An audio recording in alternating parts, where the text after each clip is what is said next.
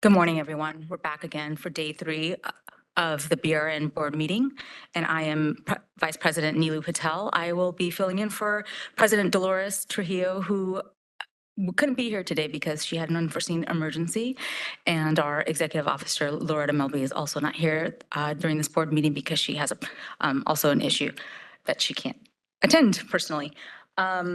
I will go ahead and take roll call to establish a quorum. We'll bring this meeting to order.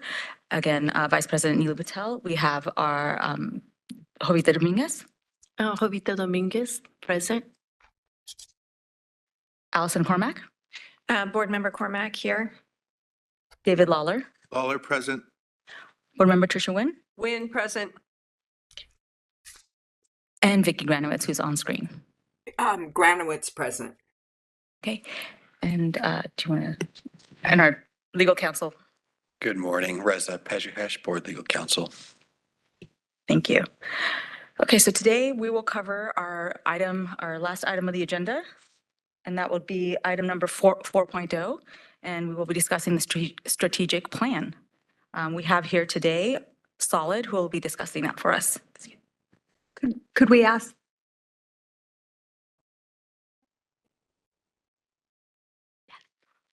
Before we begin that, though, the board moderator would like an opportunity to discuss the rules of calling in live.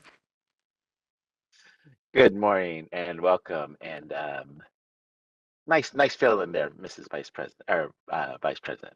No worries, we're good. Good morning. This is the BRN moderator. I will be moderating the meeting.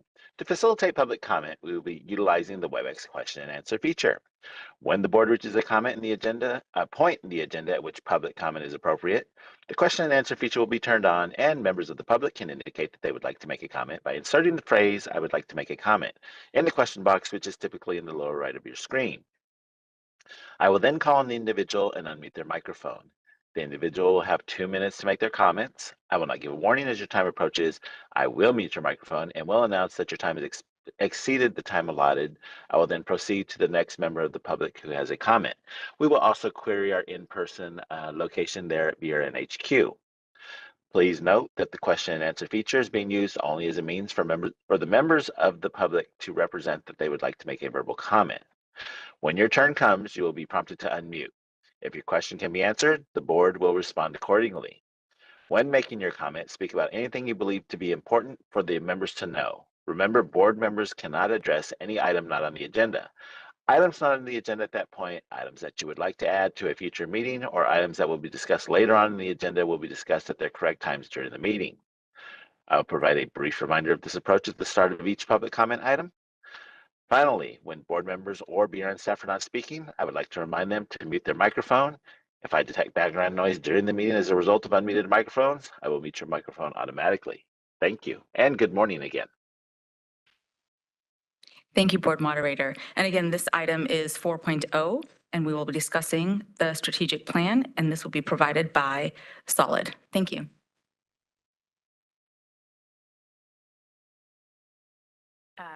All right, so I'm going to steal the presenter.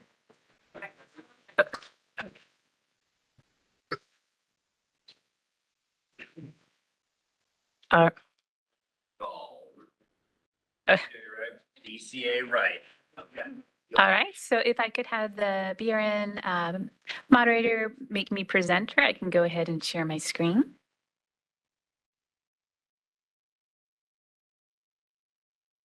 Sorry, was that Trish or Sarah? Oh, I am so sorry, Trisha. Forget that in the online world, we have to introduce ourselves, so. Sorry. Nope, my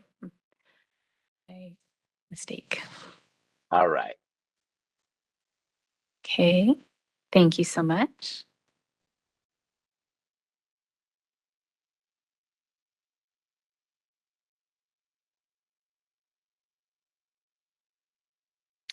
While we wait, this is Reza. I just want to make an announcement. For those who were not watching the meeting yesterday, we did have some issues with WebEx due to an update that Cisco, the provider of WebEx, rolled out. If anyone's having difficulty using the app, the desktop app to log in, please attempt to log in with the website browser. And for public participation. The button, once the moderator opens the chat, the button is now appears to be labeled Slido, S-L-I-D-O. And if you don't see that, you may have a button that says chat. When you click on one of those, it'll open the pane that'll allow you to type in, I would like to make a comment. Again, that's only when our moderator opens for public comment. Thanks. All right, thank you so much. So welcome to the Board of Registered Nursing's strategic planning session. Oh. My name is Tricia St. Clair, and I'm a strategic business analyst and facilitator with Solid Planning, and I'm here with Hi, I'm Sari Rani. I'm also a strategic business analyst and facilitator with Solid. So we are a neutral party. We don't represent the licensees. You don't represent BRN. We're here to provide structure to the strategic planning process. Part of that structure is keeping things on time. So we've allotted about 30 minutes per goal area.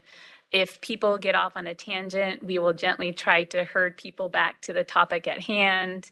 And we will be documenting what is said today. We're not creating an official document. It's just a rough draft. So don't worry if you see any spelling or grammatical errors. We will fix those later. We've had some groups get so concerned about that they lose a lot of time just focusing on that rather than the actual point, which is to gather the information and the ideas. So we always like to remind people of that. So our goal is to end by 3 today. So if you can please minimize distractions. It's always heartwarming to see board members enjoying each other, but if you could keep sidebar conversations to a minimum, mainly because it makes it difficult for us to hear if we're typing up what people are saying. So just please keep that in mind. And if you have cell phones, just silence them. This is brainstorming, so we hope everyone feels comfortable just giving out information. And if we come to a decision point and you're not really wild about what's being voted on, just ask yourself, can I live with it? So our agenda today is we'll start with diversity, equity, and inclusion training. And by that, I mean, we have 2 videos to show you. We call it DEI for short. Together, the 2 videos will be about 22 minutes, just so you can know what to expect. After that, we'll quickly review the strategic planning process. We'll review BRN's 2025 environmental scan. And then we have a new method we're employing lately, which is we meet with leadership and management ahead of time to get their input. And so you will get a chance to review their input later on in each of these goal areas. And we started doing that because we realize they're the ones they're in the front lines, they see this day to day, so they might have some important input that you can build on and add to. So you'll be able to see that in each of the goal areas. And then you can let us know if you agree with what they've put there and if you want to add anything. All right, so right now we'd like to transition to showing the 2 DEI videos. And so this is kind of new for us having a moderator. So BRN moderator, are you able to show the videos, and shall I stop sharing for you to do that? Yes, we'll switch over to our presenter and Thank she'll you take very care of that. much. Thank you. Is that the one that's on the screen? Is that the one you want to go first? Actually, if it's not too much trouble, could we start with the longer one and then switch to this one you're showing? No problem. 1 second. Thank you. Hi, my name is Lisa Bacon, Training Manager with the Department of Consumer Affairs Solid Training and Planning Solutions team. I'm excited to bring today's training video about diversity, equity, and inclusion, also known as DEI, to all of you. My training experience in DEI goes back to 2015 across multiple departments, and I'm grateful for the opportunity to support DCA's DEI efforts. What does DEI mean? That's the title of today's training video and is truly reflective of what we will cover. The training content was collaboratively built using resources, research, and training with the goal to further our understanding of this important topic. This training video will provide a foundation of the general concepts, understanding, and importance of DEI. The Solid team is honored and excited to be a part of DCA's DEI initiatives and we will continue to expand our commitment to DEI through both training and learning. I'm also proud to share this year, every Solid trainer will be DEI certified, and more DEI trainings are on the horizon. I expect this will only be the beginning of exciting things to come for DCA. So now, let's get into it. What does DEI mean? Our learning objectives for this training will be to understand what diversity means and who it relates to, why it's necessary to choose equity versus equality. We'll discuss the benefits reflected in our work culture when we practice inclusion, and I'll share several examples of how to integrate DEI. I think it's important to mention this training's alignment with our mission statement, which is to advance a diverse, equitable, and inclusive California Department of Consumer Affairs for all. To understand diversity, we first need to define what it means. Diversity is all the characteristics and experiences which define each of us as individuals and the groups to which we belong. Often there's a mindset which associates diversity with only individuals who fall under the protected classes. Diversity is relevant and inclusive of every human being based on each aspect of our lives. We're multi-dimensional beings, which makes us diversely unique. Race and ethnicity are frequently misunderstood.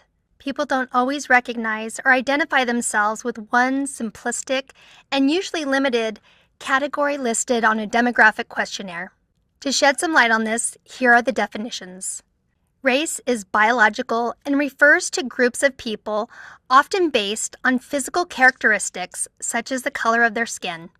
Ethnicity is a broader term than race, and it's your cultural identity. It's chosen or learned from your culture and family experiences, such as a certain custom, traditions, and languages you've been exposed to within the group you feel you belong. Someone might say their race is Black, yet they associate their ethnicity with Portuguese. Or another person might say their race is white and their ethnicity is Irish. I'm a fan of this diversity iceberg because I feel it's a good representation of human diversity. Above the waterline, we can only see about 20 to 30% of an iceberg. The other 70 to 80% is below the surface. When we first interact with someone, there are features we can quickly identify in a short amount of time, such as their body language, an accent when they speak, possibly their gender, and how they're dressed. But these only represent very limited and sometimes inaccurate characteristics of the person. There are numerous layers and dimensions to who we really are, such as our education, sexual orientation, work ethic, strengths, life experiences, and personality traits. And it's impossible to identify these core attributes within a person until we've invested the time to find out. And this is when unconscious bias comes into play, above the surface, when our brains quickly respond to a person or group of people simply based on limited external perceptions. Our brain is biologically wired to rapidly intake information all around us to determine our safety. It's the mechanism which activates our fight or flight response. This is also known as implicit bias. It's an unconscious response and inherent to all humans. We're exposed to influences from an early age based on our environment. Our family, education from schools, community, television, movies, marketing, and one of the most powerful influences in our culture today is social media. Because of these unconscious influences, our brains begin to form stereotypes about the society around us. People who look or act a certain way are categorized in our minds based on these mental intakes. Have you ever had that gut feeling when you've been around someone for 5 seconds? It's important to listen to our intuition, but this becomes a problem when we have a strong reaction to someone based on very limited information. We want to trust that feeling and sometimes revere it as a superpower, but we need to make sure we pause and ask ourselves truthfully what prompted those feelings.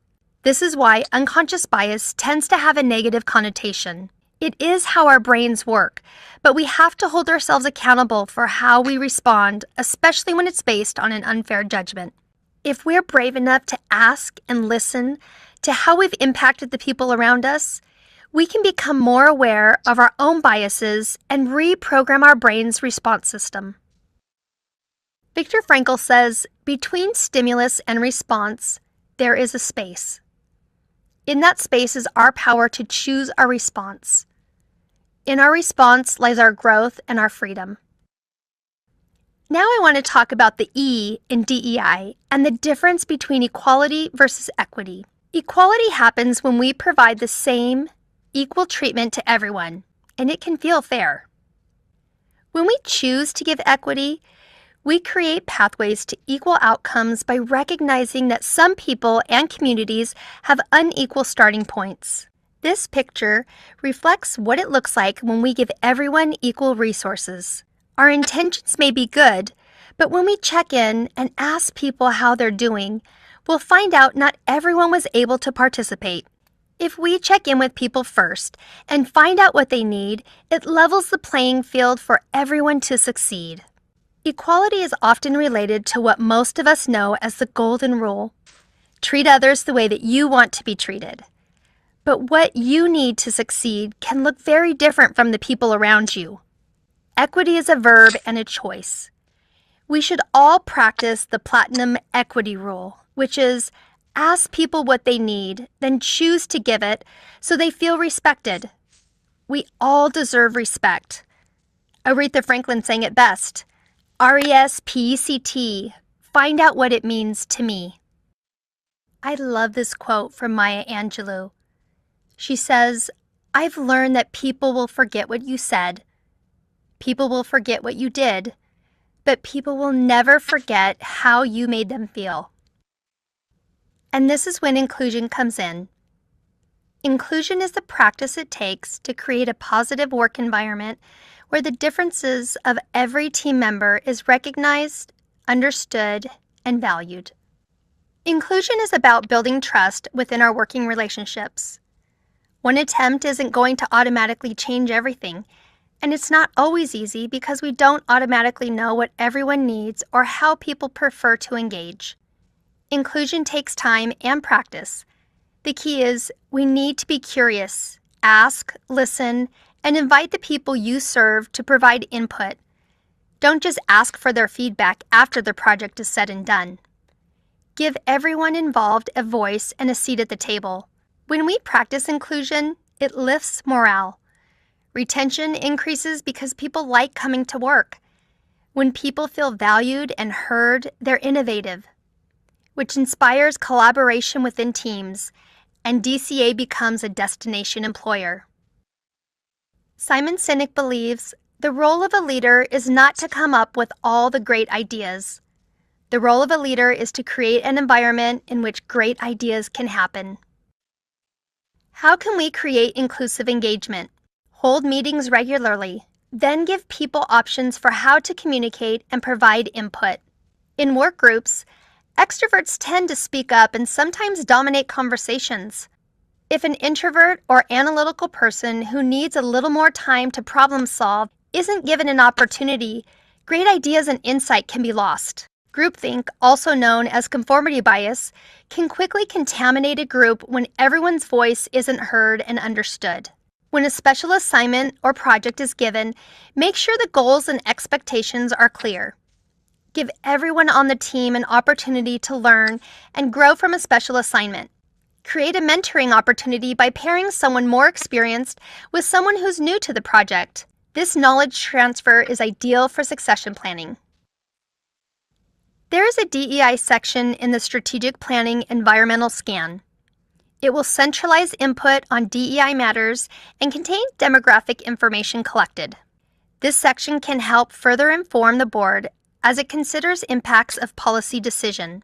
Our mission is to provide outstanding support services, oversight, and innovative solutions to boards and bureaus that regulate California professionals and vocations so that through this partnership, all Californians are informed, empowered, and protected.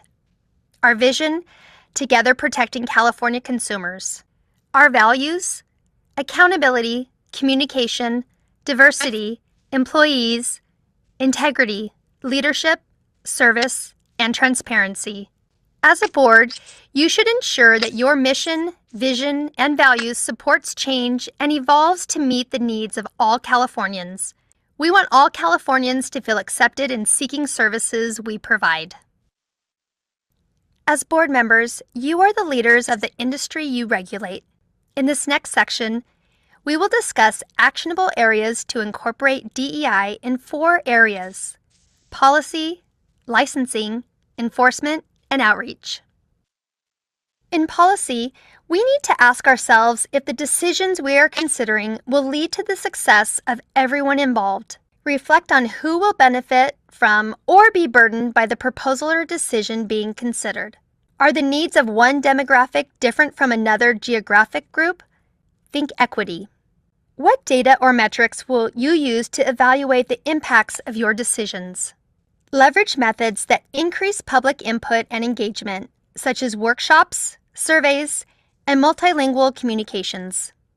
Actively engage with diverse and underserved communities. Reach out to associations, colleges, interested parties, other licensing or regulatory bodies. Utilize the strategic planning process. Review information collected through the new environmental scans, which incorporate DEI questions. In licensing, when licensees reflect communities they serve, it expands access to all. Use plain language. Simplify communication so it's easy to understand and complete. Expand multilingual resources for applicants and consumers. Consider additional pathways to gain experience and/or education for licensure. Expand outreach for subject matter experts to ensure the exam development process is inclusive. When it comes to enforcement, drive fair outcomes and protect the vulnerable. Review enforcement data and trends. Update enforcement policies, processes, and procedures to mitigate unintended consequences to impacted populations through increased engagement with consumers, stakeholders, and communities. When you build your team, consider the needs of all the communities we serve. Do you need more bilingual staff? Do you need additional staff in certain areas of the state? Expand your outreach through HR, job fairs, and inquire about other opportunities you may not have considered before.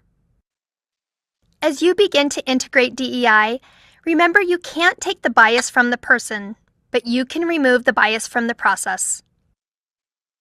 Through outreach, you can increase access and opportunity when you reach and meet people where they're at.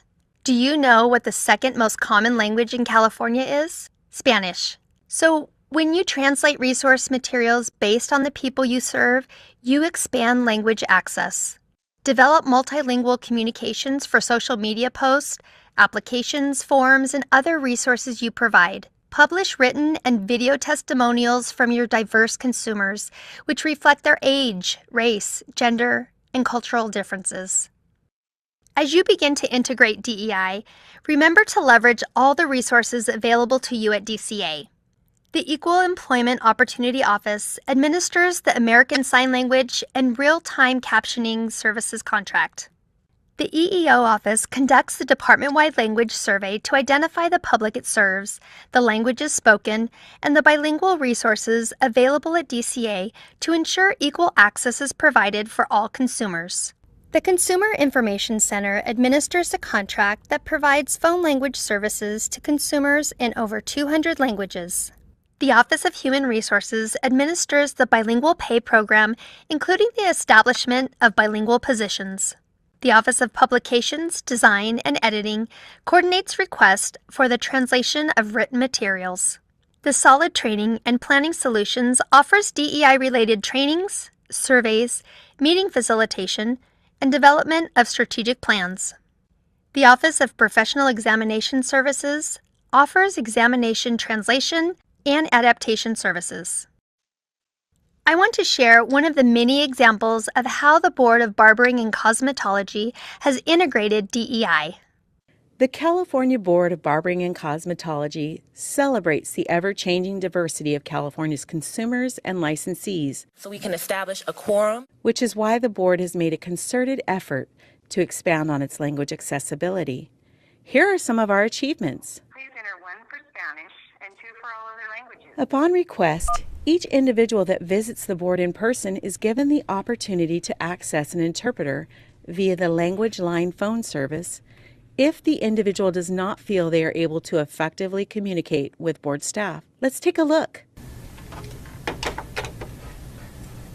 Good morning. How can I help you? Tôi không nói tiếng Anh. Okay, is there another language that you prefer? Do you see one on this list? Tôi nói tiếng Việt. Okay.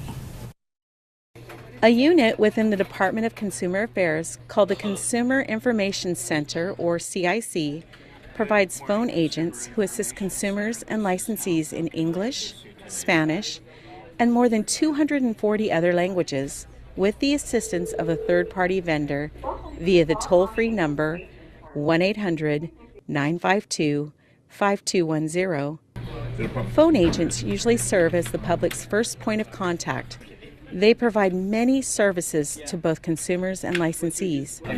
CIC phone agents answer nearly 1 million calls per year. The board provides 3 additional language access pages in Spanish, Vietnamese, and Korean languages on its website, www.barbercosmo.ca.gov.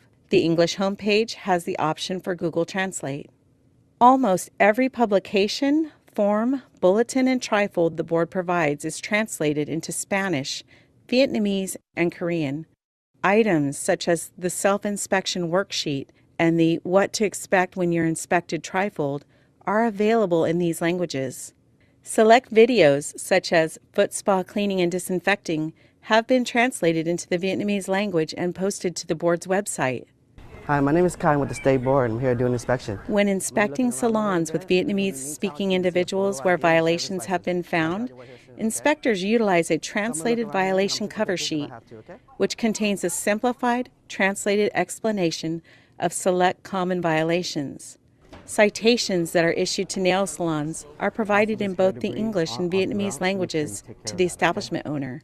Board inspectors, exam site staff, and headquarters staff receive updated, specialized training on how to utilize an interpreter via the Language Line phone service to address language access situations found in their respective job roles. Interpreters are provided free of charge to petitioners in disciplinary review hearings upon request, so that each licensee can fully understand their hearing and the additional information provided at the hearing.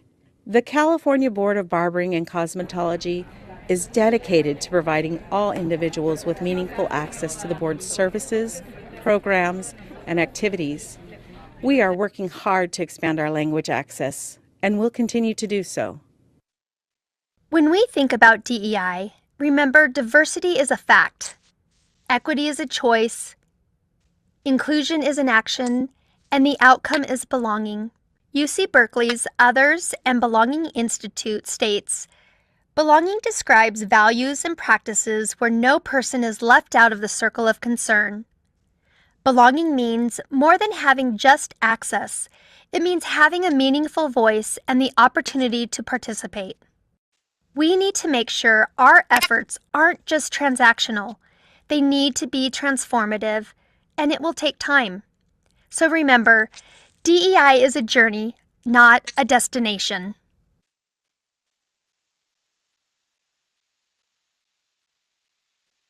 All right, and we have one more video. It's much shorter to watch.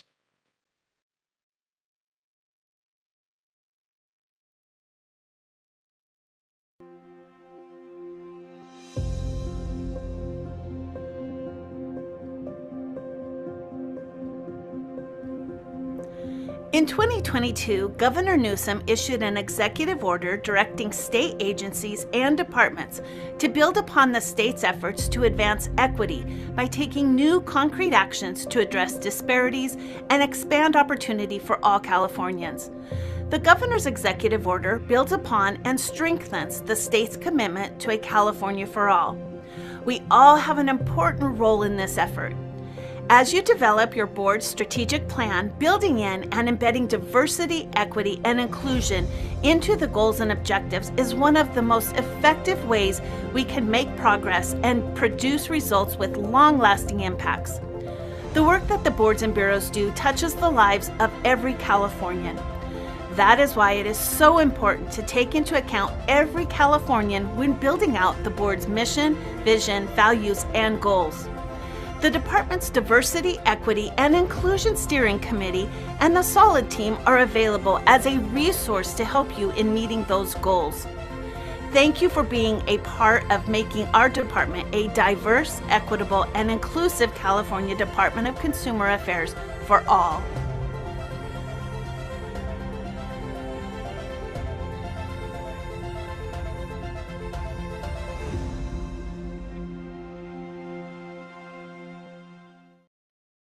Thank you so much, WebEx moderator. Then this is Tricia St. Clair. If I may please have the presenter role again.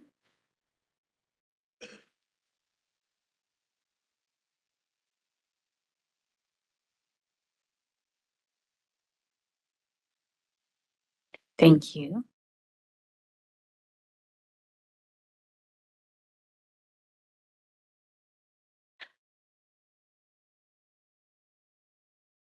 All right. So we just watched a couple of videos for DEI.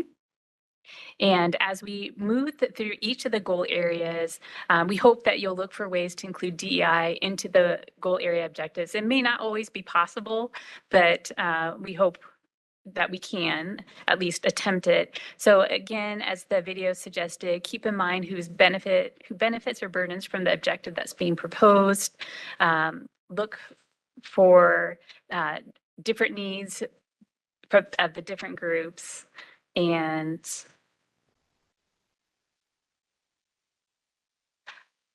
consider how the effect of the objective will be measured. And then finally, consider what data can be used to measure the effect of the objective. So now that we've had you sit through the 2 videos, we want to wake you up by having you play a quick game. You should see a sheet where you're seated that looks like what we're showing here, a bunch of jumbled numbers. Now, if you've played this game before, and I know some of you have, please don't share the secret with your neighbor. But when we say go, not yet, you'll have 30 seconds to count by touch. And what I mean by that is you'll use a finger, or you can use the back of a pen, and you're going to find the number 1. You don't mark the sheet, you're just touching it. And then you find the number 2, and then the number 3. So basically you're counting by touch. You'll have 30 seconds to see how high you can count. Does that make sense? Okay, and go.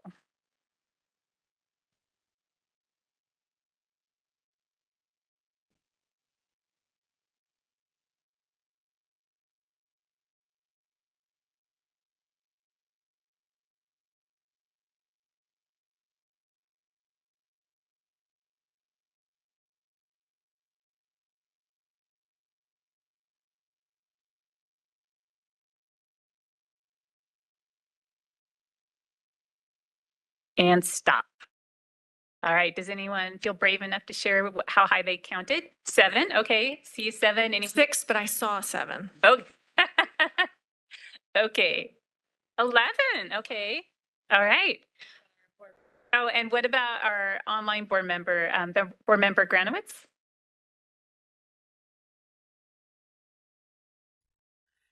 I have multiple sclerosis, and so doing things like that are difficult for me. So I only did 3. Okay, that's still pretty good. So thank you for sharing. All right, so actually, there is a strategy to this game. So if you look at this grid, it shows you the direction to move. So you'll find the number 1 in the first grid, the number 2 in the second grid, 3 all the way down to 9 in the 9th grid. When you get to 9, to find the number 10, you go back to the first grid, and then you just follow the numbers to as your direction to find each consecutive number. So we're going to let you play this game a second time, knowing that you have this strategy. So you have another 30 seconds to count by touch. And when I say go, and go.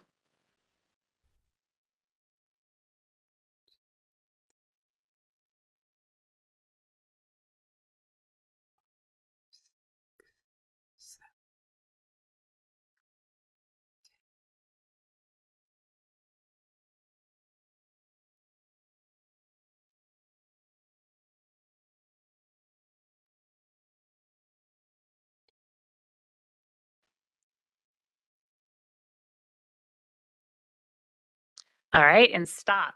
So did people get to a higher number this time? I'm seeing nodding heads. Okay. Does anyone want to, you don't have to, but does anyone want to share what number they got to? 19, okay. 30. Anyone? 32. Okay, wow. 27? 24.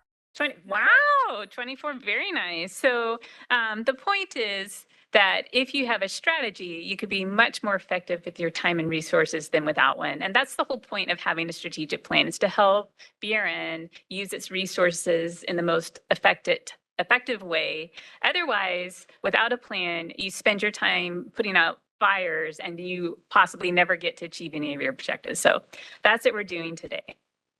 So, true story, a young couple was traveling to Europe for their first time. They were going to Amsterdam. And this is in the days before cell phones and Rick Dees travel book. And their plane got diverted to Germany because of weather. And now they're in a country, they didn't speak the language, they didn't know what to do. So they just started following their fellow passengers on buses, on trains, on buses, on trains. Finally, they get to Amsterdam. They've looked for their hotel for over an hour before they finally find someone that speaks English. And the person they're speaking to says, well, that hotel's in Amsterdam and you're not in Amsterdam. So the point in that story is, in order to get to where you're headed, you need to know where you're starting from.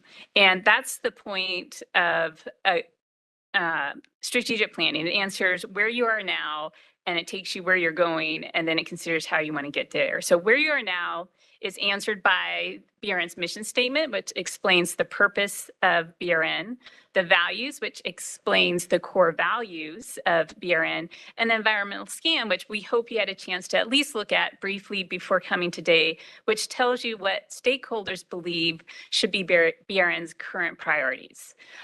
Where you're going is your vision statement. So that's a description of what would happen if you achieved your mission statement. It's a description of a perfect world for BRN.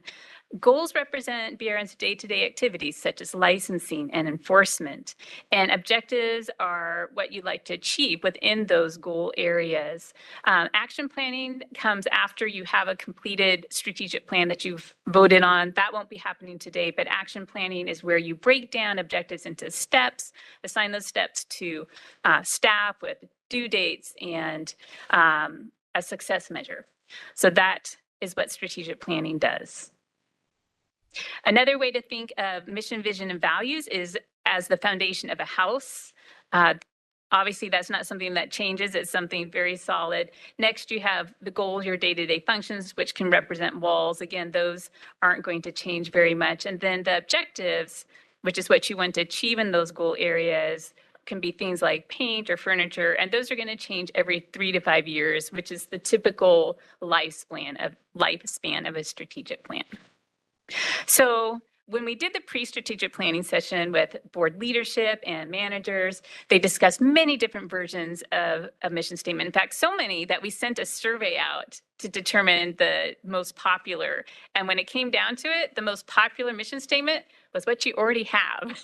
So that is what you're looking at right now. We want you to take a moment to read it and let us know if you'd like to change anything or if it looks good to you as is.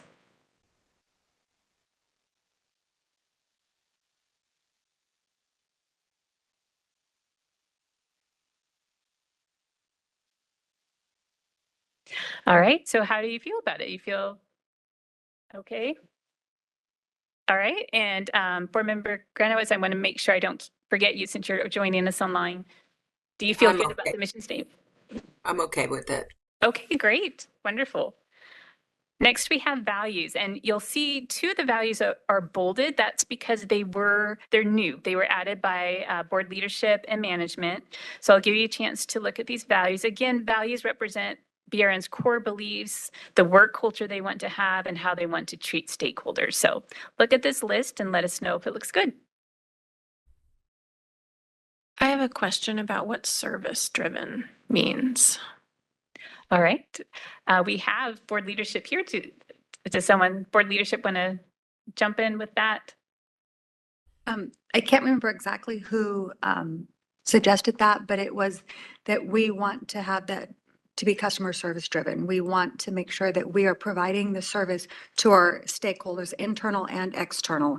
And that is one of the driving forces behind what we do and how we do it. Okay. That makes sense. And and I will not wordsmith, but I'll just point out that that might not come across from that particular description. I'm restraining myself from wordsmithing. And can I ask her if she has a suggestion? Of course. Oh, no, I mean, service oriented is one that I often seen, or customer oriented. Service driven sounds like anyway, it's just a little, it's not as easy to understand what you're saying, which I'm super happy to hear. This is Dominguez. Service, I can understand that, but it reminds me a little bit of magnet. And like in my community, it's like the majority of us are Hispanic, and so they try to assist with interpreters in person, because when they use, I appreciate that the board is actually having an enormous amount of languages through telephone. In my community, a lot of Hispanics are not, they don't finish high school. And so their level of understanding, if you're not in person, they might just nod. And so that's why I appreciate Member Cormack saying that, because to me, it makes sense with Magnet, but being in my community, which is Monterey County, I can see that sounds like a sales pitch and not so much, McDonald's was my first paycheck job, so I can see that in that realm. But you're working with people's lives and quality of life. And I can understand if that's what you choose, but that's my perspective within my my community. Thank you. Anyone else? Would people prefer customer service as a value rather than service driven?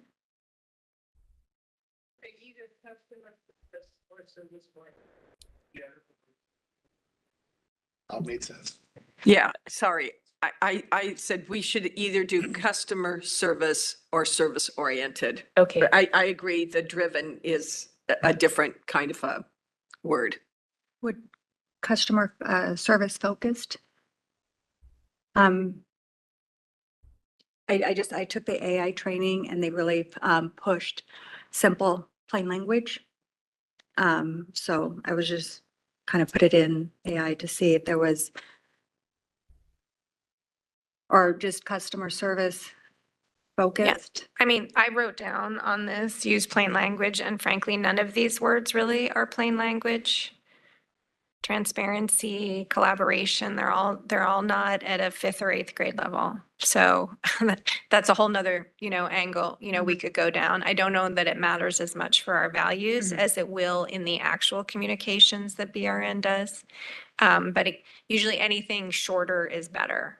So customer focused, that's the one that jumps out at me. I like that one the best because it's action oriented. And along the same lines of that, I was thinking safety and protection is one of our big aims, and we, as a board, value that. So I wondered if we can incorporate that somehow.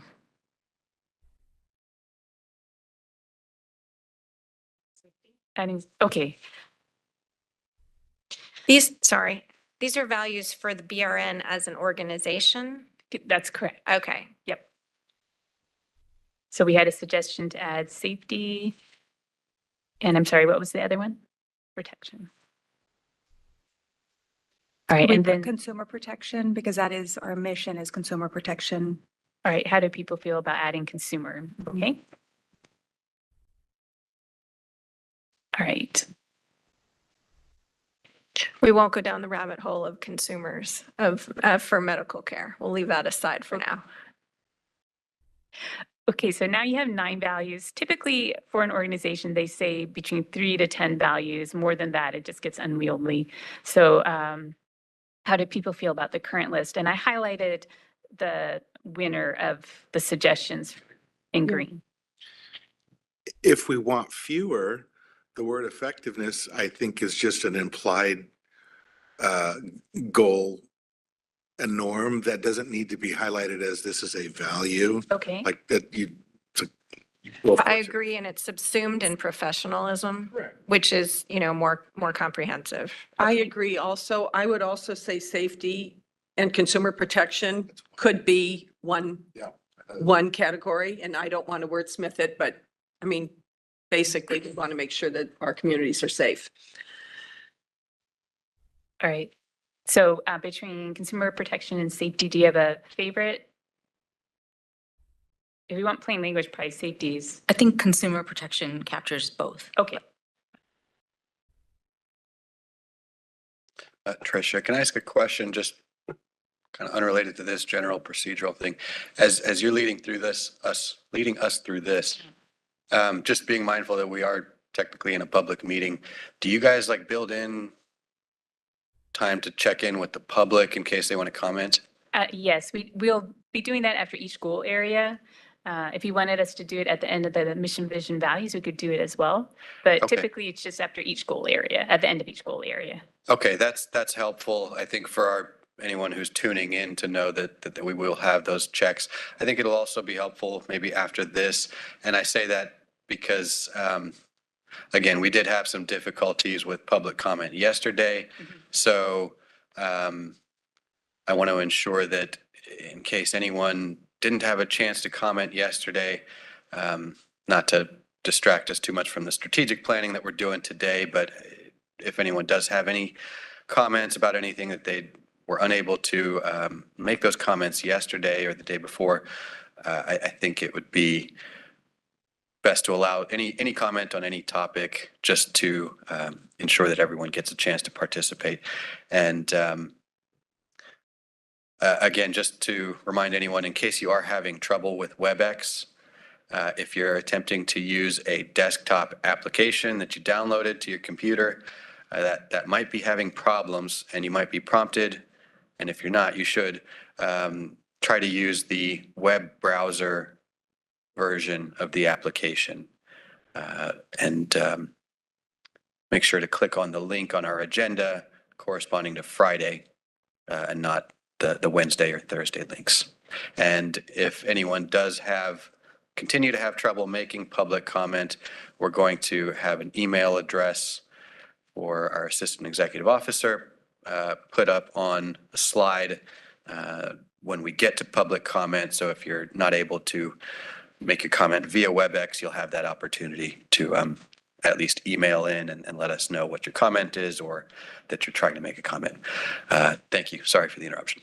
No, thank you. So that said, would you like us, vision statement is coming up. So once we get to that, would you like us to pause for public comment before moving on to licensing or just wait till the end of licensing? I think that's a fair idea to pause so that we're not moving on. All right. And thank Allison, you. did you have a question? Yeah, I'm just thinking, sorry. Is values how we do our work? Yes. So I wonder if consumer protection, this isn't exactly maybe where it belongs. It was on the prior slide, right? It's our mission. Yes. So it's in our purpose, which is the mission, and the values is how we do our work. Correct. So not that I don't think it's the most important thing, but I'm just looking at the list. And if it's intended to be a roadmap to us and the staff about how we do our work, I think customer focused gets a lot of it. So just offer that. All right. Then I argue again about safety and whether or not we can put safety as part of one of our value systems. Like it. Okay. Yes. Okay. All right. So how do we feel about this? And Board Member Granowitz, please feel free to speak up too. How do we feel about these values? I'm fine with them. Great. I'm seeing nodding heads. Okay, perfect. Just out of curiosity, how do we affect safety as a board? Well, we value safety, right? And that goes within consumer protection. So although we're customer focused, we want to ensure that our consumers are safe. So keeping safety in mind in everything that we do as a board. I would imagine that would be one of our values and purpose. I was thinking about it in the guise of like data safety, like safety for the people doing work, that kind of thing. That safety is a value for the workforce and the data that people have, et cetera. All right. Thank you. So we've been throwing around the term environmental scan. Just so real quickly, a definition. It's just a study of how your stakeholders, for example, licensees, schools, consumers, how they view the board's effectiveness when accomplishing its goals, and also its response to the professions it operates in and world trends. So vision statement, again, that is a description of what would happen if BRN accomplished its mission. It is a brief description of a perfect future. And here the leadership and managers did propose a new vision statement. So you get to see the old one on the left and then the new one on the right. Take a moment to read both and let us know. Could I ask you to change your display so that it's full screen? Yes. Thank you.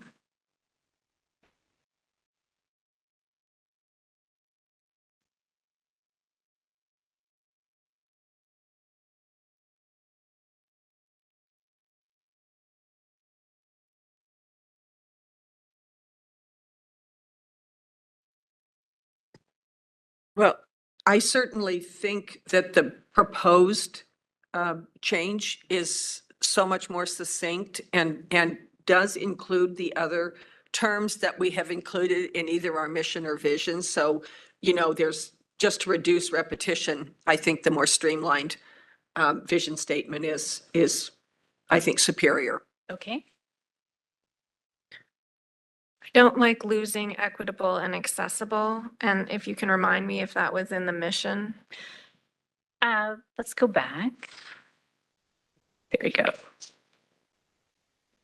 The mission reads, the Board of Registered Nursing protects the health, safety, and well-being of the public through the fair and consistent application of the statutes and regulations governing nursing practice and education in California. Okay, so fair and consistent. Now, if you wouldn't mind just going back to the vision. And just a reminder, a lot of people, when it comes to a vision statement, they often create just a second mission statement, which is the purpose of why the board exists. And the vision statement is simply a description of an ideal future. To make it really simple, the Alzheimer's organization, their vision statement is a world without Alzheimer's. So just to. And what, maybe we could understand a little bit the difference between model and leader.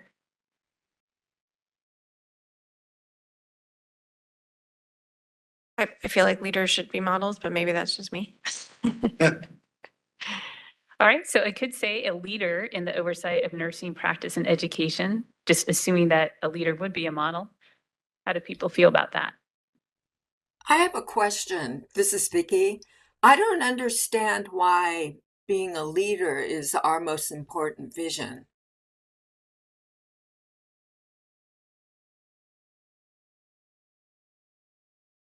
Does board leadership here want to chime in or offer any insight?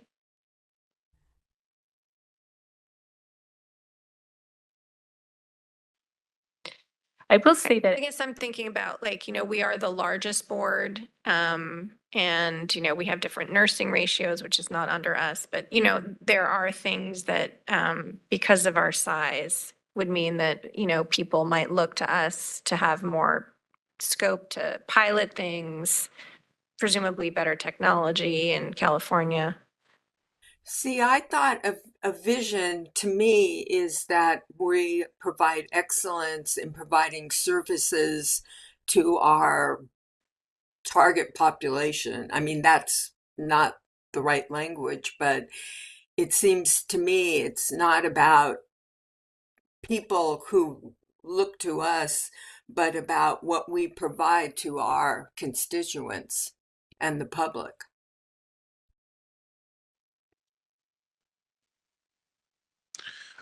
My thought on that was that two things. There are others besides us who do have oversight in their smaller agencies with different parts of nursing practice. And it reminds me of the Teachers Association where they say, as California goes, so goes the nation. eventually. As BRN, is the leader, not just a leader, but the leader. It will influence any other agency that has any oversight, perhaps in aligning with our direction, if it ever changes, and our vision as well. So I do think it's important to recognize our value as a leader, and I would almost say the leader, because like sort of to piggyback off what Vicky just said, I look at that and said, well, who else is leading? I mean, who else is there but BRN? Oh yeah, there's these other, so they can follow our lead. So we have to keep that in mind, that we are not alone, and what we do resonates down the line with everyone else who touches oversight in their respective areas. Thank you. Okay, so a different way of looking at that is, no offense, but isn't there a certain arrogance in assuming that? I mean, I think sometimes that gets us in trouble because smaller organizations often feel like they're overlooked in the way they provide services, and that they can also be models for excellence. I'm just mindful of sort of the state of the world right now, because Californians tend to think that we do everything better.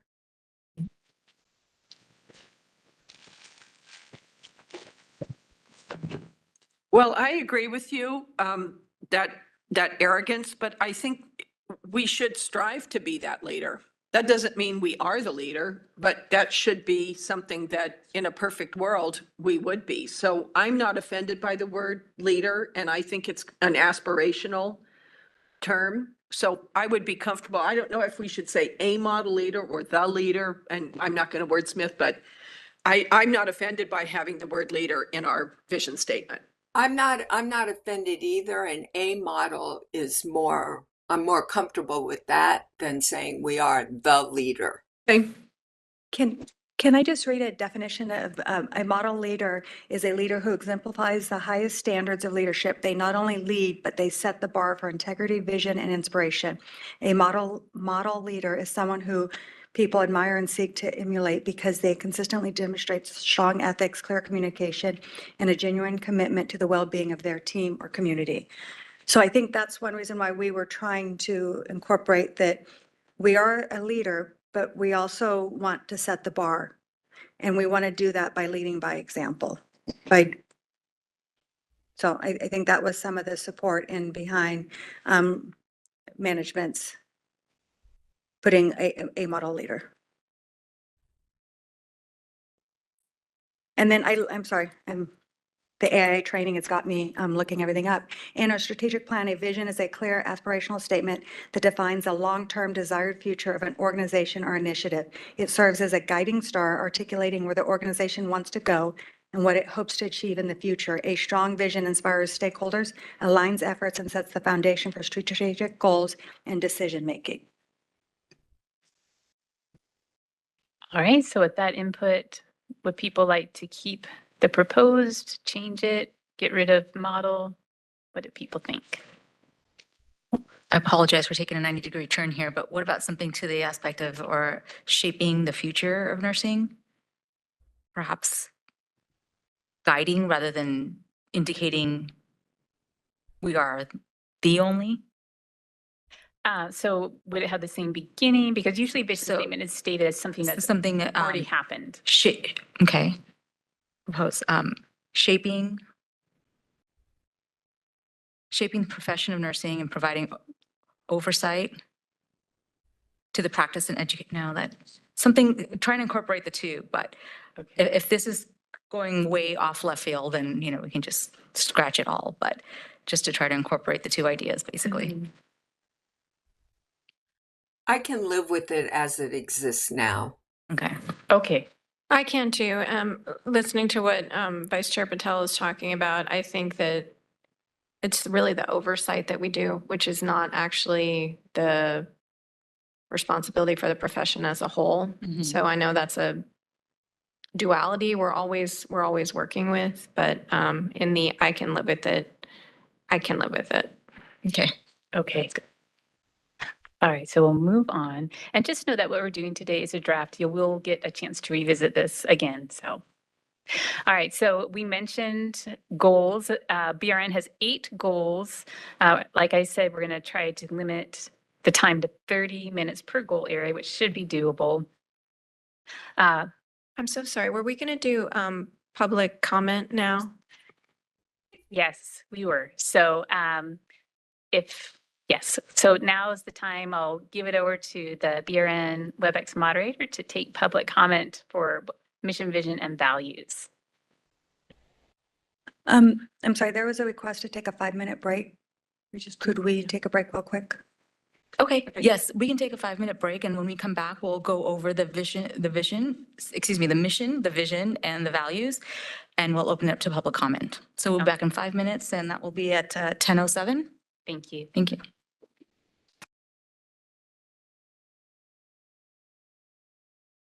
Okay, thank you. We're back again, and we will open it up to public comment to allow the public to weigh in on the mission, vision, and values that will affect our strategic plan for the next 5 years. BRN moderator? Oh, I'm sorry, we have to establish roll call first. Let's go back and establish a roll call to ensure that we have a quorum. I'm Vice President Patel here. Board Member Cormack? Cormack here. Board Member Dominguez? Dominguez here. Board Member Lawler? Lawler here. Board Member Nguyen? Win here. Board Member Granowitz? Granowitz here. Fantastic. We have established a quorum, and now we'll open it up to public comment. BRN moderator, thank you. 1 second. We were updating the comment slide. And here it comes. We will be opening for public comment now. Please refer to the screen share for members of the public to see how they should type in their request for comment.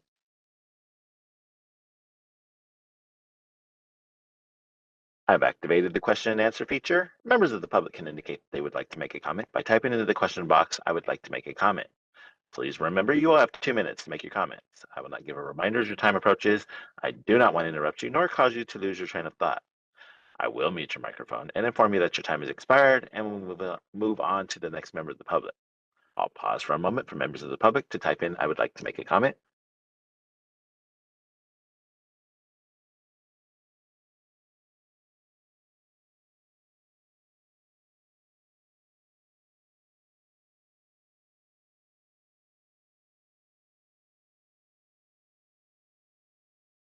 I just want to emphasize for anyone who is unable to access the public comment using the method that's shown on screen.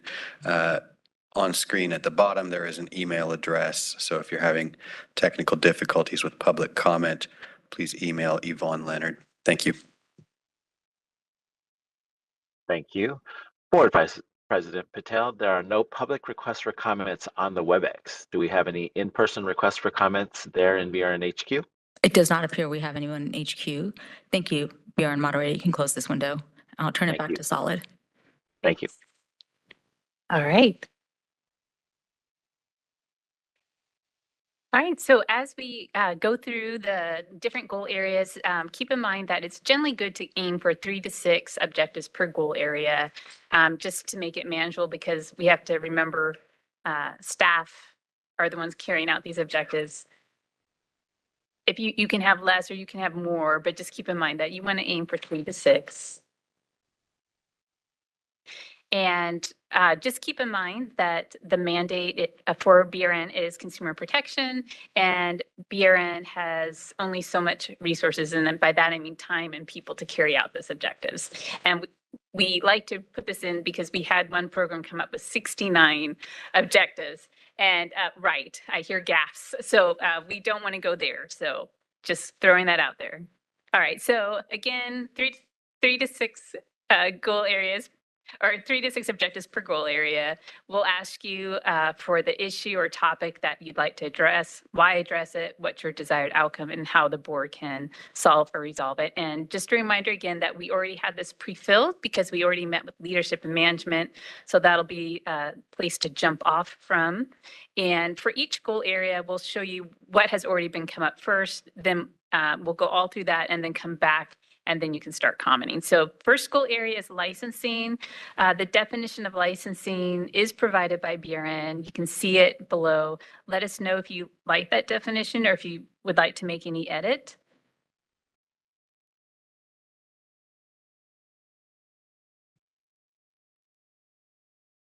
So when you say the summary is on pages 9 through 14, that's the presentation we have in our binders. Yes, your environmental scan. It's not, it's the, right. Yep. It's the scan we got emailed.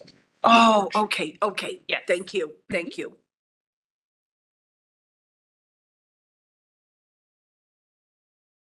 And if anyone would like to look at the physical copy of the environmental scan, we have some extras here.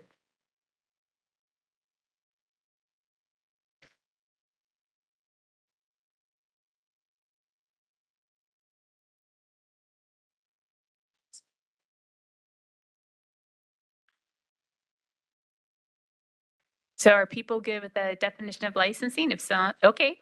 So throughout this process, you'll see a summary. We do this summary slide. You also have a print of it in your packet in front of you.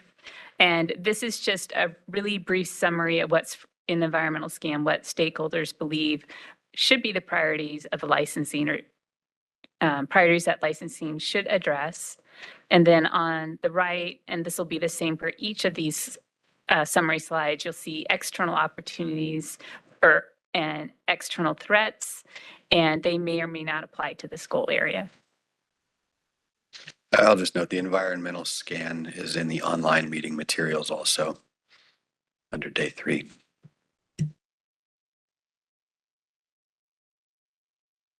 All right. And just a reminder, you do have a printout of this same slide in front of you. So if, as we move on, you can refer back to it. And also to keep DEI in mind, we've got this summary slide. Also, you have a copy of this as well. Just briefly give you a moment to look through it.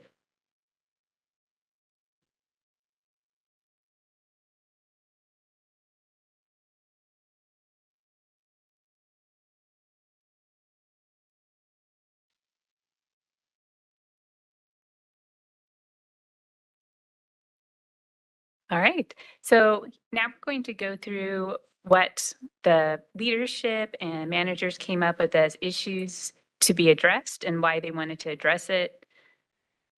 So the first issue is Breeze updates and processes, why address it, calls, emails expressing frustrations, improve user experience.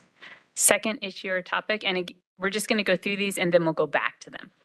Second issue, application improvement processes. So need for plain language on applications and website, improve user experience. Third one is, oops, go back. Escape, it's a little easier here. And the third one is communication surrounding incomplete applications. So they want to enhance the stakeholder experience through initiating communication when applications for licensure are received without all the required information or documentation. So those are the 3 objectives that are already in place, and you can say whether or not you agree with them or would like to add additional ones. And before we get started into this, you should see a red index card and a green index card by where you're sitting. Sarah's holding them up. The purpose of these slides is when we're discussing an objective, if you're ready to move on, you can hold up the green card, just yes. But if we start to move on, you're like, wait a minute, I want to discuss it more, hold up your red card. So like a little silent auction going on here. Yes, yeah. Right, so, all right, so. Can you please put that back on the one where we can see better or maybe? Yes.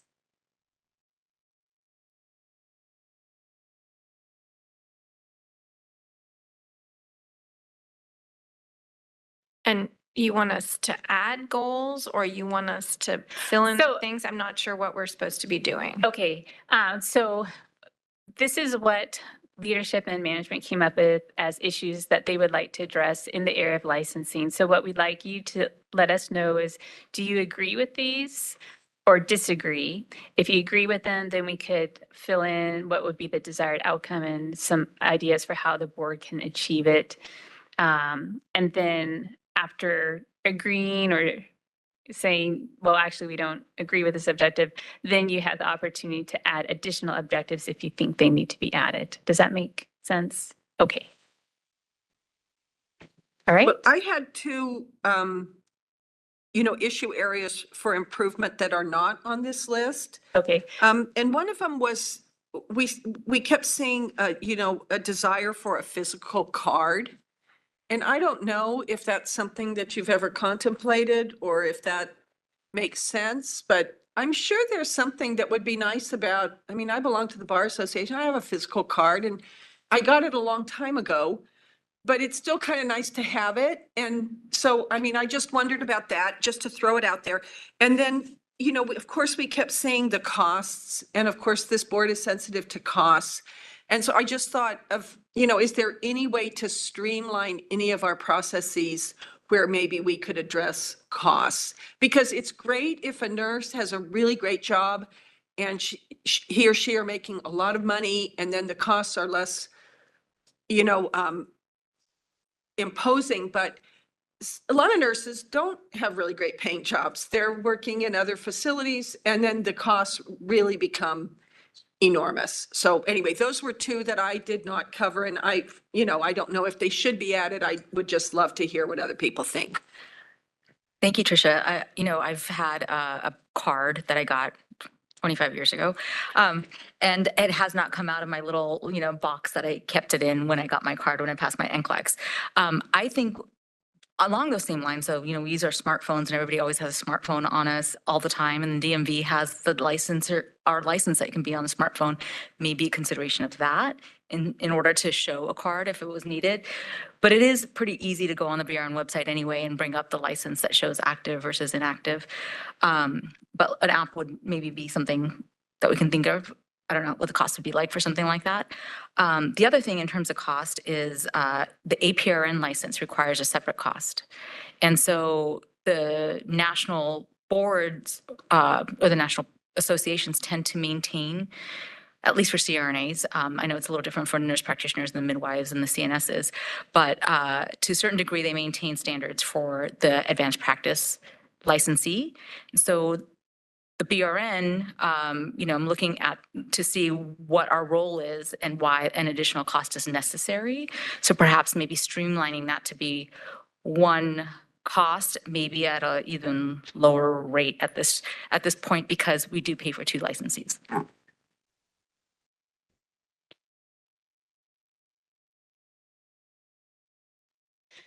Okay, and the why addressed is costs are high, but also there's a duplicative costs for the licenses. So is that probably the main reason why addressing it? Because I remember people saying that as well. There's exactly duplicative license.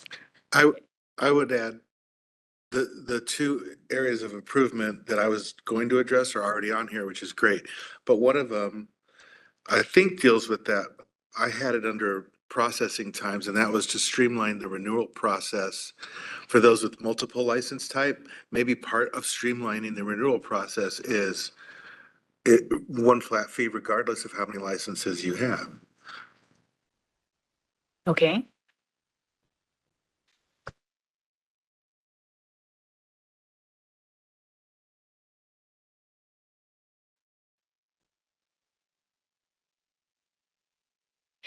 So maybe where it says duplicative costs for the licenses, for multiple licenses, maybe it should say for multiple licenses. Okay. Yeah. All right. That's 5 objectives, not that we have to have 6, but does anyone have anything else want to add? If you can just go back to 3, I think it encompasses all of the, I know it's a long one. Right. I think it did not benefit from the plain language effort. And just to add, for that, since we're just kind of throwing ideas at the wall today, as part of our process, we'll be implementing plain language when we write the actual strategic plan. Yep. Great. Right. Yeah. So, I mean, a specific one in there, which I have brought up before, is having a chat box. I don't know if we're in like, what that looks like, but I think it's part of 3, actually. okay, so I it think could it's be part in- of 3. Okay, so that But- could be in the last column, which is how to Yes. implement. Yeah. I had another one that may totally not be appropriate for this section, but when we do the disciplinary on DUIs, it seems like they fall into certain categories and that we could streamline that more if you had certain parameters that if someone had a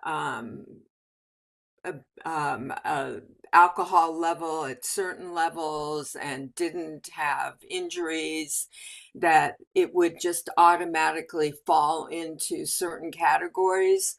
So it just streamlined the whole process more and could reduce costs that way. Am I making sense? Vicky, this is Reza. You're making sense. I think you'd want to bookmark that one till goal area 2 probably, which is enforcement. Okay. So yeah, hold on to that. Okay.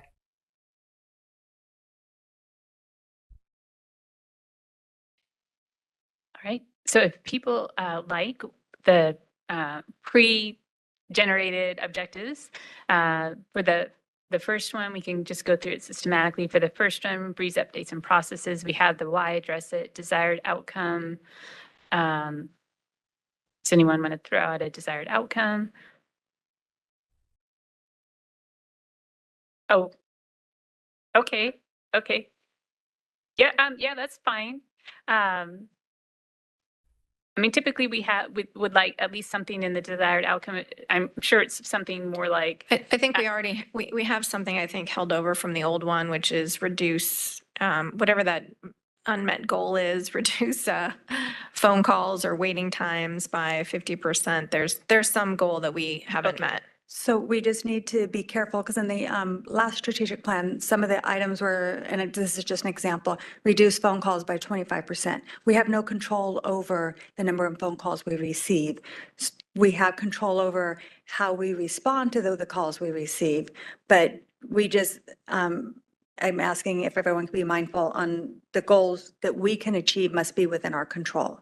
I understand, but I think people are calling because of number 3. Right? They're not getting the communication that they need in 3, and so they're picking up the phone and calling. So I think I understand we can't control when people call us, but we can reduce the need they have to call us. So I think they're linked. I don't know that that's the right goal, but it's clearly a frustration point that people cannot get the information. They're not getting the information they want either because we're not telling them what problems might be or whatever. And one of the ways that I believe will be addressing just that problem, because you're absolutely right. We want to, ideally, we don't want the nurses, the applicants to have a reason to call into us. And the Horn report, having that concierge service, because the majority of our phone calls are checking the status of their application. So that concierge service that we implemented very recently, hopefully will reduce the number of calls, and then those that are calling for something other than their application, we will be able to get to those calls more expeditiously. Right, but a concierge service is really high touch, high cost. And if we can make the actual application and the website and the FAQs and the chatbot more up to speed, relevant, then, we'll less need someone calling. And if they get an automated thing that's like, they go to check, I just think there's like one more step we could do. All right, and Sarah's been just capturing suggestions there. Again, nothing today is written in stone. You will see this again. Desired outcome from the second one, application improvement processes.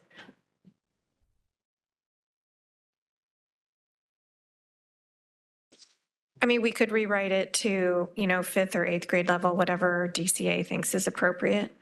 And that way it's much more easy on Google Translate. It was interesting to see in that video that they had Google Translate, like a button on there.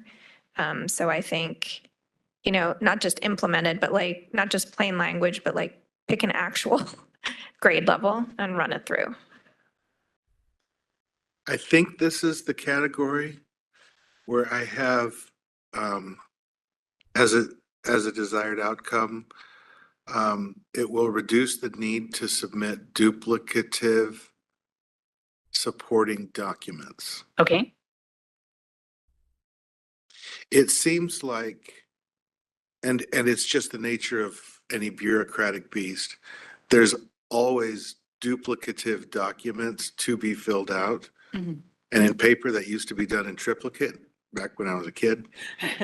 But now, even like what Yvonne was saying with all the calls tracking the status of their application in the process, assuming it isn't just an unreasonable expectation that it's going to be done in 24 hours, there are ways that that happens in any other field. If I want to, for example, I know this is very simplified, but track a package I'm having shipped from Scotland, let's say, I can do that with a click of a button. I can track my Uber driver, how fast, what corner he's on bringing my dinner. So I don't know if that's possible, probably not, but it's an option to think about. Any applicant can check Breeze, applicant licensee, excuse me.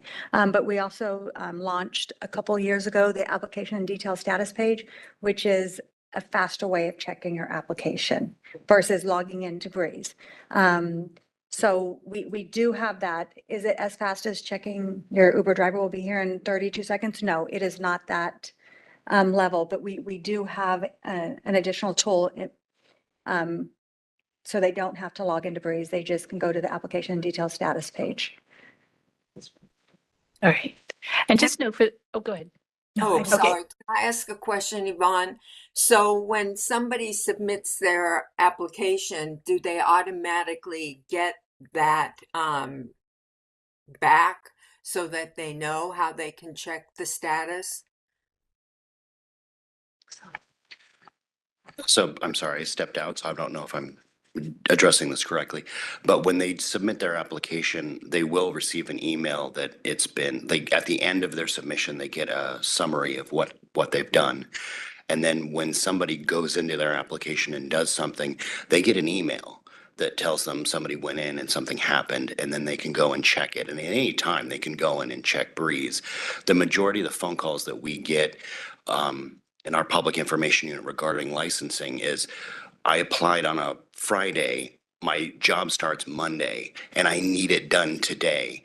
But we don't have your transcripts because the school hasn't sent them yet. And you haven't given us time to receive those transcripts, sort that mail, stamp that mail, send that up to licensing, for them to scan that mail, for them to import it in Breeze, for then an evaluator to look at that. So we're not given, that's about a 2-week process that we need to be able to get that through. So as much as we can speed up a thing, and you'll see we're so much better today than we were during COVID.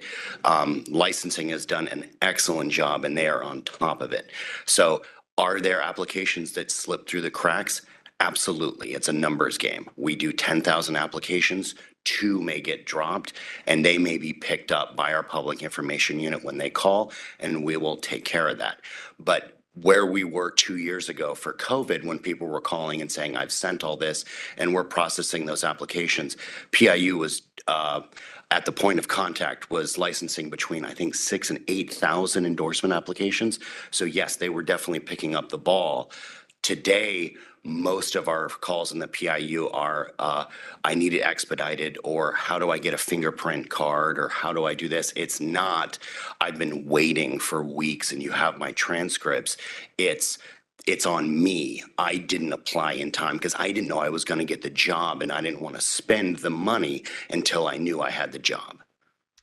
Okay, I think that's wonderful, but what my issue is at the point of submitting an application, is there a way to then send an automatic, with the automatic email that goes back out to the applicant saying that you received it, if there could be an FAQ that answers a lot of those questions so that they know, no, you know, it takes 2 weeks. If you want to expedite something, you need to do whatever the questions are that you get most, that you automatically answer those in an FAQ so they automatically have that.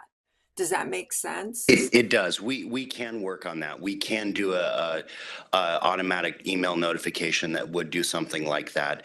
I don't know if we want to say 2 weeks, 3 weeks, 4 weeks. It's a constant moving target, but we can figure out how we can do that. Perhaps that can be automated within Breeze, but that's something we can definitely talk to Yeah. information services about.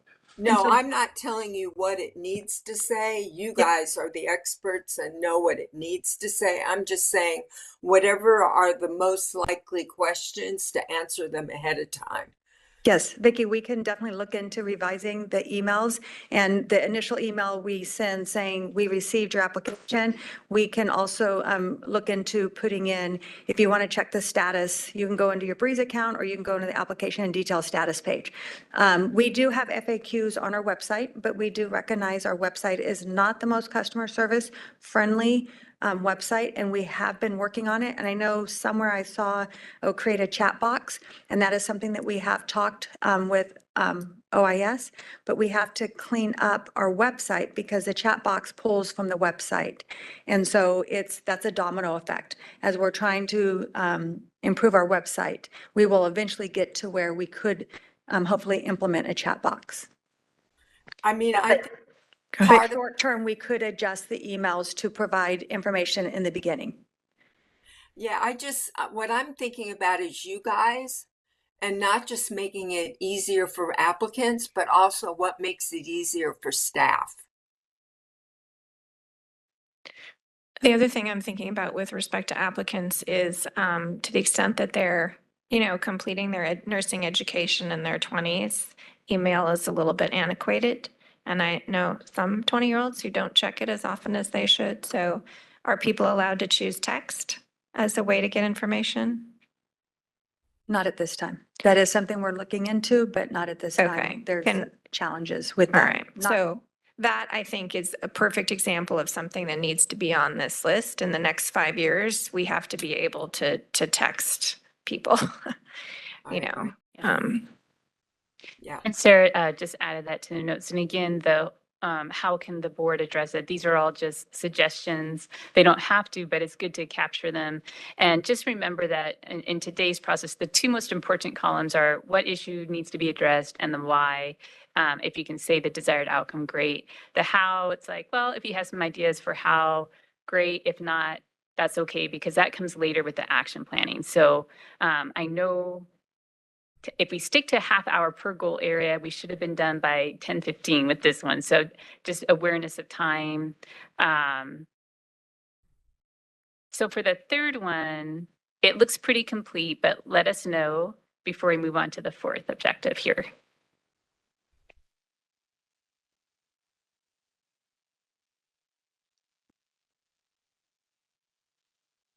Okay.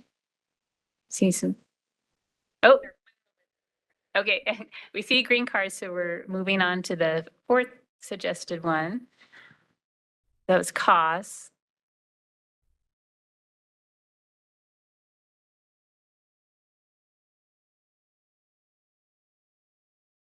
So how do people feel about what's been captured here? Does that look good? Do people want to add anything?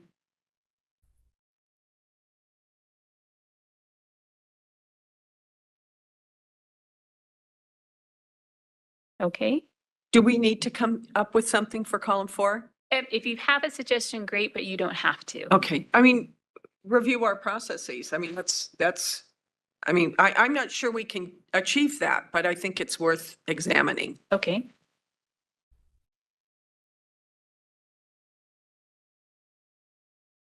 All right. And then the last one, digital license cards. Oh, okay.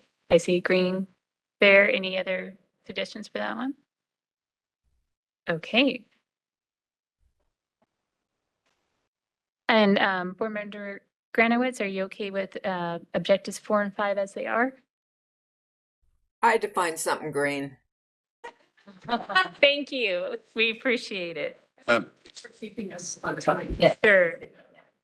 This is Reza, real quick. I don't want to hold us up on this, but the digital license card, I don't know if that's something that we alone as BRN can do, or if that's a DCA wide kind of a thing. So I don't know if we want to just leave it on there and kind of just flag that concern, or I'm fine with just noting the concern and leaving it and moving on, but Yeah, I mean, we can put work with DCA in that category, right? It'd be we can work interesting with to DCA, but if all find the out other if licensing boards are not chomping at the bit to do that, then I guess I'm thinking about it as a member of the public. You know, you could ask someone, you know, whether you're at a nail salon or somewhere else, you know, can you just show me your license, please? from the same telephone, you can pull up search.dca.gov and access the same. Nobody knows that. But if you're in a situation where you're concerned, or maybe you want to file a complaint against them, I'm really putting myself in the shoes of someone who's like, I'm uncomfortable with the care that I'm receiving from whoever has been licensed. I don't know. It'd be a better way to get information.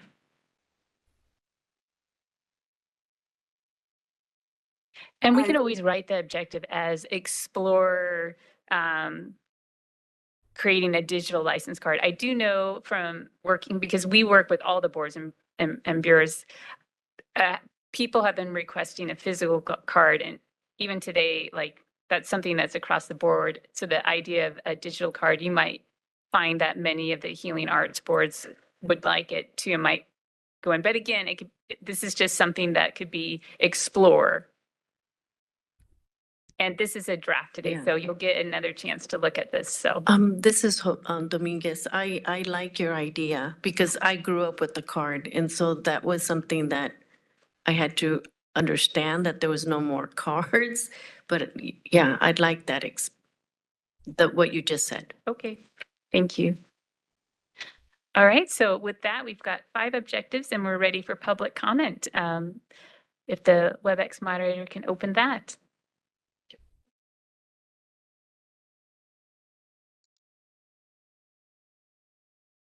We will be opening for public comment now. Please refer to the screen share for members of the public to see how they should type in the request for a comment. 1 second here as we get the screen share up.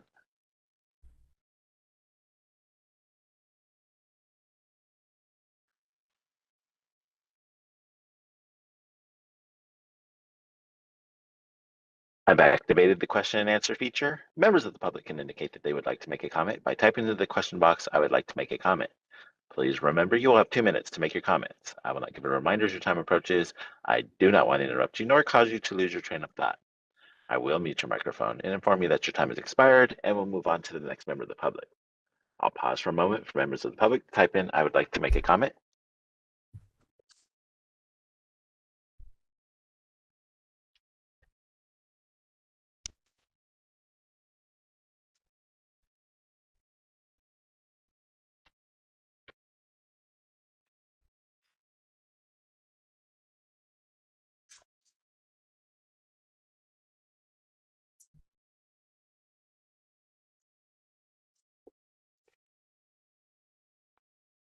Board Vice President Patel, there are no public requests for comments on the WebEx. Do we have any in-person requests for comments there in BRN HQ? We do not have anybody in person. Thank you. Thank you. Do we have any emails? No, there is no requests for comments via email. Thank you. Would you like me to close this window? Yes, please. Thank you.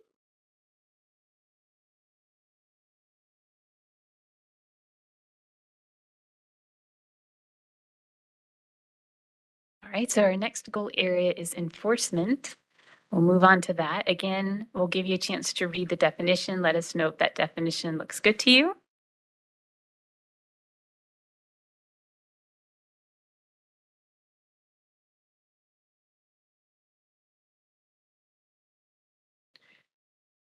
And why do we say consumers instead of the public?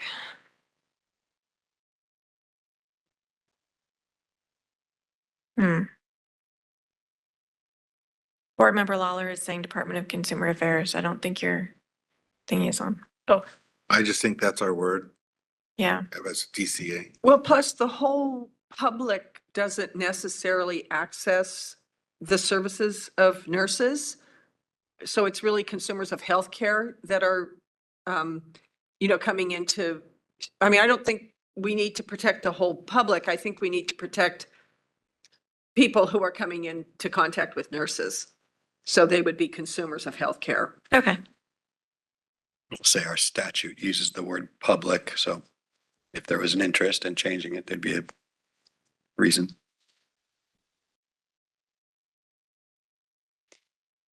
All right, so we're okay.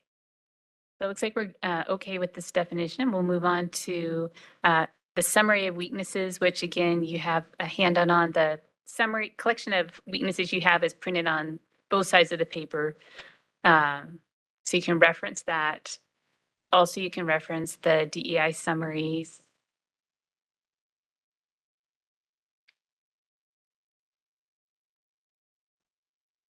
And then with that, we'll go to the pre-existing. Some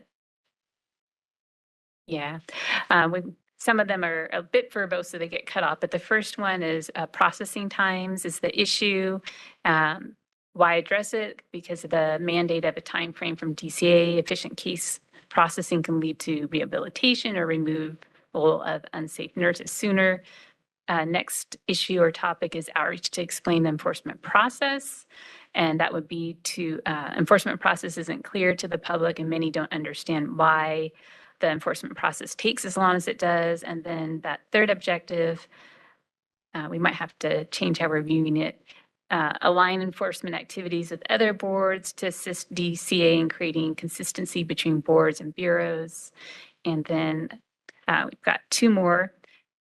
Breeze updates and improvements to improve user experience and align with other boards, bureaus, improve tracking of process. And then the fifth one, perception that the board is overly punitive in enforcement actions. Why address it? To evaluate or investigate the perception and take steps to remedy by addressing contributing factors. So that you can go back to the beginning and you can let us know if you agree with the issue.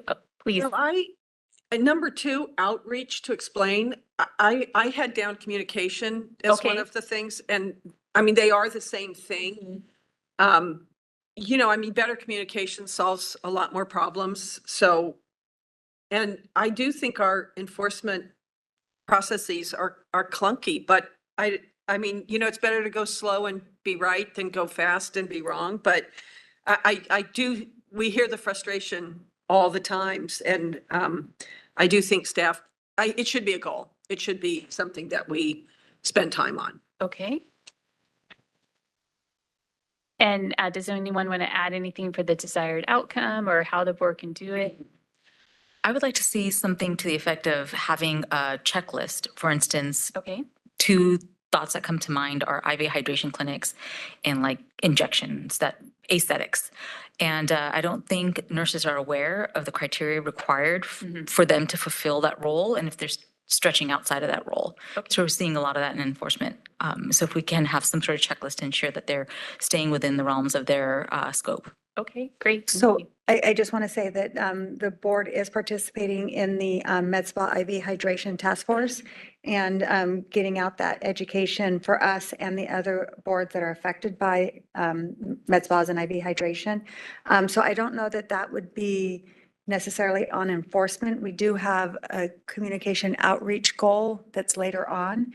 Because ideally we want to educate and inform them before they hit our enforcement, because enforcement, they've already done it. So we are working on those 2 items, general education materials that we could release in any way possible to get the word out. So that is there, but I do think that that would be more towards another goal versus, because we want to keep them out of enforcement. I think what enforcement can do is document, if there is discipline against your license, it could take 2 years. The average amount of cost recovery that, disciplined nurses are responsible for as of last year was X $1,000. if you are convicted of a DUI, you will be disciplined. I mean, it is highly likely these are just facts, and I don't think they're facts that are known. So what I would love to see in this is like some sort of like, it's not like, top 10 Mythbusters or one of those things. Maybe it's a top 10 list, like top 10 things you don't know about, enforcement. That we are figuring, after a couple years, however many years people have been on here have figured out. But I actually think that information would be super helpful. And then that's what can be communicated. But for enforcement to sort of take some time and say, what are the top 10 things that people need to know about the enforcement process? One, it takes a long time because we're really thorough and, we want to gather all of the relevant information. Two, the average nurse owes $15,000 in cost recovery, right? Whatever they are. But that's what I'm thinking is the nexus for enforcement that will then feed into the communication thing, which is absolutely 100% where I would like to be, because I would like fewer people to be in this position. I agree. I agree. That's a great idea. Yeah, I agree too. And maybe one of the things on a fact sheet could be, the time frame if you settle, if you stipulate versus if you go to a hearing, because those hearings really. Yeah, length of time varies depending on, your choices at the beginning. And do we have sort of a roadmap if, we'll decide to go a certain path, or what that looks like for that individual so they can make that decision? I don't know that we do. That's difficult. Yeah, we added that as a how. So that's one of the things that can be explored. So thank you.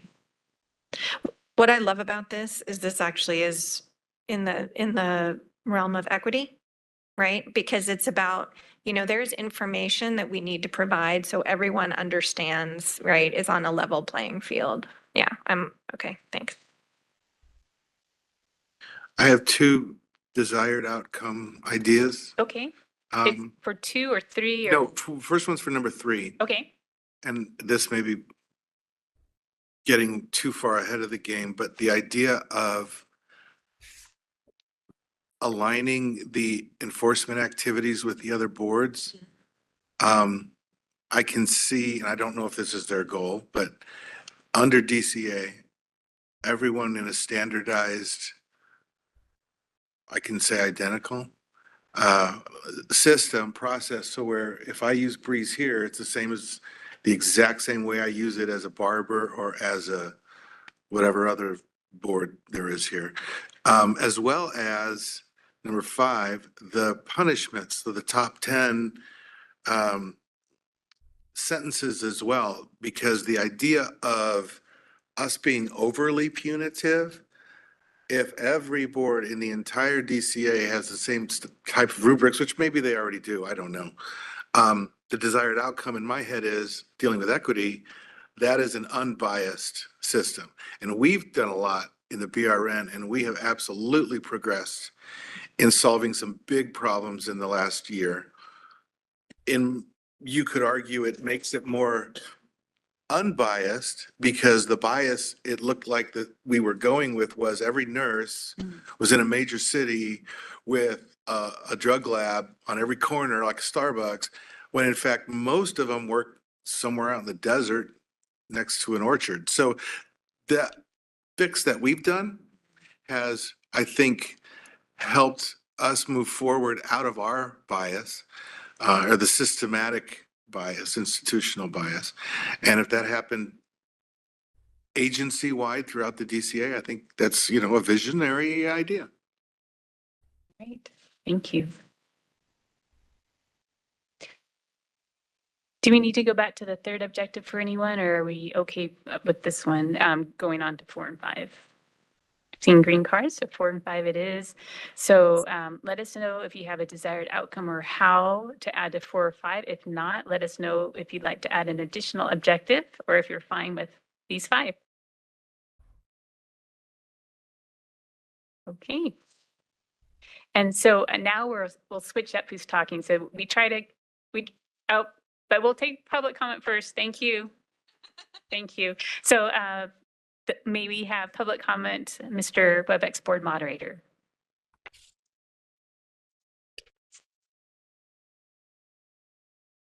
Sorry, we will be opening for public comment now.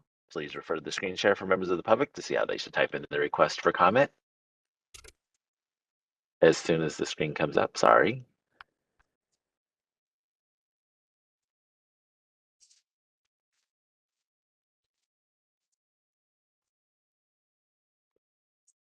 All right, and I've activated the question and answer feature. Members of the public can indicate they would like to make a comment by typing into the question box, "I would like to make a comment." Please remember you will have 2 minutes to make your comments. I will not give a reminder as your time approaches. I do not want to interrupt you nor cause you to lose your train of thought. I will mute your microphone and inform you that your time has expired, and we'll move on to the next member of the public. I'll pause for a moment for members of the public to type in, "I would like to make a comment."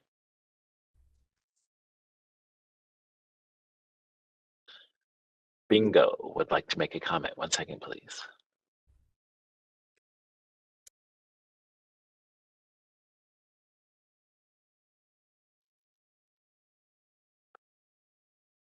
Bingo, go ahead. Can you hear me? Yes, ma'am, go ahead. Oh, thank you. I think it might be important to note that when you are involved in discipline and enforcement, if you don't have a lot of information and you can't, or it's not there on the website, or you can't understand it, and you're involved with a lawyer, the lawyer tells you not to contact the BRN. And they tell you that if you do contact the BRN, that the BRN or the intervention program is tracing your phone number. And if you contact them, that you're at a higher risk of receiving your accusation letter before your case has gone through the court system. And so you need to stay away from the BRN and you need to talk to no one. And you should not reach out to the BRN and you should not preemptively start going to nurse support groups. You should speak to no one. And so you should sneak around and go to board meetings, but not be in contact with the BRN because they're like your enemy. And so if your court case goes on for 5+ years, you're trying to not engage with the intervention program, the BRN, anything, because you have not been convicted. You're not eligible for discipline because you have not been convicted of anything. And so it really is a catch-22. If the BRN if you're not involved in anything to do with your nursing practice, then the BRN shouldn't have anything to do with you. And so if the law enforcement does not convict you of anything, then the BRN shouldn't have anything to do with you. And so if you're waiting for years and years and years, I mean, it's just like the BRN is your whole world if you're a nurse. And so you look up to them and they are the leaders and they're everything. But then if something happens outside of your whole world in the law enforcement world, and then they tell you not to look at the nurses, the BRN, who you think is your everything, it throws your whole world off.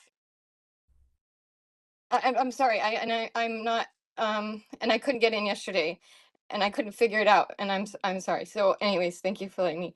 But I also think education is a big thing because there's a big difference between going to school and becoming an RN, and then when you become an advanced practice nurse and you've got the national provider database, and you're board certified in 2 national certifications, and then if you can't renew those, you get hit after hit after hit, and you don't understand this. There's a lot of education that we could all use and we could help each other. And that's why I'm still here, even though I'm not a practicing nurse anymore. It's just you keep getting hit year after year after year. And I will always be a nurse, even though I'm not licensed. Thank you.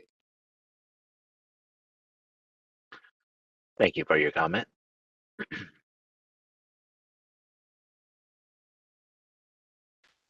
This is Reza, Board Counsel. Thank you for that comment. I just wanted to clarify one thing. As far as I'm aware, the BRN doesn't track its phone logs and then use that information to treat potential discipline respondents or anyone differently. Just want to be clear. I don't know what other information that person received from their attorney, but it sounded like they were told that if they contact the BRN by phone, that we would identify their phone number and identify who they are and then somehow treat them differently. That's not true. So it's unfortunate that some of these respondents' counsels are painting the BRN out to be what it's not.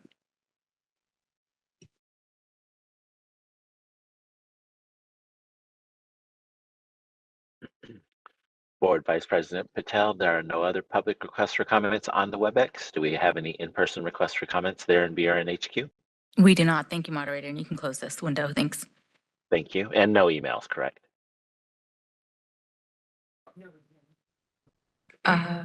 Check an email to be sure. No, I have no email requests for email.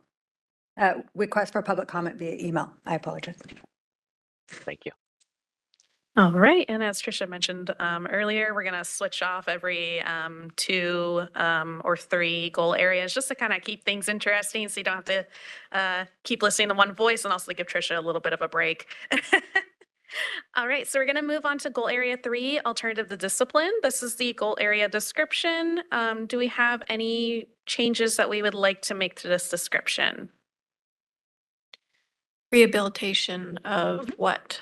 Of whom?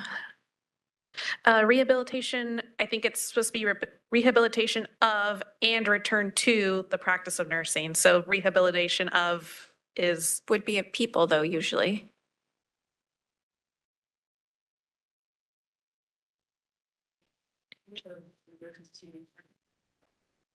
Tricia had a suggestion of oversees the rehabilitation of nurses to return to the practice of nursing.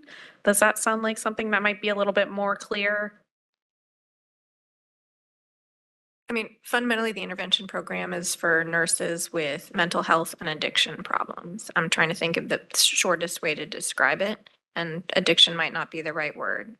But so I just think we need to say not everyone is, not all nurses are participating.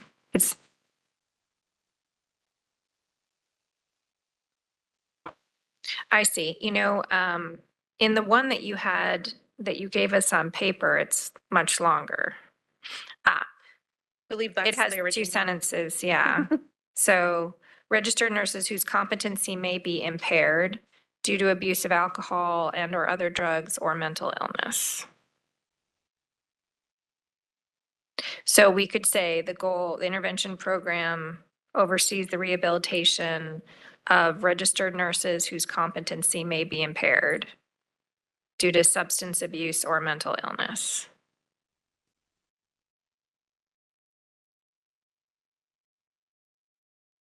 Oh, Mike.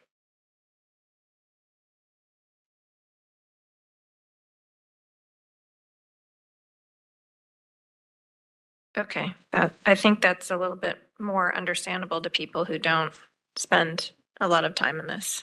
But anyway, you can keep going on that. And just to confirm, did we want to keep the term registered nurses or is it just nurses? Registered nurses? Okay, great. Okay, perfect. All right. And I agree with Allison. I think that's more clear. I understand wanting to be super concise, but we also have to be clear. So thank you for that. Allison, I thought I heard you wanting maybe impaired due to substance use or mental health? Or did I mean, mishear you? Sorry. That's the true, that's why people are in the intervention program, but I don't know how long people. For want substance this use disorders be. and mental health. Okay, so maybe impaired due to substance abuse or mental health issues. I like that. Okay. Yeah. All right, and if we're all good with that, once again, the summary for this section is on pages 21 through 24. Once again, you have the slide in front of you that kind of highlights those internal weaknesses, and then once again, those opportunities and threats that may or may not apply to this goal area. And then we also have the DEI section, once again, just to kind of keep in mind when we work on this whole area. All right. So once again, like Trisha was doing earlier with the other two, we'll read through, I believe this area we have 6. So read through the ones that the management team and the leadership created, and then we'll go back and add to the desired outcome or the how to solve or address. So first we have intervention. Why address it? BRN's purpose is to evaluate the participants' progress in the program and make recommendations to ensure that they are safe and to continue or resume the practice of nursing. The second issue topic, stakeholder engagement, vendor collaboration. Why address it? Wanting a new vendor, need to initiate or increase interaction with facilities and providers, structured and mutual support groups. It looks like the third one's cut off, unfortunately. All right. Communication about the intervention program. Once again, mentioned that need a new vendor, need to complete outreach. Nurses are unaware that this program exists.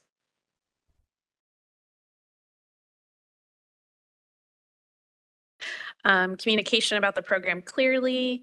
Participants are unclear about what choices are available to them. They need to be better informed about their opinions. And then it looks like the leadership kind of already came up with some ideas on how this can be addressed. So that's fun. Overseeing a vendor in the operation of the program. Once again, new vendor to ensure the program is implemented and runs in alignment with the rules and regulations. And lastly, minimizing barriers to the program, overcome barriers of people living in rural areas or not having access. Also reducing barriers in terms of costs or stigma. Can I just add one clarification? We have the new vendor, Premier Healthcare came on January 1. So I think a lot of this was working with the new vendor, partnering with them and transitioning to this new program that we have with it, not a new program, but transitioning with this new vendor. These don't really feel like goals to me. They feel like descriptions. And so I think if you scroll down, I mean, 2, I think there's a version in there that is a goal, right? Like, managing the transition and that kind of thing. I don't know, 3 and 6 seem similar if you can scroll down to the next one. So I think, oh, I see they're different. Actually, 3 and 4, how are 3 and 4 different?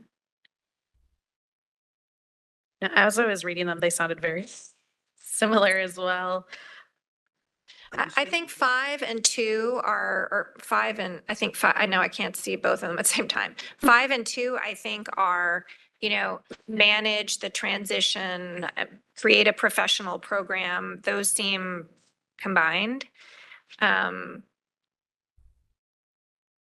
no, we need. Also, 2's done. That's what Yvonne just said, like 2 can be cut at this point. Yeah, I mean, I think there's work to be done. We heard yesterday people who have had five clinical case managers, right? There's work to be done to ensure that the new vendor operates smoothly. I think that's a reasonable, goal or objective. And the desired outcome could be as simple as, board meetings are not, flooded with people who are in a confidential program, in pain and needing help. That's a little bit of an exaggeration, but I mean that, that would be one way to measure it, that, people do not feel they have to come out of the program, to ask for help. Sorry, down back to 6. This is really hard to do with everything on 2 slides. So can I just add one thing on number 2? One of the things that we were thinking about is that we also want to expand our communication or outreach to like the different rehab facilities to help educate them, inform them about our program. So it's not just, we're not operating in just this small little circle that we have right now. We want to get the information about our program out because we would not want a nurse in a facility, a rehab facility, not having any knowledge of our program. Right. So that goes to 6 too, which is minimizing barriers and eliminating stigma. I don't know that we have enough time today or to rework this, but these seem like they need more work. Yeah, I agree. Just looking at these, of course, I'm seeing it for the first time, but it does seem like we can collapse a few of these because 6 is too many and I would like to add one. Which Yeah, I have one to add the too. IECs are such a critical part of this program and we haven't mentioned them and yet we're constantly bringing in new members and we need to make sure that there's consistency and uniformity and, you know, that involves more training and better communication. So. And the NSGs, that's what I have, right? So formalize, you know, and standardize, you know, the Yes. onboarding, development, you know, and operations of the IECs and the NSGs. Sorry, intervention evaluation committees and nurse support groups. Right, and that was, I'm sorry, that was standardized, the onboarding of. I was just talking, so I didn't have it written down. Oh, no worries. IECs and MSGs. Microphones, guys. Perhaps we can shorten it to onboarding and maintenance of the two groups, the IECs and the NSGs. Would that capture it? And operations, right? Yeah. Yeah. And even though it's a 7th one on the chart right now, like they're saying, Yeah, you're going to end up I would think, collapsing Yeah. some of these together where they've been like just hairs pulled apart, just bring them back together. Yeah, once again, like this is just kind of like we're throwing ideas at the wall. When Trisha writes the actual strategic plan, similar ones may get combined together. Yeah. So yeah, this one So- needs, this one will be an opportunity to show us your many skills. We hope to present this plan at the August board meeting. We're trying to avoid a December meeting to put our strategic plan in place for 2026. So we're hoping to have the next version to the board in August. I think this is also an area that would benefit from a top 10 list or maybe a Mythbusters list here, right? You know, because some of the input we got is too lenient, some of the input we got is too strict. And people and so just sort of acknowledging that up front, right? And talking about, you know, why the program is designed the way it is. I just think there's a real opportunity here to provide more information. And that's the kind of Mythbusters you can hand out to the, you know, digitally, obviously, to, you know, facilities, et cetera. Pre-COVID, there was Discipline Day, which I know is more focused on enforcement, but intervention was sometimes mentioned during the discipline days. Pre-COVID, we also had teams of staff that would go out and talk to the schools and would talk to different organizations and hospitals, because we always want the clinical sites, the hospitals, the facilities to be comfortable taking probationers and participants, you know, as they're returning back to work. And so pre-COVID, we had different outreach tools that, you know, we ideally would like to get back to. But we can definitely, I mean, I see the top 10 list, and there's so many different communication outreach tools that we could use for the intervention program. And that's what I'm seeing is, you know, we want to have that transition to the vendor.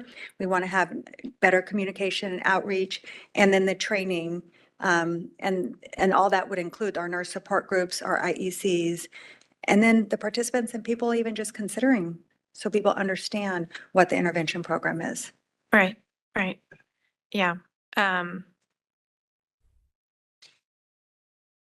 As we think about, we talked about this before, the decrease in people in the intervention program and the increase in people in probation, there's a lot of different theories you could come up with about why that is. And we certainly heard a lot of public testimony. So I think a lot more sharing. There's, you know, my limited understanding is it's pretty standard that people have, you know, the percentages of people with substance abuse as a disease. And so we may be missing people who would benefit from the intervention program, and some of the people who are upset that their license has a notation on it might have chosen the intervention program if they'd known more about it. So real opportunity for us to communicate, but in order to do that, we need the content. So I think that's what what we could get here. And then, you know, hopefully the board would have the resources and the ability to share it.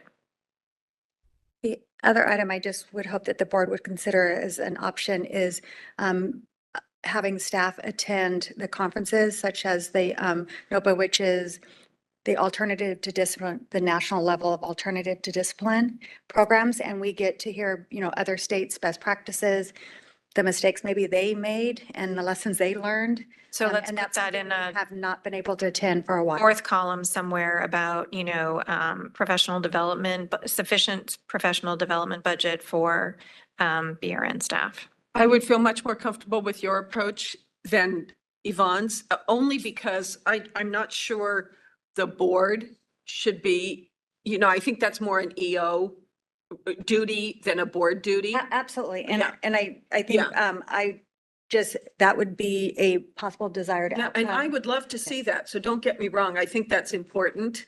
I just would hate for us to be dictating to Lori how she ought to manage her staff. I'm willing to bet that Yvonne is aligned with Lori, and yeah. All right, Trisha added that to the how the board can solve address, as kind of like, could be an action item. Yeah, it'll probably be in a different section, but again, you can spend some time on this. And then, just to, circle back, with board member, when you had a new one that you wanted to add, did this number 7 kind of capture it? Okay, perfect. And then, board member Granowitz, I just want to, check in with you. Were there any additional objectives that you wanted to add? I don't know that there's an additional objective, but one thing that goes through a lot of this is a lot of the nurses feel like we're not paying enough attention to their needs when our mandate is protection of the public. It's not really protection of the nurses who are being disciplined. And it seems like somewhere there needs to be some communication that while we endeavor to try to provide services to nurses under discipline, that our main mandate is protection of the public. You know, something so they understand that it isn't that we don't care, it's just that's not our mandate.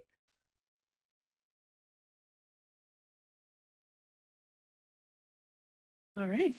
And then, it seems like, can we go back to the first slide? Yeah, thank you. 3 and 4 kind of seem to be talking about the same topic, so we might want to combine those. Is it okay if we just put a note that says like combine with 4? Perfect. That way your number of total objectives at the end doesn't like keep blowing up to that, what was it, 70, 69? All right, and then there was I think another set of 2 that were similar. It was 2 and 5, I believe. What was? Stakeholder engagement, vendor collaboration. And then can we go to the next slide? Yeah, it was 2 and 5. Okay. We can put a note, combine with number 2. Combine 2 and 5. Okay. All right, going back to the first one, very first objective there, intervention. Does this seem like it needs to be kept as an objective? Like you mentioned, board member Cormack. I think you could delete this unless Okay. there's something I'm missing. What am I missing? I'm sorry, I didn't hear. I think you could delete 1 unless there's something I'm missing. I mean, it's a description of the program. That could go part of communication and outreach is just making sure that the description of the program is clearly articulated. But I think that's on the prior slide, right? That's the goal statement. The goal statement is, you know, rehabilitation and safe to continue practice. Yeah, it's not really its own separate objective is. I agree, but I think one of the things that we were trying to accomplish there is to ensure our communication was clear, because we want to make sure when someone makes a decision to join or to request to join or not, that they understand that this is the goal of this program, is to rehabilitate and return to safe practice. So yes, it can, I think it would just be part of our communication that we make sure. Yeah, yeah. Okay, so combined with number 3. Okay, and then do we want to add for number 2, how the board can solve stakeholder engagement with this program? And if not, that's totally okay. We can continue moving on. I think it just could be something as simple as better communication. Better communication? And of Okay. course, we have a new vendor, so we're all very hopeful that that's going to solve part of it. Collaboration with the. Well, I think it's a communication plan, right? It's not just better communication. Create right? a communication. Communication plan with structured content, audiences, and delivery mechanisms. Yep. I just made that up. You're good. Very good. That was good. I did used to do some communications.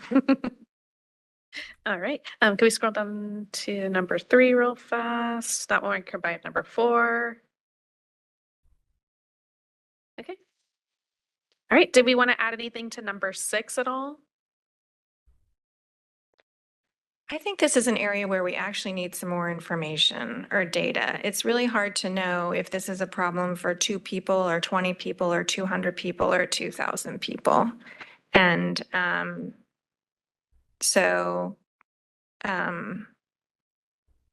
then with the cost aspect, I think there is also something for us to learn here. I think our EO shared some information once about another state that assists nurses in this program, because in this program, there's often a period of time where they are off work or unable to work very many hours. And so it's difficult for them to afford all of the things that they have to do while they are not working. So I think it's worth us getting some information about the full cost of the program, the impact on people, if more people would participate in this program, if there was some, financial assistance. I don't exactly know how to phrase it, but I feel like there's an area, and because costs have come up, both here and then today, I think, the communication around the stigma is important, but I think the rural part and the cost part, we need a little bit more information. I would love to just add, though, we do know that some people don't know about the program, and that is definitely a barrier. So I think we could add, like Yvonne suggested, talking to hospitals, talking to employers, getting more information on our website about the importance of an effective intervention program, which treats the disease and isn't a purely kind of punitive measure.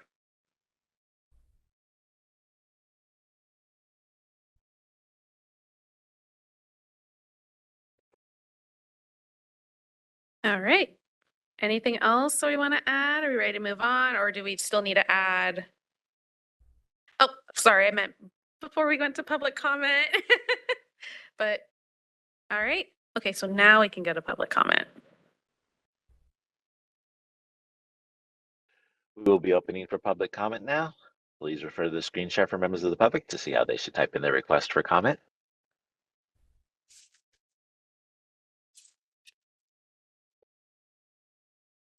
I've activated the question and answer feature. Members of the public can indicate they would like to make a comment by typing into the question box, "I would like to make a comment."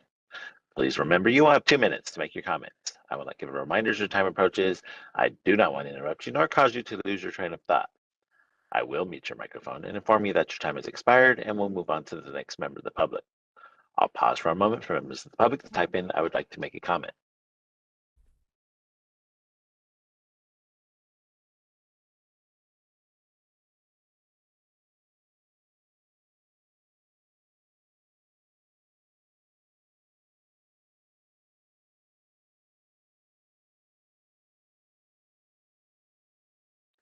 Bingo would like to make a comment. 1 second, please.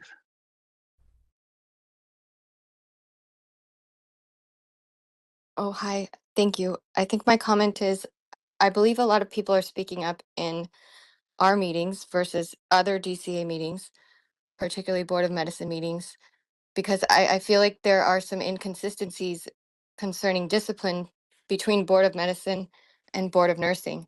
And it's particularly evident because some of us are on medical staff and we work very, very close with physicians. We're on medical staff and the rules are very different. For instance, in the Board of Medicine, physicians can, if they have a misdemeanor after 2007, it will not be posted publicly. They will not have any discipline. And that is very different as opposed to the Board of Nursing. So you could be a nurse and you could be convicted of something, could be convicted of the same thing as a doctor, and it wouldn't be disciplined the same way. And we're all under DCA. And so we all know this, but it doesn't feel the same when you're working alongside this person in the hospital. And so it just feels like it's like the real world is difficult.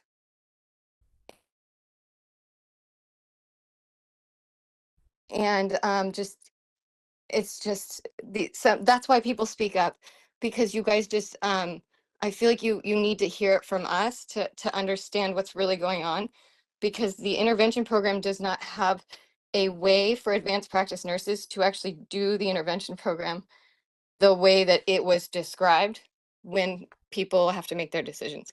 And so I do feel like we need more information, and it needs to work the way that it says it needs to work, and it hasn't been. But I am hopeful for the future. But I think people need to be encouraged to speak up, because it's the only way you guys will understand what's going on. And nurses are busy. They can't come to all the meetings, but thank you. Thank you for letting us talk. Thank you for your comment.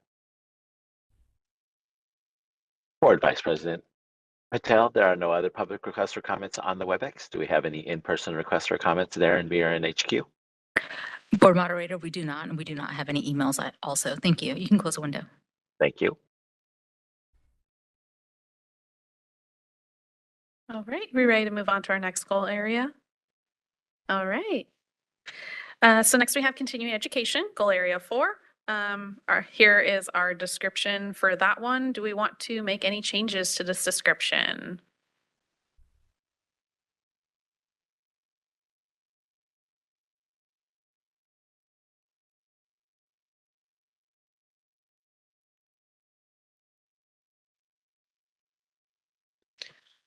Okay, a little wordsmithing. Promote, ensure. I don't know. I mean, it seems more like ensuring safety, but I don't really know. It doesn't matter a ton. So when we were the management team doing our brainstorming session, that was one of my things is we can't ensure public safety. We can promote public safety, but we can't ensure it. I mean, no matter Okay, what I we got it. do. Makes So sense. that Makes word sense. was one of my pet peeves. Makes sense. Isn't continuing education not just about competency, but it's also about ensuring advancement in the industry, knowledge of advancements or something? This is Dominguez. Regarding education, Vicky, can you remind me what you said is when you said ensure? Ensuring knowledge of advancements in the industry, something like that. I wouldn't take it that way, and I've been in nursing for 30 years, and I can just speak for myself. I do tend to take classes that incorporates my knowledge and to stay in evidence-based practice at this time, not versus like when I graduated in 92, things are very different. But I do have to say that sometimes we choose to take classes that is out of our scope, just more for interest. if that makes any sense, but it does not promote advancement. But it Okay. does keep you educationally current, so you do have critical thinking capacity. And Nilu, please fix my grammar if I'm doing, but I believe that you might know where I'm coming from. I have the same thought process. Yeah, it's true. Along the same lines, is to ensure competency. Promotion would be advanced education, seeking a master's degree, a doctoral degree, something of that nature. And I don't think that that's a BRN's privy. It's just to ensure the current competency of the registered nurse. And I can see Yvonne's promotes, after she gave the explanation, I can see that versus ensuring. Thank you for that. And if there is a different word other than promote, I don't think we were tied to that word. Just my position was we can't ensure.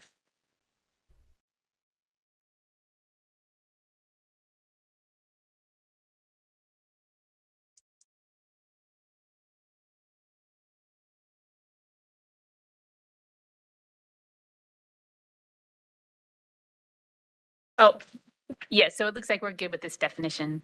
All right. All right, sorry about that.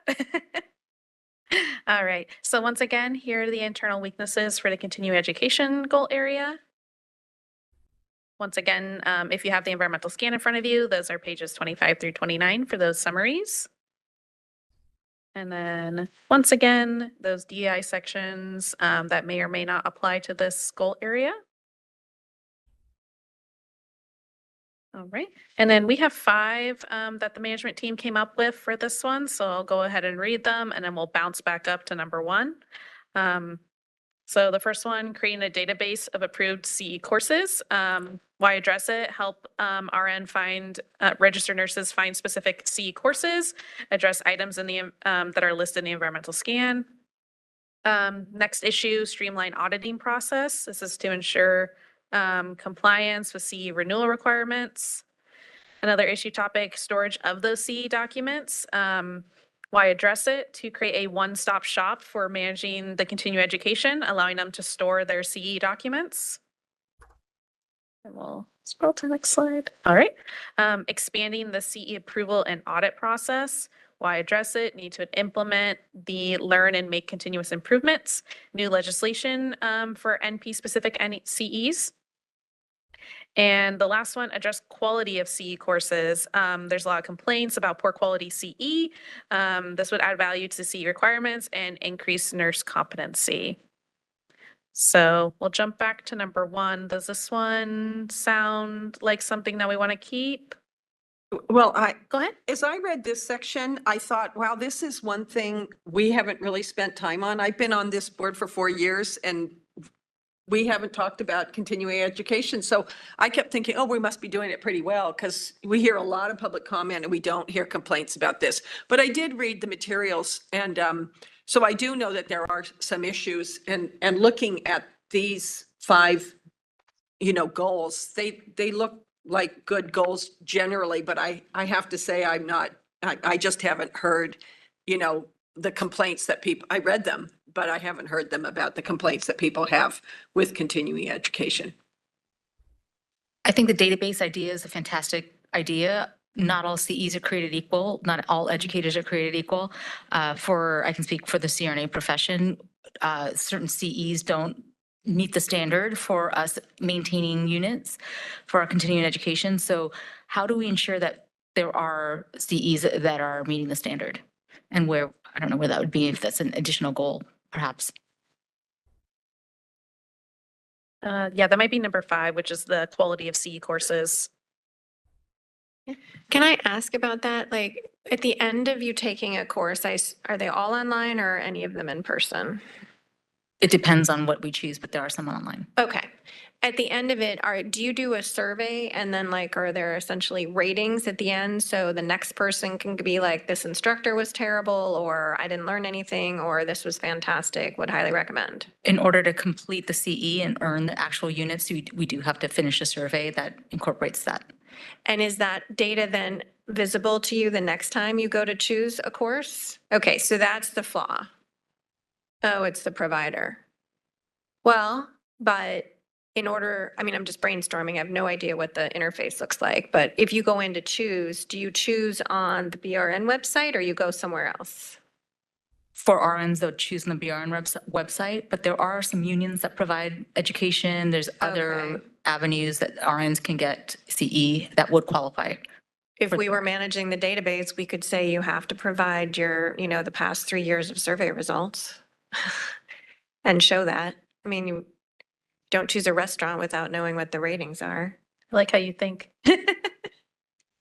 I mean, I'm coming this from like just a regular person, like, where is my chat bot? Where are the ratings? Like, what are the things that I would expect to see? You know, because the power of the group is quite strong, right? And obviously there'll be some abuses and things, there would need to be guidelines, but you know, you guys would do the best job of evaluating, was this helpful? Was this not? And maybe it's like, yeah, it'd be helpful for somebody else, not me. I don't know. That's what I would think about is, you know, having the ratings be part of it, and that feedback loop will improve. Right. And I think there's a feedback loop for the RN to the BRN once they complete the CE. Is that right?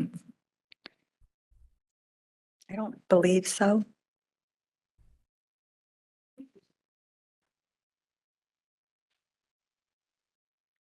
Lots That of seems like an opportunity for improvement. aspirational goal.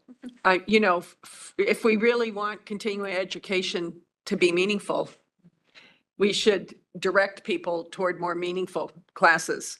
So, I mean, again, maybe that's not a 1-year goal, but it does seem like at some point we could say vendors who contract with us or, you know, who are trying to satisfy our requirements have to submit their ratings.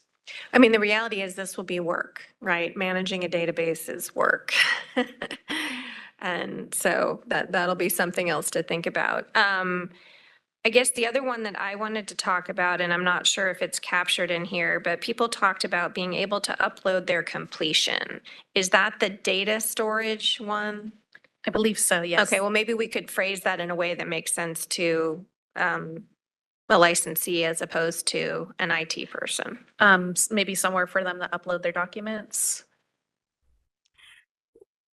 There's actually a whole section on online reporting and making the whole process more efficient in terms of streamlining input so that they don't need to keep retyping things. And so not having to use that, if they have multiple licenses, they have to retype everything. So if there was instead like a checkoff that said, I have all these licenses, something that just streamlines the process. It's a little thing, but I think it probably drives people crazy.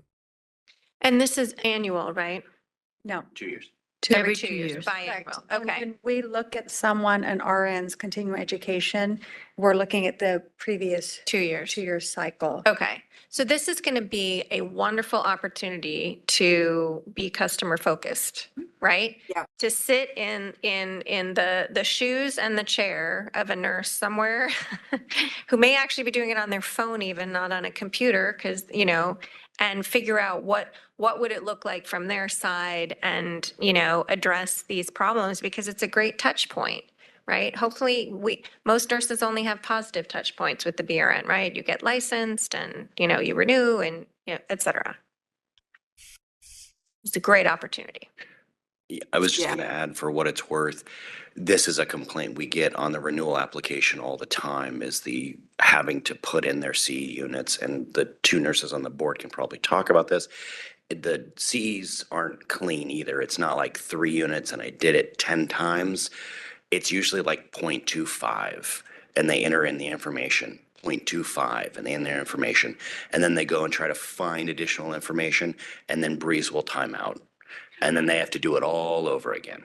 Oh. I'm like hyperventilating. I'm like, Yeah, So- it doesn't so- save. Yeah, aware of the issue, and so the CEs go through Breeze? yes, it's part of, Know that. it's part of the renewal is you enter in your, now we're not required.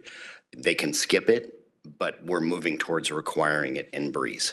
And we do random audits of the previous 2 years to ensure that RNs are keeping their Cs, and it is random list. And so our thought is if we had a way that the certificates could be there, we could probably audit many of the RNs that we are going to audit without them ever knowing that they were audited. It would only be if we had a question, if we were needing additional information from them, that we would actually have to make contact with them.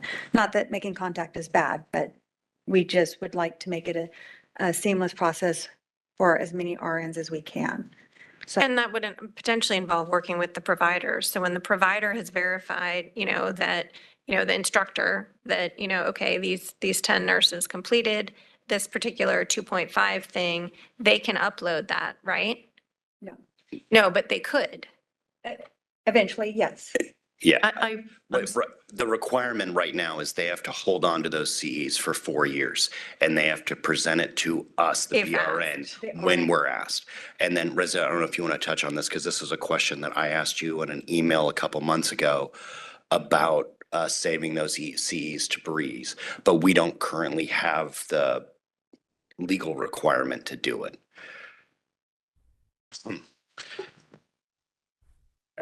If that's, I can talk a little bit more about it if you want. So Matt had asked if we can require currently under our current regulatory language that they upload their certificates. As he said, right now our requirements state that they have to keep them, and it states that they have to present their certificates to the board if requested. So on the one hand, you could say that if requested, language authorizes us to basically request it from everyone all the time. But more reasonable interpretation of that is probably that we need to change our regs to state that they have to do it. That can be over in column 4 for something. Well, it seems like we are talking about item 2, about streamlining the auditing process. So I think, yeah, maybe just more work on that as Matt and Yvonne described, our goal.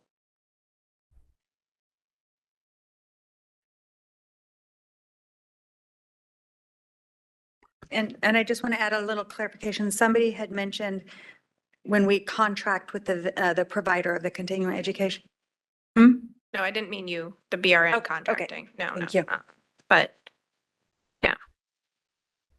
But if they're shown in the database, right, that could be part of being shown in the database is you will upload, this when we're done. I thought the last time in Breeze, it had like a little icon to upload a certificate. The thing is, somebody like me, it was easier to do it on the on a desktop. But then, of course, I didn't have the way, or my knowledge doesn't understand how to upload something in Breeze. Now, if you do it by your phone, there's problems in my scope would be like having to type it. It's way easier to do it on a desktop, but then uploading would be easier if I had it on my phone. So it's sort of like for somebody like me, I'm pretty sure these young folks, it's way easier, but I liked how it had the upload. I just haven't understood how to do it or manage it on my own. And that was one of the thoughts is Breeze the solution for this storage, or is there another solution that would be more customer focused? So that was one of the things. I know with Breeze, we could have a storage issue. I mean, Matt just was sharing with me, we have 655,000 active RNs. So, I mean, oh, I'm sorry, a little over 600,000 active RN. So we have to consider, because as Matt was explaining, it could be multiple courses, multiple certificates to reach their required number of CEs for a little over 600,000. Could be a storage issue. Yeah, and we're not the only people who have this problem. Lawyers do continuing education, like lots of people do it. I'm sure this will be a great project for the next, for the next period of time to really, use technology to make this, more effective and efficient for nurses and better quality. and DCA's Office of Information Systems is awesome. They're willing to work with us and do all these different things, but we always have to keep in mind when we build additional things, that's another thing that the renewing RN has to go and do. So right now it's Breeze, and then it's pause, go out and do this other thing, do that, and then come back to Breeze. So it's just, it's the balance between what's helpful to them and customer service oriented. We always play that balancing act. Can you do research and survey before you make a change? Absolutely. It's a money, time, effort thing, but Yeah. absolutely, yes. And there are constraints. State government always doesn't have cutting edge technology. No. And so, we do have to work within our constraints, but the thing that we want to make sure is if we implement something to help, we're not making it the problem worse. So we Worse. want to make sure that it is truly helping the majority. I know we would never be able to get everyone to say, this is amazing, but we want to implement something that's appropriate and actually useful to the majority of our stakeholders, including our internal stakeholders, our staff, the ones that are going to be answering the phone calls, the ones that are going to be using the certificates to do these random audits, our enforcement. So in case we get a fraudulent certificate or we have a nurse that did not complete it. So we want to address our internal and external stakeholders. Yvonne, I like a lot of what you just said, and I think it would be good to include something like that in the newsletters that go out like once a year to bring it back to making people aware of what's possible and what's not possible, and that you're just not being difficult, but there are real reasons. So thank you for that comment. And my 10 seconds, we do have the BRN report, which is our publication that we're trying to put out every quarterly. So we hope to be able to use that publication for some of this outreach, this communication. We know that not everybody reads it. I read it. Thank you. We also know that not everybody reads our emails. So we want to put out the information as many different fashions as possible, hoping to touch as many people as possible. But the thing about it is if you're putting it out there, then the onus is on the nurse and not on you. Correct. But we do recognize, and I think, Kavita, you mentioned, we have a very large span of nurses. And so we're trying to increase our social media presence. And for some of us, that's difficult. I mean, I'm not a social media person. I read emails. It kills me that my son does not read the emails. So we're trying to balance everything and see how can we put out all this information on every means possible to address every nurse. We have some nurses that are very upset that we're not sending paper letters through United States Postal Service because they don't want emails, and then others want text. And so we're trying to balance all that.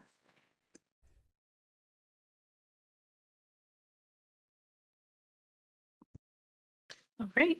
Do we have anything that we want to add for a desired outcome for number 1 at all? If not, that's totally okay.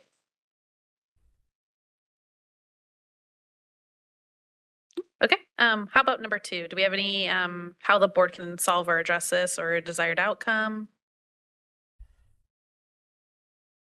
I mean, I think that's what Yvonne was just talking about, the internal stakeholders and, making the process more, accurate and efficient. But I think it's in the 4th, not in the 3rd. Right, and I'm not sure if this would be the right point to put it under, but asking our, vendors, they're not really our vendors, but are they? No, No, they're but continuing asking education if they want providers. to be included on our website, that they have to. We cannot endorse, advertise, or support any specific Ratings or, yeah, because, okay, let me think about that. All right. Not to be Go ahead.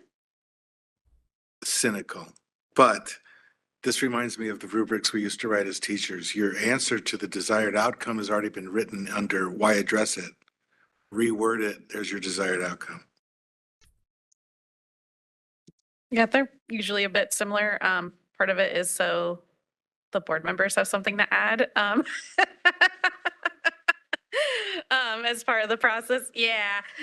Once again, I know I keep repeating this, but we're just like throwing ideas at the board. So not everything that's on the screen is going to get put into the strategic plan. So the desired outcome is kind of like this is what we would like. It doesn't necessarily like get added. Yeah.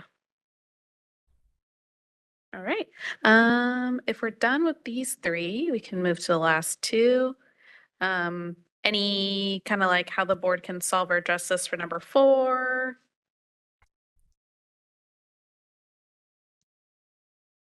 One of the things we talked about was just figuring out if we could have people upload their documents into something, if not Breeze, then something, to make it easier for them. They're not having to hang on to all kinds of papers if we decide to audit. Yeah.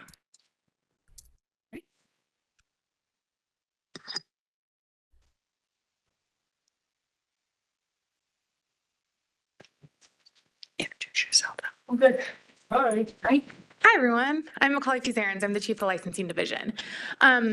For issue topic number 4, this one is more related to our continuing education provider courses and expanding the audits for those particular courses. So a little bit different than the RN audits. So where we say we need to implement our plan first, which we have an idea of kind of how to do that. But more importantly, we've never done it before. So we need to implement it, kind of take those feedback, kind of see how it's working and streamline it. So this is a little bit different than the RN audit specific for our providers. No problem. Since you're here, and this is for anyone. Somewhere on my worksheet here, I don't know where it would fit on this current chart. I wrote down about these CEs. How to accept them from national organizations, and is it possible that education received at work counts towards these kinds of CEs? This isn't my world, so I don't know what I'm talking about. No, you're good. But it's from my world, we do that. So I thought, is that something nurses could do? So it very well may take a regulation change. So we can accept, regulations do allow us to accept courses from national health organizations. So there's that component, but work courses, unless that facility, that workplace is a California approved CEP, that work, on-site work education does not count. But it could be an improvement. It could be. But again, it's something that we could look into. We can explore over these next 5 years, possibly do a regulation change to kind of support that too.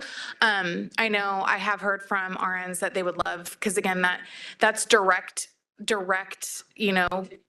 to enhance their competency. So if that could somehow count, but again, I think that would take a regulation change, and I'm looking at Reza because he would know more, but yeah.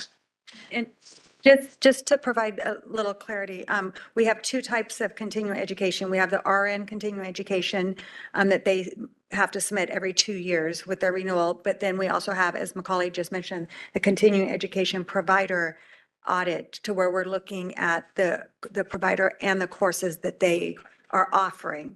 So we're trying to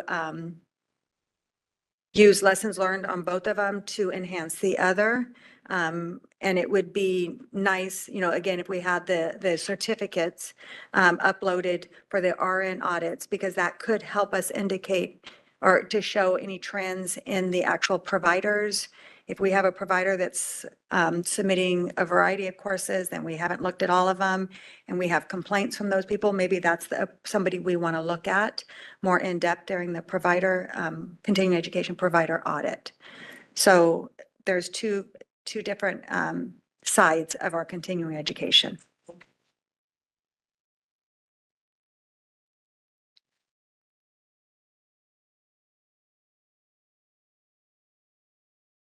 And I do agree with everyone. This is a great opportunity that we could be in such a different place in 5 years, assuming that this is a 5-year strategic plan. It could be anywhere from 1 to 5. So this is, from my position, this is a very exciting discussion topic because there's so many different ways that we can improve and not just for us. I think one thing we haven't talked a lot about is the measurable outcomes, the M in your Smarty thing, framework, not thing. And I'm a huge fan of surveys, short surveys, including thumbs up, thumbs down surveys, like smiley face, frowny, like really, did this help you? Yes or no? Like really simple surveys. So I think in the desired outcomes, when, this is revised and moved forward and we're ready, something along the lines of, 4 out of 5 nurses would recommend this, course to their colleagues, or, would state that, this process is easier than it was 4 years ago. Really concrete, measures that will actually require us to collect on an ongoing, regular basis feedback, right?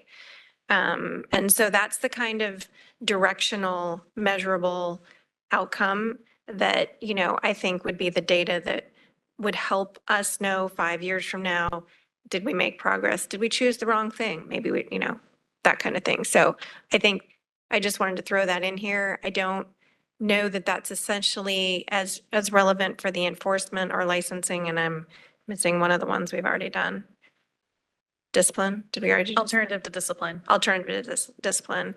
I don't know that it's as licensing, maybe. There's an opportunity to do more surveys, embedded in things, really simple, not the super long ones, but so just a thought there that this is an area where we could easily use surveys to measure outcomes.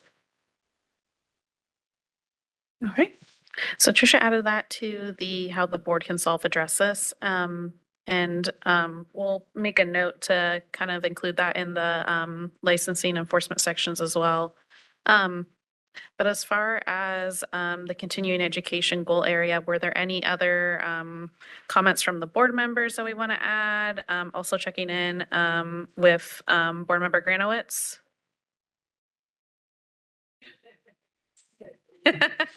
It's lunchtime. This is Reza, real quick. Again, I don't think either of these necessarily requires a change to what's on the screen, but requiring vendors to submit the past 3 years of ratings and evaluations, I see where the kind of aim is with that and what the goal is with it. But just a heads up, that could be a rulemaking change, and I mean, it likely will be at least that. So that's a long-term thing. And then 4 out of 5 licensees would recommend this CE course data. Again, I don't know that this is actually something that would make it into the final strategic plan, but I'm just worried about the 4 out of 5 licensees would recommend this course. We ensure that the CE providers meet the minimum requirements for being an approved CE provider.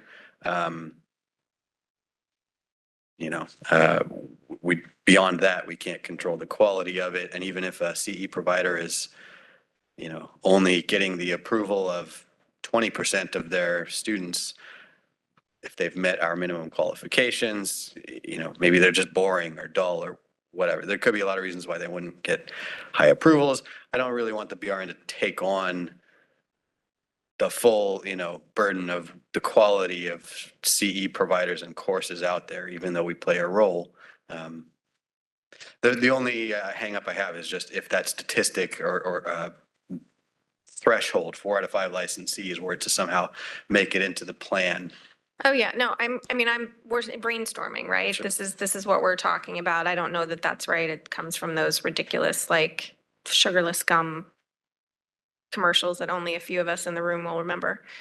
4 out of 5 dentists, something or other recommend. It's social norming. I mean, I just think we do need something specific, and I think the power of the group of nurses to share information needs to be harnessed in some sort of way. I totally understand your concern, and I'm sure this is not exactly what should be there, but I think they understand the concept, which is that gather information from people who've taken the courses and use that to help people make choices going forward. And we can look to other departments such as DMV. They have their driving courses, their driving instructions to see how they use the information, display it, disseminate it. DMV is just recently has been and probably still is going through a significant cultural change. And from the presentation I heard is because we've always done it this way is no longer something that is acceptable in every situation. So staff, we could definitely go back and look at some of the other departments that might be similar to just see how they do things. And is that an approach that we can adopt or modify and adopt? All right. So if we're all good with these 5, we can move to public comment. I'm seeing green cards. Everyone's ready for lunch, so. All right. Okay. Moderator, I'm sorry. Okay. Moderator, could we please move to public comment on this section? We will be opening for public comment now. Please refer to the screen share for members of the public to see how they should type in their request for a comment. I've activated the question and answer feature. Members of the public can indicate that they would like to make a comment by typing into the question box, "I would like to make a comment." Please remember you will have 2 minutes to make your comments. I would like to give a reminder as your time approaches. I do not want to interrupt you nor cause you to lose your train of thought. I will mute your microphone and inform you that your time has expired, and we'll move on to the next member of the public. I'll pause for a moment for members of the public to type in, "I would like to make a comment."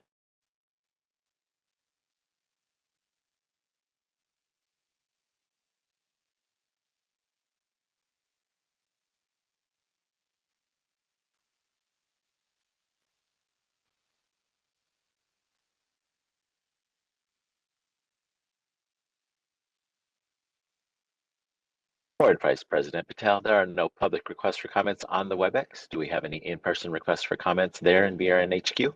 We do not, and then we do not have any on email also. Thank you, Board Moderator. You can close this window.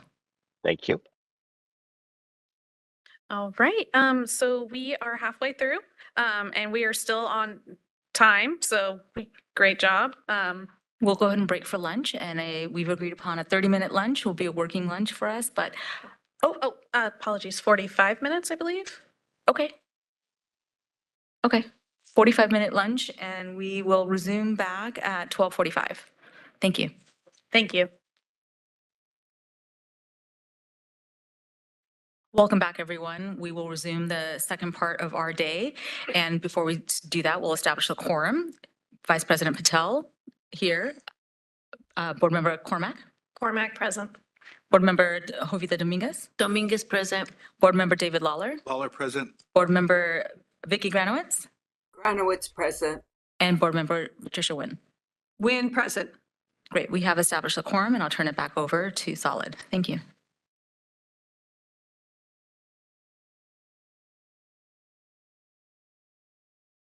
All right, welcome back for the second half.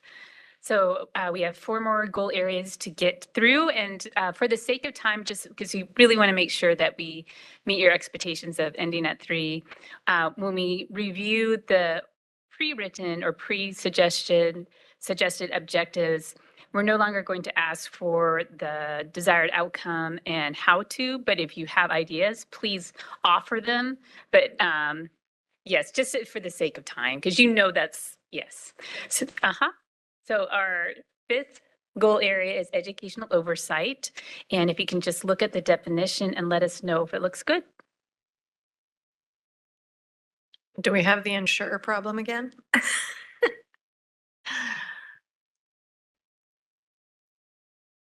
Okay.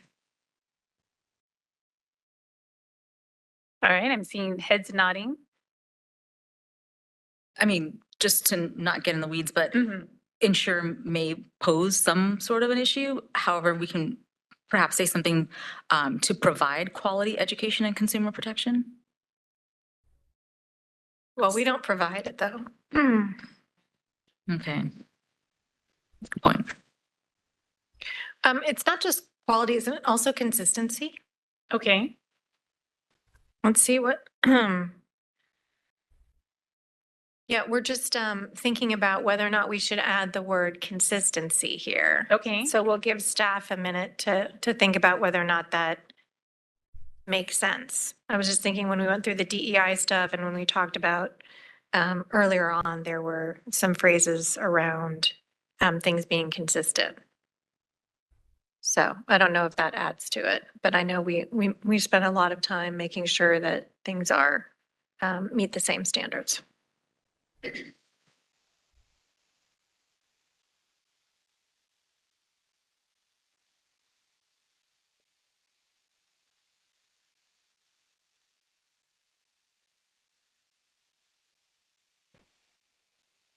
Are we good with the addition?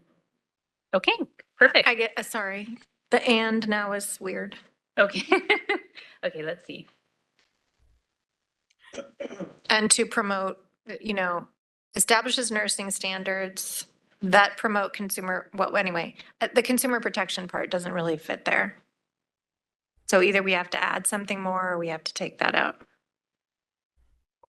Or you guys can wordsmith it at a later time. Yeah, that's what I'm saying. It doesn't quite work now. Okay, so maybe we'll just put a note to wordsmith later. Yeah. Okay, sounds good. So we'll move on to the summary. And if you have the environmental scan, it's on pages 30 to 33. And then briefly, the DEI results. And then finally, the suggested objectives.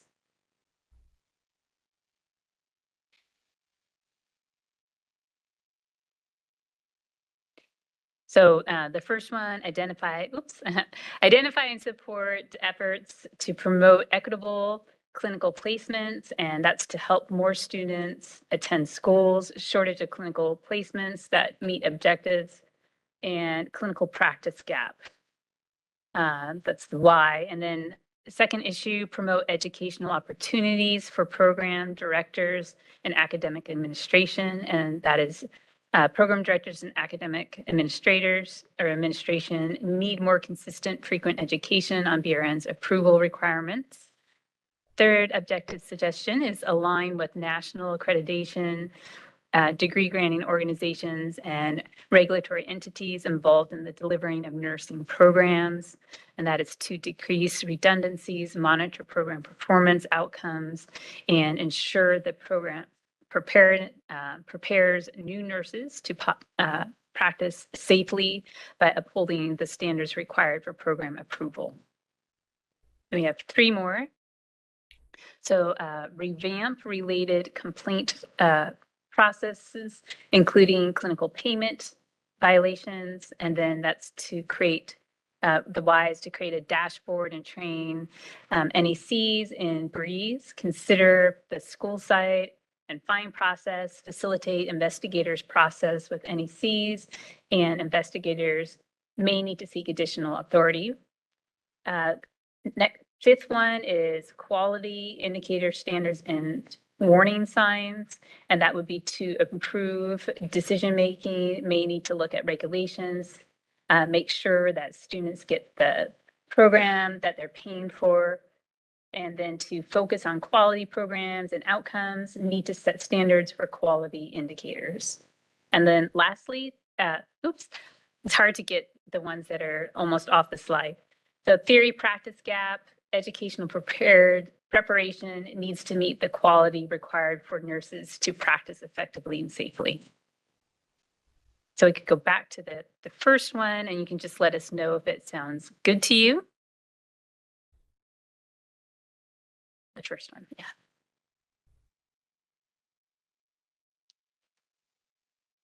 Do people agree with that first one?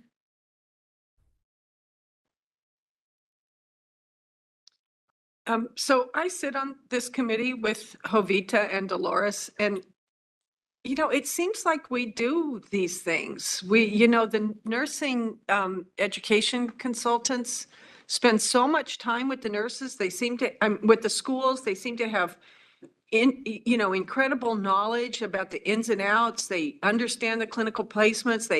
Decisions are data driven.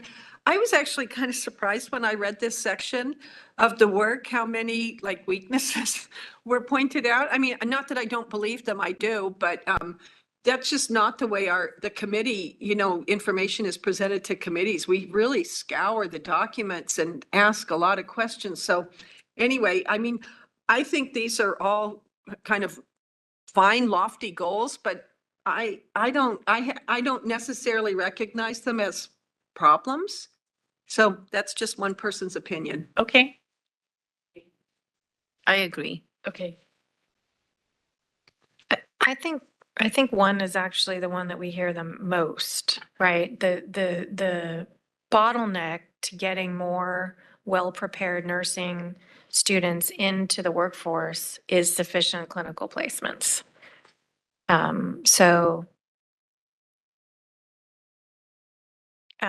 I think the equitable part is important to have in there, but if we want to help more students attend schools, we need more clinical placements, and it's that's a different solution than how we assign them, right? It's two different parts of the problem. And my thought is to come up with a solution for something like, in general, but a potential solution could be, well, the problem is that there aren't enough clinical preceptors, right? Trainers to train the trainees. And if we could consider offering these preceptors maybe some continuing education hours, some incentive for them to be preceptors. Okay. So that's one way that the board could address it, by offering incentives to the trainers. At least it's something to look into. Oh, sorry, what was that term that you used? It was preceptors? Okay.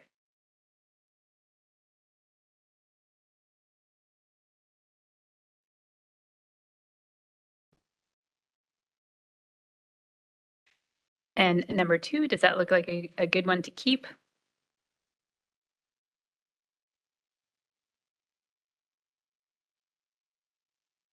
Here you go. So with number 2, promote educational opportunities for program directors and academic, and I think they have their own, don't they? I mean, I don't know about program directors. Maybe because I'm actually in a junior college, and that's more for like a bigger institutions. But I know that they do go to like, what is it? Professional development days. Okay.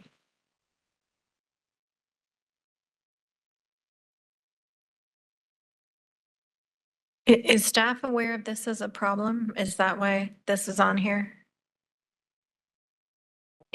Yeah, so it is a suggestion from staff, and I know that we've got the managers online with us. So if any of them would like to chime in to provide further information on this one, that would be great. Yep. Staff is arriving. Okay. Hi, everyone again. This issue, Macaulay Fusarians, Chief of Licensing Division. I already introduced myself last time. This one is specifically related to the board providing ongoing education and outreach to the program directors. There is turnover, there's new faculty coming in and things like that. And providing training to school administration to kind of support the nursing programs and the program directors, because the administration is focused on the school itself, not the individual programs. So sometimes we've heard that administration is requesting certain things, or they don't understand our processes and are having expectations of programs and program directors. And so they need the education of why it's important to go in front of the board, and why they need to collect the data, and why they need to get different clinical sites. So it's kind of providing the education and the support at a school level, not just a programmatic level. And then again, just ongoing communication for inconsistencies and things like that. We do hear that the communication is not consistent, but it's more of an education on, as a nursing program, you do have flexibility as long as you know, follow the rules and the regulations. So it's not necessarily inconsistencies as programs do things differently, and the NECs are providing them guidance on what their programs are choosing to do based on the regulations. So kind of just ongoing education. And it would be delivered by the NECs. And well, NECs, the board staff, Lori provides training. So just, yeah. And this is something you imagine would be done annually? I think it'd be more ongoing, just ongoing. And I think it depends on topics and things like that.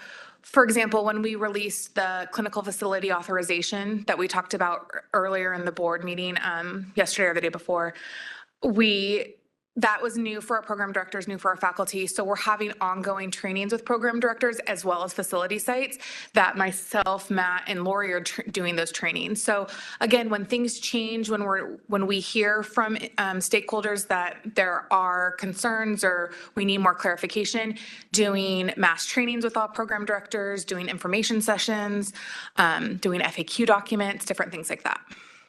Can you just say add as needed? To add certain topics as needed. We also do present, which again, you guys know because Lori does discuss this in her EO reports, but we do present at their COADN and CACN, there's the school conferences. So we do look for opportunities to provide education, but just expanding that to what we do already currently do. Macaulay, I think those are good suggestions. In order to be able to measure, maybe we could say, you know, that we ask the staff to meet with, and not as needed, because I think as needed is just, you know, but once a year at a conference or something like that, that would be measurable. That we could say, yeah, okay, so every July, whatever. I think that might make more sense. Could we say something like at a minimum one time? Yeah. Or more if needed? Yeah. I mean, because there are times we don't want to make them wait and 9 months. Yeah. So. Okay. Yes. Macaulay, sorry to delay the process. This is asking for information about our approval requirements for these schools, right? Are our approval requirements published anywhere? Yeah, we have Can they read them? I don't mean can they read, I mean. They can. If I'm running a nursing school, wouldn't I know how to find that on a website? Or at least on whatever you sent me saying, here's how you run your school? Yes. We have regulations. We have director's handbook that we're working on getting onto the website, not the handbook itself, but Lori is working on her, what are they called? Written directives. And that's going to take the programs, the director's handbook and put them on to the website as written directives. So yes, and for new schools coming in, we have the EDP IO1, which is in regulations, and it outlines the entire process. So yes, I can't imagine this being a mystery. I mean, this is the whole point. It's not, but I do think that there are different types of learners. Some program directors, some faculty can read it and understand it really well. Others need the conversation and they need the forum there to be able to ask questions and kind of pull in their own specific examples. So I think it's just, again, trying to expand our educational opportunities. Yeah. Can I have to ask a point of clarification? How many program directors or administrators are there? And how likely is Lori and Yvonne or whoever going to be able to meet with each one of them once a year? It's probably not likely that Lori will meet with each program director individually or administrators. Okay, that's enough. All I'm trying to make the point is this is unrealistic. And I don't want to put something in here that's going to burden staff and make them like they have not done something we've asked them to do. That's my concern, which is why I said as needed, because then that gives staff, it is wishy-washy. I absolutely fully acknowledge that, but I don't want to put staff at risk.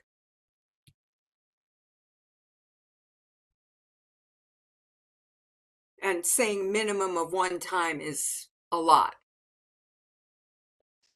Well, So I will say this, Vicki, I think I completely understand and appreciate actually what you're saying. But I do think this is also for our nursing education consultants, which our NECs do have that one-on-one contact with program directors and faculty and assistant directors, and they're amazing. So I think we would kind of cover the one-on-one attention, but it's more of the global, what can the board do as a whole? But again, I understand you're as needed and appreciate the not wanting to burden staff.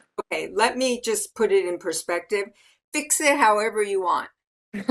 I'm just saying, when you take it into consideration, don't leave what staff is capable of doing realistically out of the equation. That's all I'm saying. But fix it however you want. You know better than I do. Thank you. All right.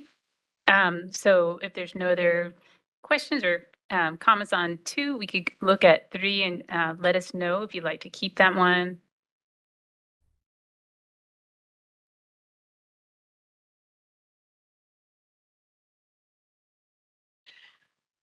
So, no, I guess that would have been in licensing. Never mind.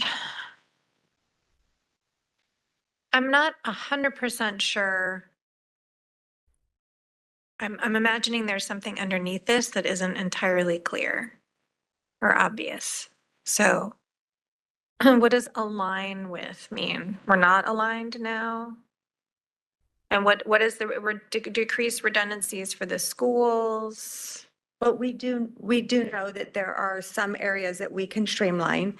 We recently started doing joint accreditation visits. And that's only one of other areas that we can do. So I think this is more to continue our efforts to align with. I mean, the efforts have already been there. And as this industry changes, we want to make sure that we can change with the industry and make the changes we need to continue that alignment.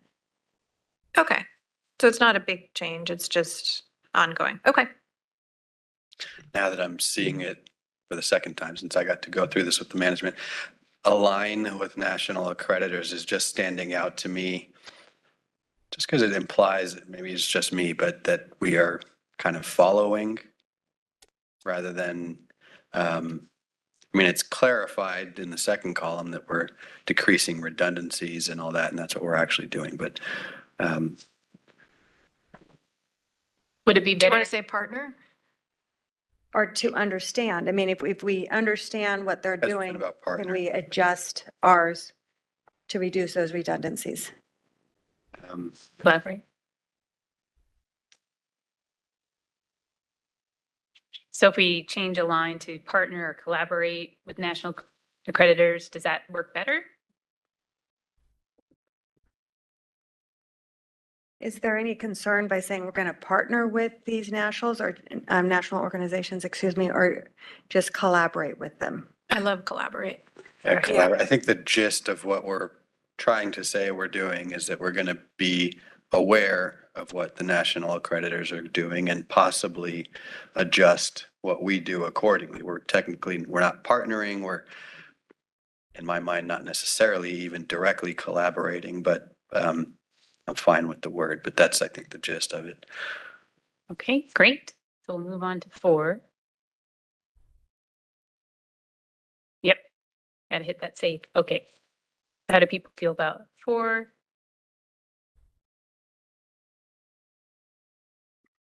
So I don't know what a clinical payment violation is. So I just want to first state that up until not that long ago, I can't remember when, our NECs would investigate any school complaints when they were out on their CAVs or when they, if they were out in the schools. And what part of this is we want to make sure that if we have a complaint against a school, that it does not do, it follows the same process as a complaint against the RN. And it would be triaged and it would be determined if it needs to go to D of I or investigations, or is it closed for non-jurisdictional. So I see this as 2 different, and then the including clinical payment violations is just a type of a complaint that would be investigated. And the clinical payment violations. I think it was originally coined as Pay for play? Yeah, pay for play. So basically, I'm going to pay you to have the clinical sites that maybe over here doesn't have the money to pay. That was was that- added in statute and, Is that illegal? It was yes. yeah, a couple of years ago that you can't pay for clinical placements at a facility. So pay to play is kind of a just informal, colloquial term for that. Okay. So again, that's So the just most one important site. thing isn't actually training the NECs. It's that we're not going to have the NECs investigate complaints against the schools that they're assigned to. Yeah, that is correct. However, there is going to be, because we've already started this process, we do need to train the NECs on Breeze because that is how we process through complaints. So after it gets assigned to complaint intake and it's determined that it is a school-related issue where the NEC needs to follow up with something that is within their purview, then it needs to get assigned to an NEC. The NEC goes out for a continuing approval visit, researches their ratios or their curriculum or whatever it may be. And then they need to be able to go into Breeze and close out their end of the complaint. Right now, we're kind of managing it thankfully through enforcement staff. The SNECs and myself, we're kind of doing another process, but we just need to get all on board so we can all follow the same process with complaints through Breeze board-wide. How does someone submit a complaint about a school? It can be submitted the same as any other complaint online. They can send us a letter. They can make a complaint to an NEC while they're out in the field at a CAV. We take complaints in basically any fashion. We still have some facts to us. But we also have an online process. Okay, thank you. I think the typical complaint process that's online was kind of geared towards complaints against RNs and not schools. And, that's the typical process that goes to our investigations and enforcement. And I think the idea is to kind of expand that and make it clear that that can be used for complaints against schools, which as part of this would rather than going through the NEC for kind of direct oversight of investigating that complaint, would go through a different process.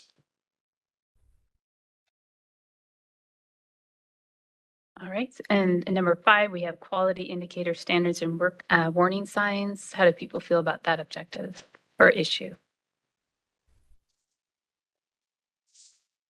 So what pops to my mind here is the quality of educators as preceptors.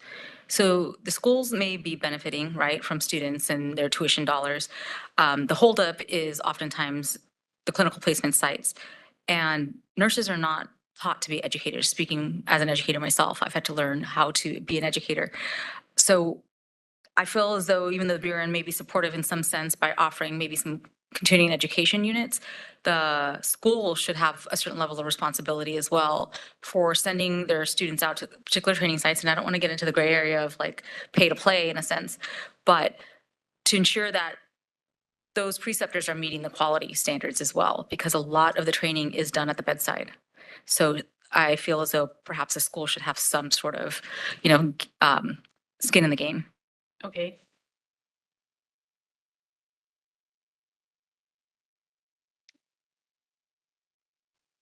Yeah, I can see that getting very problematic very quickly. Like if you have a junior college that is, maxed out and, and they've been using the same placement for decades and yet they can't, step in and provide some additional training. I can just see another school with more resources swooping in. And so that one makes me a little nervous. I hear where you're coming from, and I think it's coming from a really good place.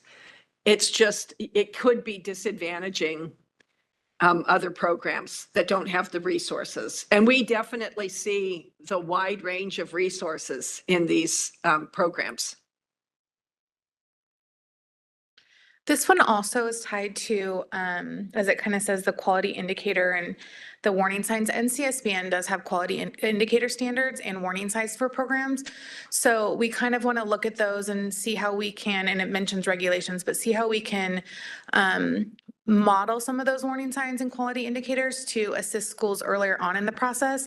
And again, make more prospective students kind of more aware of maybe schools that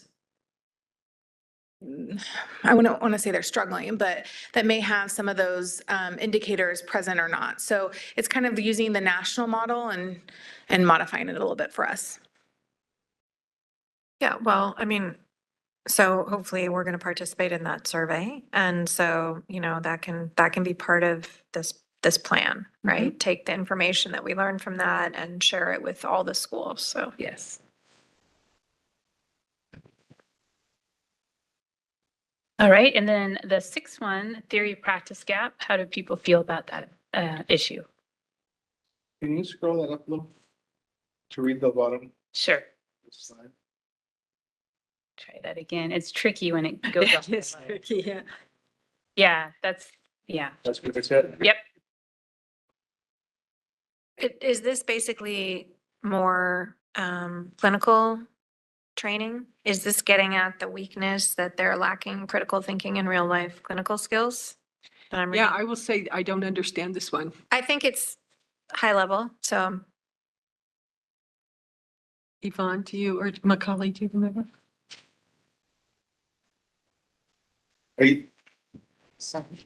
Are you saying it needs to specifically address a problem like clinical placements?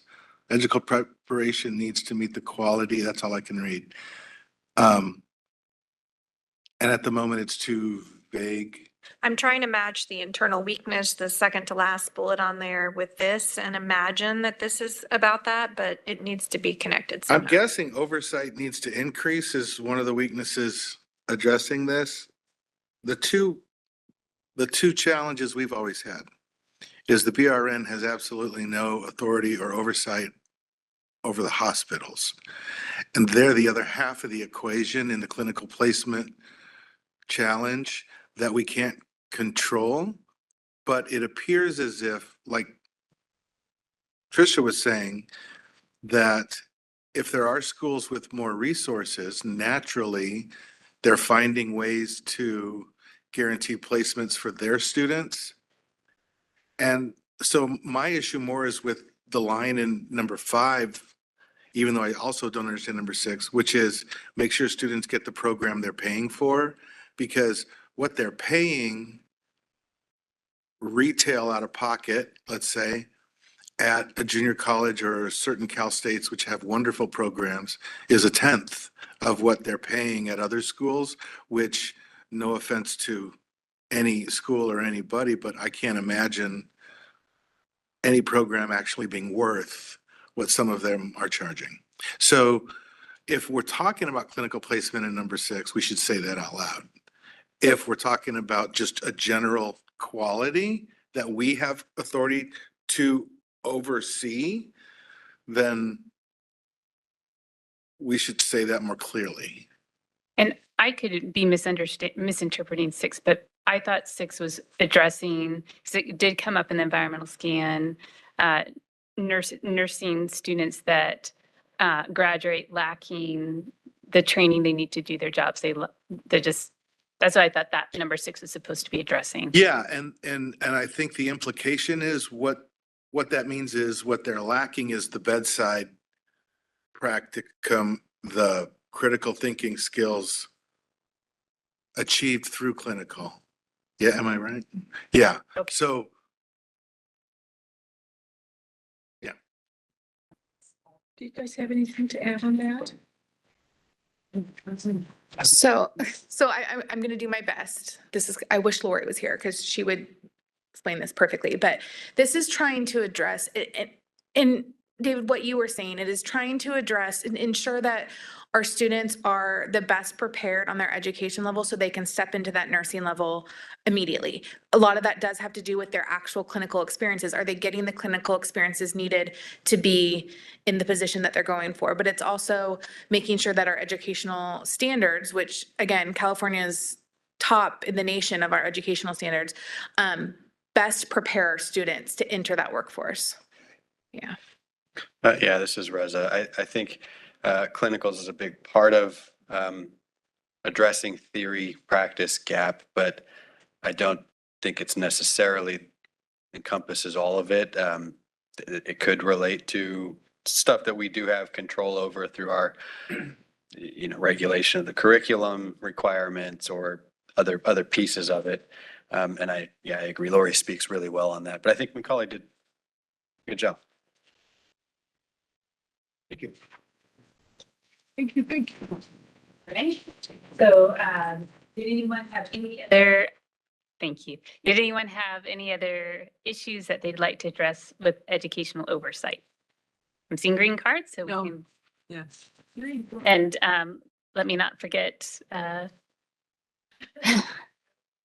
you got your. Okay. All right. Okay. Thank you. All right. So we'll move on to the next goal area. Oh, public comment. Sorry. My apologies. So WebEx moderator, may you please have public comment?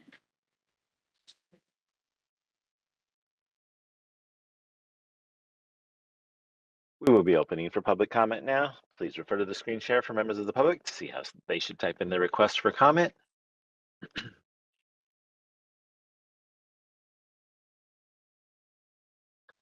I've activated the question and answer feature. Members of the public can indicate they would like to make a comment by typing into the question box, "I would like to make a comment." Please remember you will have 2 minutes to make your comments. I will not give reminders as time approaches. I do not want to interrupt you nor cause you to lose your train of thought. I will mute your microphone and inform you that your time has expired, and we'll move on to the next member of the public. I'll pause for a moment for members of the public to type in, "I would like to make a comment."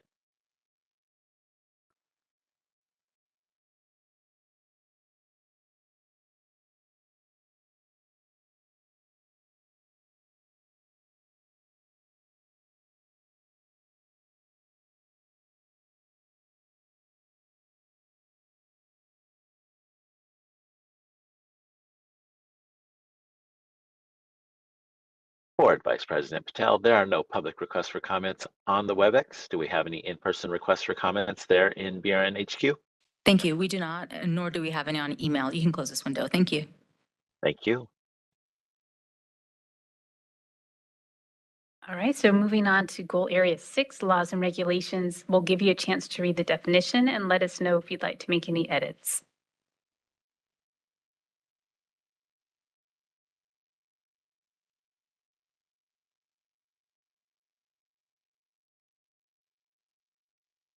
Okay, seeing heads nodding.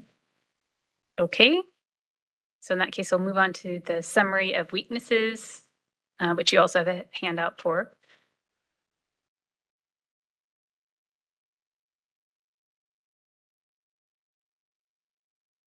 And then again, the DEI summaries.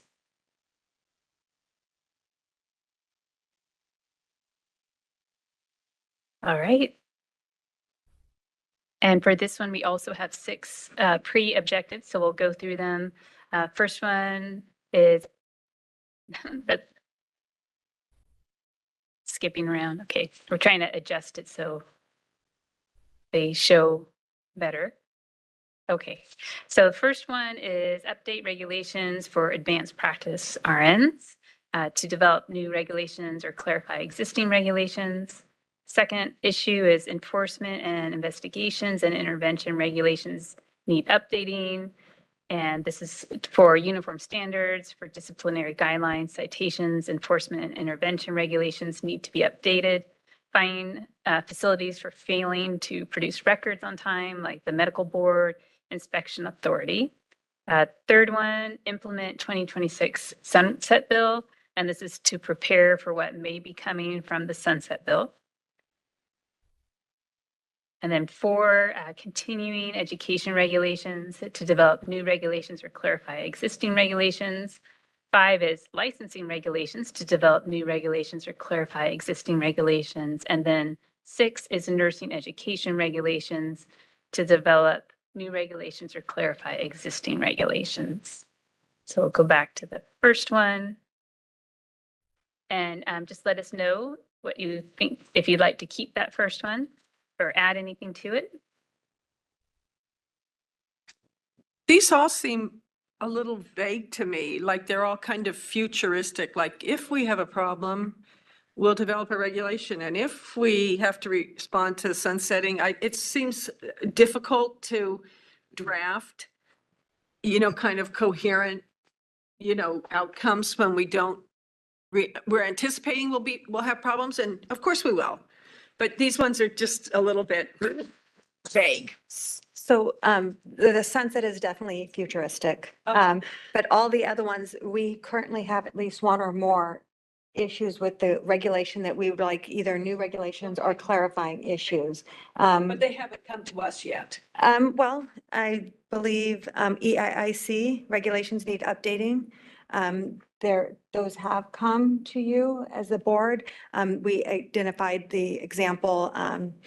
We don't have, when we ask a facility for records during investigations, our only recourse if they don't provide it is to send yet again another letter saying, pretty please. And then, we have subpoena enforcement, but it takes a long time to get there.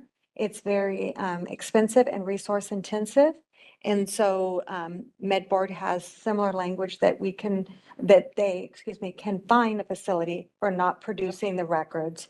And so there are definitely areas in all these categories that we have identified issues. And then we know that there will be future. So yes, there was an element of looking towards the future. BRN historically has had a list. We always have a list of regulations that we want the regulation packages we want to start. But regulations are it's a lengthy process, again, labor intensive. And so we know that there's all these broad categories have regulation packages that are either on the list or need to be added to the list. And then we need to triage the list because it's not something we can just say, well, let's just start 17 regulation packages. We have to identify which ones. And then there's, in a sense, two types of regulation packages, a full regulation package and a section 100. The section 100 are, it's still a regulation package, but it's in theory, an easier process. So yes, there is a need for a new or clarifying for each one of these categories. Thank you. In the categories, and I don't mind that they're broad, that gives you room to do a lot with them. I'm trying to match up where these internal weaknesses are in them, which one matches which one. For example, advocacy needs improvement. I'm not sure what category it goes under, but one of the things that I noted when I first looked this over was that we have talked about advocating more for safe patient ratios, which is part of regulations. You mentioned aligning with the Med Board on one of the enforcement, and I know it's been brought up before that the Med Board no longer uses the standing rules like we do for enforcement in a different area. So I guess my question is there going to be a future discussion about being more aligned with what the medical board has already done so that we are more like that in terms of our policies or what we use to enforce discipline? I mean, I don't think the goal is to necessarily be aligned or to be mirrored after MedBoard, but we want to use the tools that have given them success to see how can we lift and shift and adapt those tools, or at least the concepts, to provide us with a more efficient and effective way. But we do know that MedBoard and all the other boards, they've all had successes in areas that we want to try to, like, how can we bring that over to our board and achieve that same success or even greater success? But it's not necessarily to align specifically with one specific board. Okay, thank you. I have a question. This is Vicki. In my limited time on the BRN, I have found that we really don't do advocacy, that it's sort of done to us by the legislature, and that we're kind of behind the 8 ball. So I look at a lot of the things that are in the weaknesses, and I don't even know if these are even things in our purview. So it seems to me there needs to be some education about what's even possible that we're able to do. Because when we talked about trying to do some advocacy around for-profit nursing schools, we pretty much got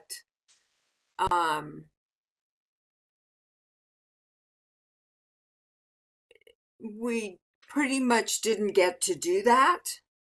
And the other thing I see is that legislators throw stuff in at the last minute with sunset bills. So you guys don't even get to participate if they really want to put something in. So I'm confused about what we're really able to do. And I realize this is a political problem that's sensitive, but seriously, what are we able to advocate for? So, I mean, that's a very broad question. I mean, I can say, for example, on the screen, it says need more advocacy for safe patient ratios. If you're talking the ratio from staff to patient, that's under the purview of California Department of Public Health. And I know that there are a lot of nurses and stakeholders that might be confused by that. So, I mean, right there, we may not be able to advocate for that, but we can definitely maybe produce more education materials so people understand that.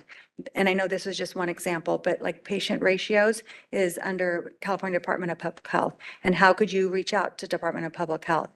In regards to legislation, we do, unfortunately, the chief of legislation is not here, Marissa Clark, and she does have meetings with legislatures. She is trying to find people that's willing to sponsor bills for us. She has discussions regarding the board's position of support, oppose, or amended. So we do have that voice. We did have a period, Vicki, that we didn't have a voice that was dedicated for that purpose, but we now do have that resource, and Marissa is great at what she does.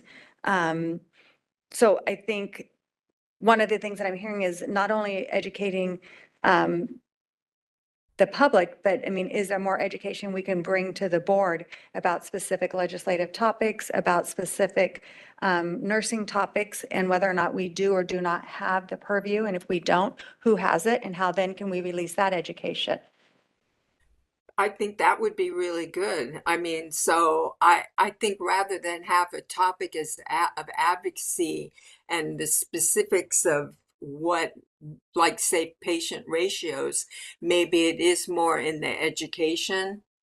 I mean, obviously, we take action on whether to support or not support specific legislation, but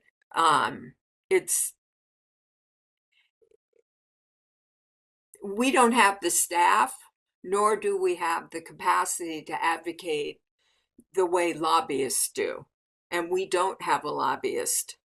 So, yes, you have somebody and you never did before. And I think you guys do an amazing job with limited resources, but it's not the same as if you had a lobbyist, which you can't. And thank you, Vicki, for recognizing the great work that our legislation and regulation team does. And that is correct. We cannot have a lobbyist. We have a staff member, which again is Marissa Clark and her team that does the work, but she is not a lobbyist. But as a government agency, I don't believe we're allowed to have a lobbyist. Yeah, you're not.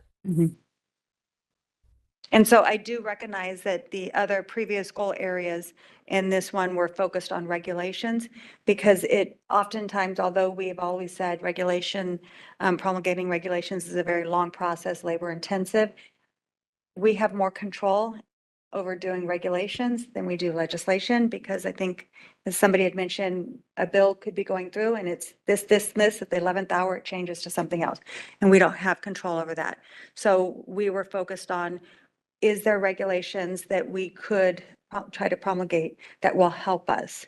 Obviously, if there's legislation that we need, that's a whole different process that we would need to go down. Yeah, and on the how the board can solve the issue, it would be produce more educational materials on where people could go on specific topics, not just nurse-patient ratios, but just on whatever topics, because there's a bunch of them in here. Could we go back to number 2, please? Sure. I think, Vicky, you were, Board Member Granowitz, you were done on 7, or? Yeah. Okay. I think what's missing here for me is the desired outcome. And I think this is the one that's to me is the one that jumps out as the one that's most important with our sort of daily, weekly, work. We talk a lot about how we can't do things because it's in uniform standards. We occasionally diverge from disciplinary guidelines because sometimes a public approval is done instead of something else. It'd be nice if that was in there.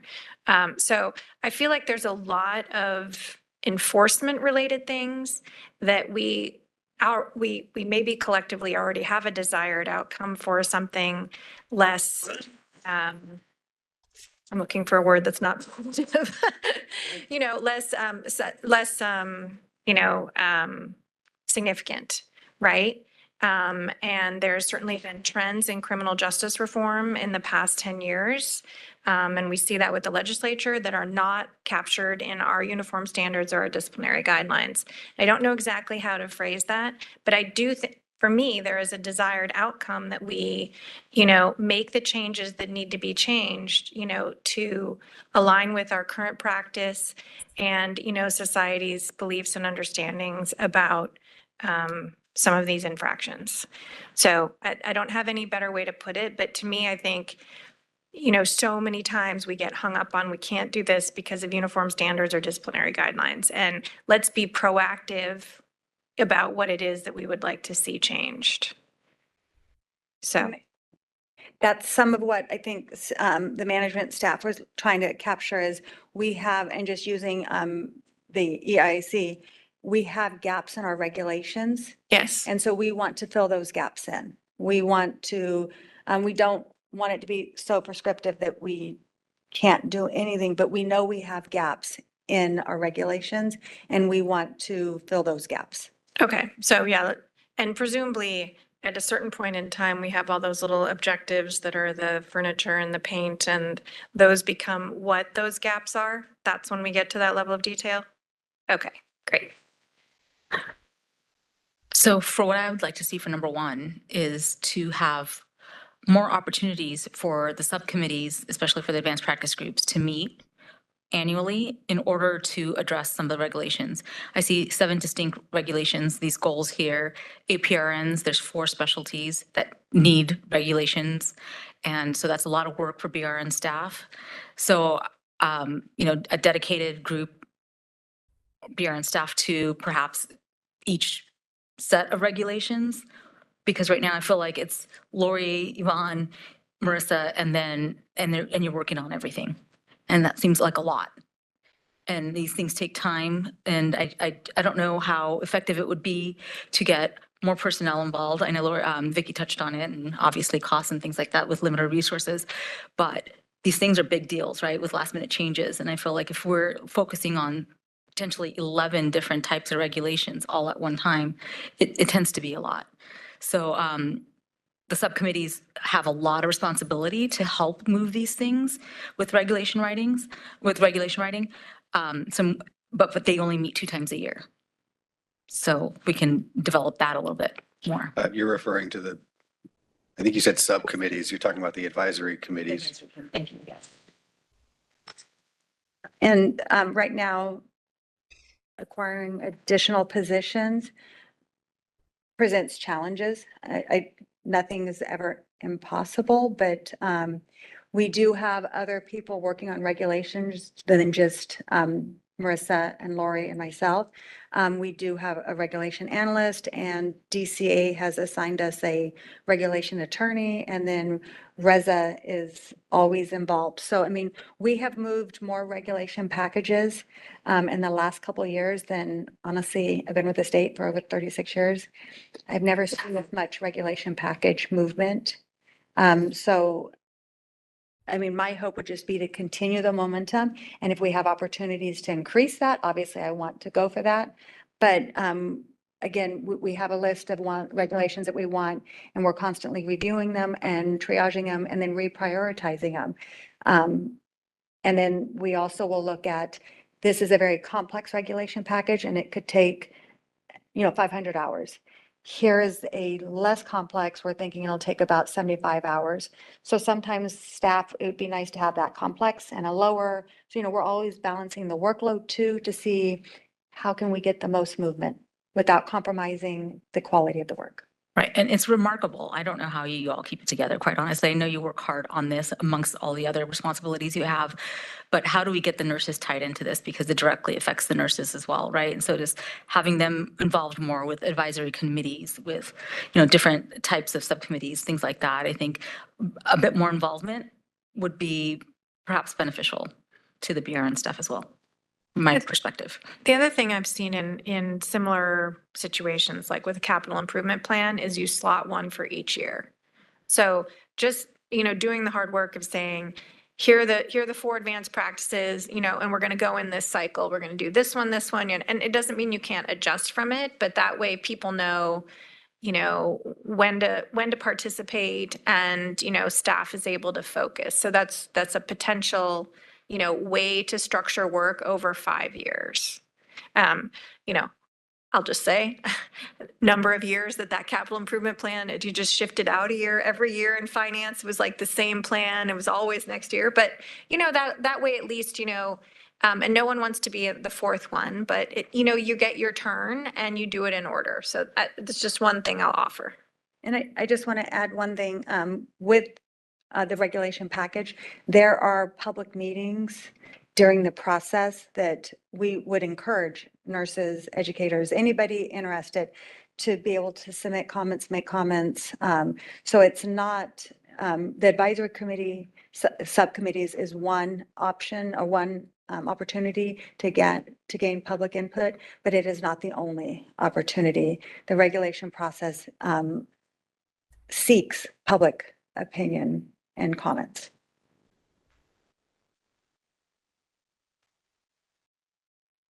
All right, and the third one, it's just, sometimes you put something in your strategic plan and just because you want to hold yourself accountable, or just, something's coming and you want to be prepared for it. So this third objective is more just acknowledging that out of the Sunset Bill, you're going to have work that needs to be done. So that's what that one's about. But if anyone wants to have any desired outcome or whatever, let us know about that.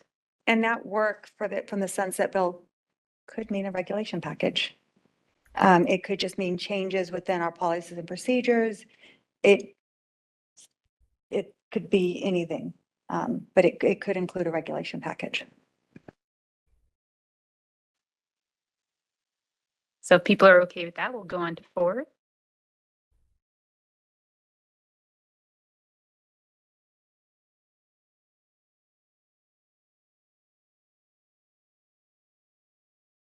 Okay. Okay. And 5. Okay. And then 6. Okay. Okay. And then there's a addition of a 7th one. The stakeholders are being confused on the board's roles and responsibilities. So we want to educate them on what is within the board's purview. And some of the ways to address it could be producing more educational materials on what people can, where people can go on specific topics, and then more education on the board's legislative projects. People like that? Okay. I just want to say that the reason 7 is important is one of the weaknesses is it says licensees need more support, and that's really not our job, right? Our job is when we're working with licensees to be, effective and efficient and fair, but It's not actually to support the licensees. And I know that's a hard message. And, you know, often when nurses are calling in, that's not something they want to hear. So the more we have that we can refer to, I think the better in that area to address this, you know, understandable thing that stakeholders have shared. And would number 7 be more appropriate in our outreach? Because it kind of goes with the theme of education, outreach, the communication plan, because it could cover a lot of things, not just laws and regulations. We can move it there. A lot of times when we write the draft of the strategic plan, we end up moving things because we realize they belong in a different goal area. So we can definitely move it there, but it's fine to leave it here for now. Yeah, but thank you. So if no one has any other objectives to add, then we can go to public comment for the laws and regulations. So WebEx moderator, may we please have public comment? We will be opening for public comment now. Please refer to the screen share for members of the public to see how they should type in their request for comment. I've activated the question and answer feature. Members of the public can indicate they would like to make a comment by typing into the question box, "I would like to make a comment." Please remember you will have 2 minutes to make your comments. I will not give a reminder as your time approaches. I do not want to interrupt you nor cause you to lose your train of thought. I will mute your microphone and inform you that your time has expired, and we'll move on to the next member of the public. I'll pause for a moment for members of the public to type in, "I would like to make a comment." And sorry, the question and answer feature is now known as Slido. I will make that change.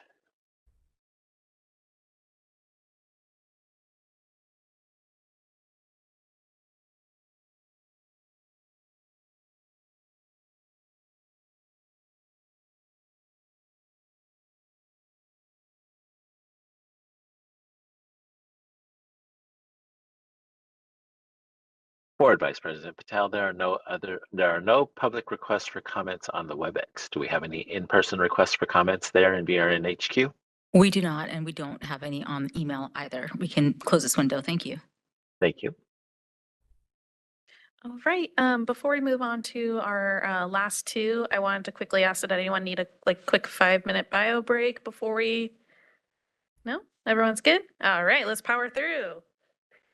Okay, so next we have goal area 7, which is administration and customer service. And just to confirm that this goal area description looks good, do we need to make any changes?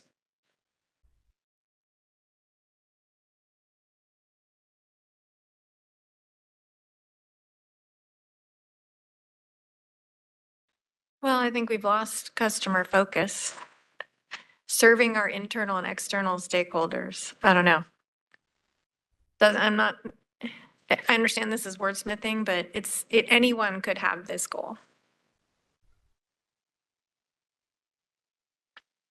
It's fine.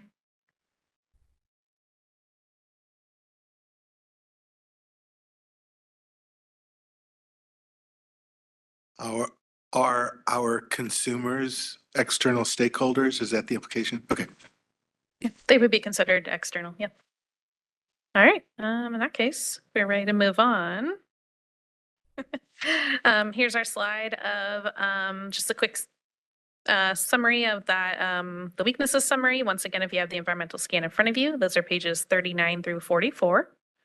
And then just real briefly, the DI section in case we need it again to look at. All right, and then we had 5, when we worked with the leadership team couple weeks back, we came up with 5 objectives for this area. So I'll quickly run through those.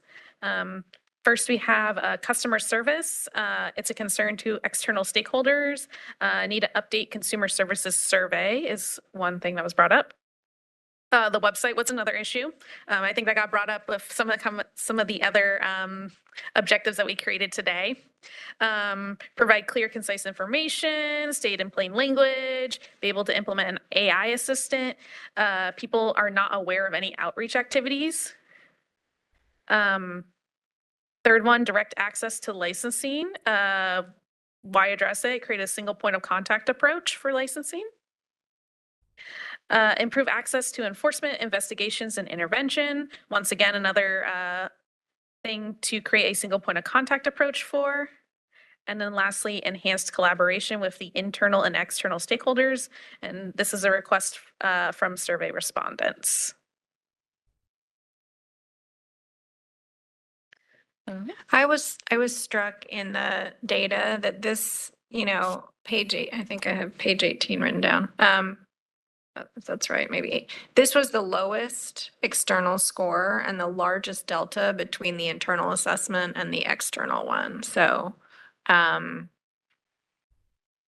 this one seems important. And it's already been acknowledged in some of the, the values. We've already, touched on it there.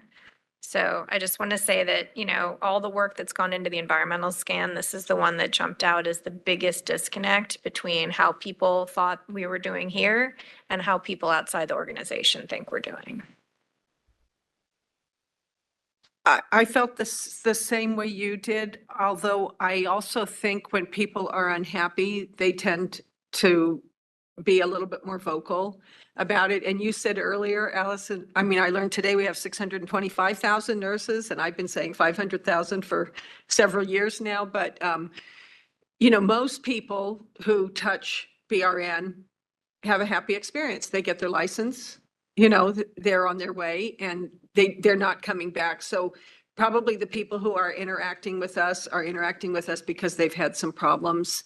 So taking that with a grain of salt, I do think as I sit through these hearings, regularly, and Lori's constantly giving out her email address and she's giving out everybody else's email address. I mean, it does seem like there's this real desire to have personal contact. And I've heard Shannon give out the email address. I mean, so to see this level of unhappiness about how hard it is to infiltrate, it was very surprising to me. Which made, if I can add to that, made me wonder, because I don't know who surveyed or how they were surveyed, but sometimes their perception of us is from their last contact, which wouldn't have been recent. And I'm sure it was much more difficult to access staff or the website, or I don't know how recent Breeze is. And so I can see them having an opinion that's no longer valid because all the improvements just in the few years since I've been here is night and day. On not on the other hand, but also if it is still true that, like it says here, staff is difficult to access and BRN needs more staff. Not that that's an easy fix, but be more accessible and hire more staff. I mean,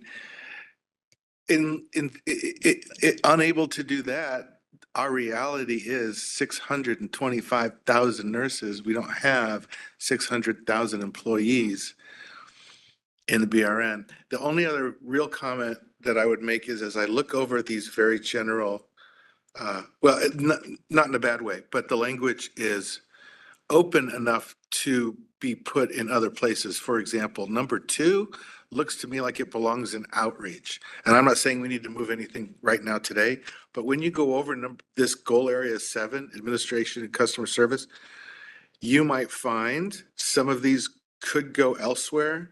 So there are fewer issues under this goal area to address, maybe.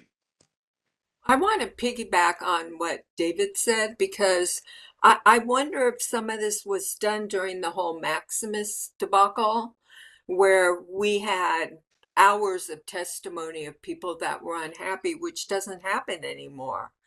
And so I'm sure there's still some of it, but it just in the amount of people calling and the way they talk to us has changed significantly in the last even 6 months. So I mean, we have made significant changes, and the list of significant changes to be made is longer than what we've done. But I do know that it takes, when you're changing the culture of an organization, that's a multi-year process, and getting our external stakeholders to see that these changes aren't going to go away tomorrow. They're going to continue, and we're going to continue to make new changes. It does take time. So perhaps you need to actually say that.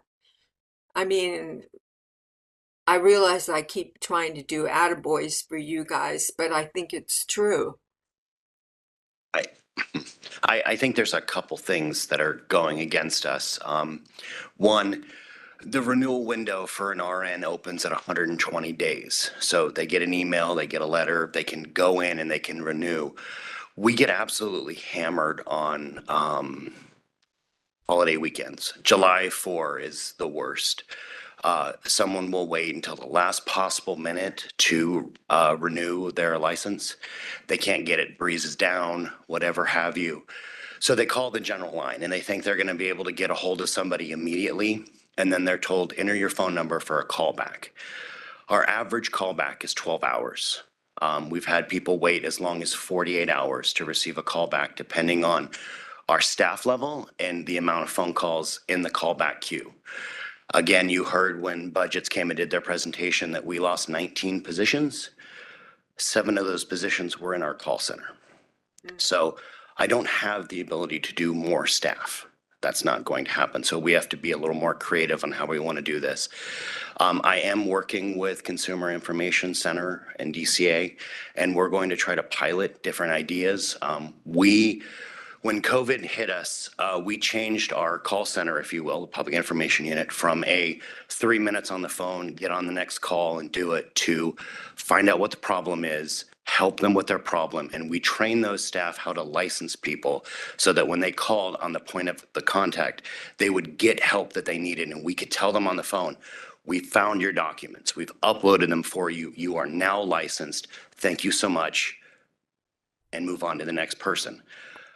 Now we need to do the opposite. Now we need to get through the phone calls and figure out how we can do that. So there is a desire to get licensing staff on the phones.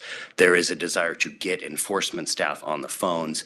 We're going to need to train them in order to do that. So we're going to work towards that. But that's something that you know, it is real easy and it's really frustrating to say, just get more staff. It's not that simple. It's really not. We can do a budget change proposal, but if there's just no money to give us, it's not going to happen. And we've actually heard them talk about our reserve is at 18 months. Also keep in mind, in this new May revise, the governor has stated he will be going to specially funded programs and borrowing money. So we are expecting to lose that reserve. Now we'll get it back, but we don't know when. So these are all just things I just want you guys to consider. And in regards to customer service, we believe that once we can get the website to be more user-friendly, there is a whole portion of our nurse population that doesn't want to talk to us. They'd rather go to the website and get the help they need from there and to be able to do it, you know, themselves. So we do recognize that, I mean, being customer focused is at the heart of everything. And there's so many things that has to happen. Part of the Horn contract, the $10 million funding that we initially got, and then it was cut. One of the hopes and dreams was a website redesign. That funding was cut, so we didn't get it. But the customer service, as we learned in the Horn report, that concierge service that the licensing is providing now, if we can get them licensed in a reasonable time, not the 2 minutes that they want, but maybe the 2 to 3 weeks that it takes, we're not going to get that nurse calling 9 times. We're only going to get them calling maybe 1 or 2 times. And then maybe once enough people find out that it takes 2 to 3 weeks, if you submit a completed package, we're going to reduce calls that way.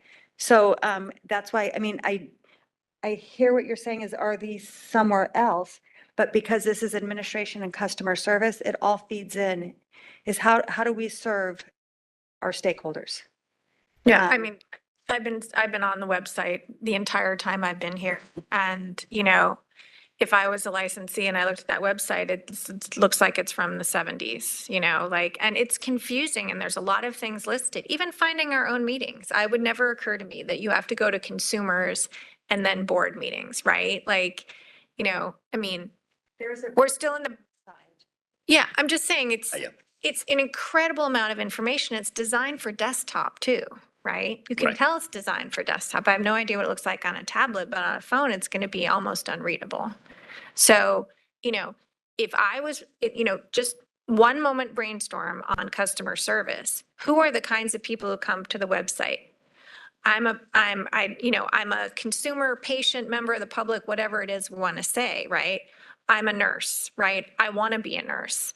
I'm an advanced practice nurse. I need there are websites that there's going to be pathways that people want. And right now, I mean, I could go on and on, which I won't, but I fundamentally believe that, and it's a forcing function, right? To force ourselves, to, not only get the resources, but to spend the time thinking about all the pathways that people have and what are their pain points, doing that work, then you're gonna have this lovely virtuous circle where, that flywheel's gonna spin and things are gonna get more straightforward, because when they do make a phone call, they'd be like, on the website, type in this, and you're gonna see the 10 steps, right? And, I'm happy to talk with you. And next time also, you can just put it in the chat bot, right? And they'll show you exactly where you are. This is a 5-year vision. It'll take 5 years to get there. But for me, as a member of the public, this is the number one thing that would change my perception of the BRN.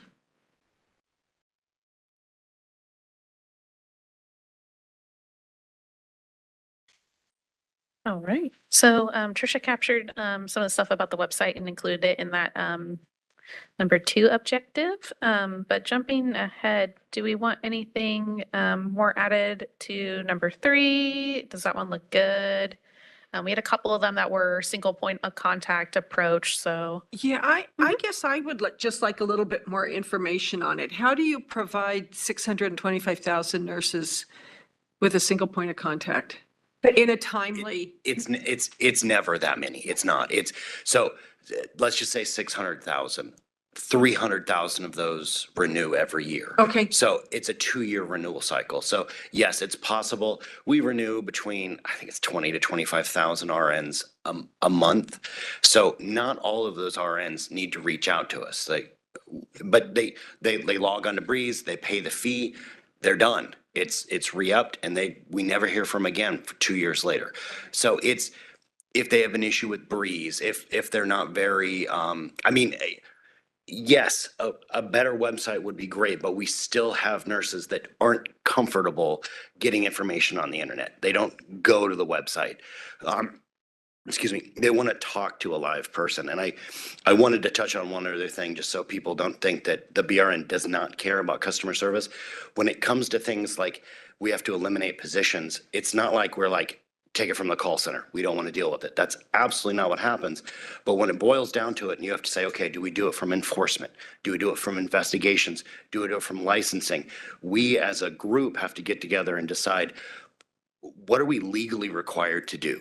We can't take from investigations. You all know that. We have a massive caseload, so we can't do that. Enforcement, same issue.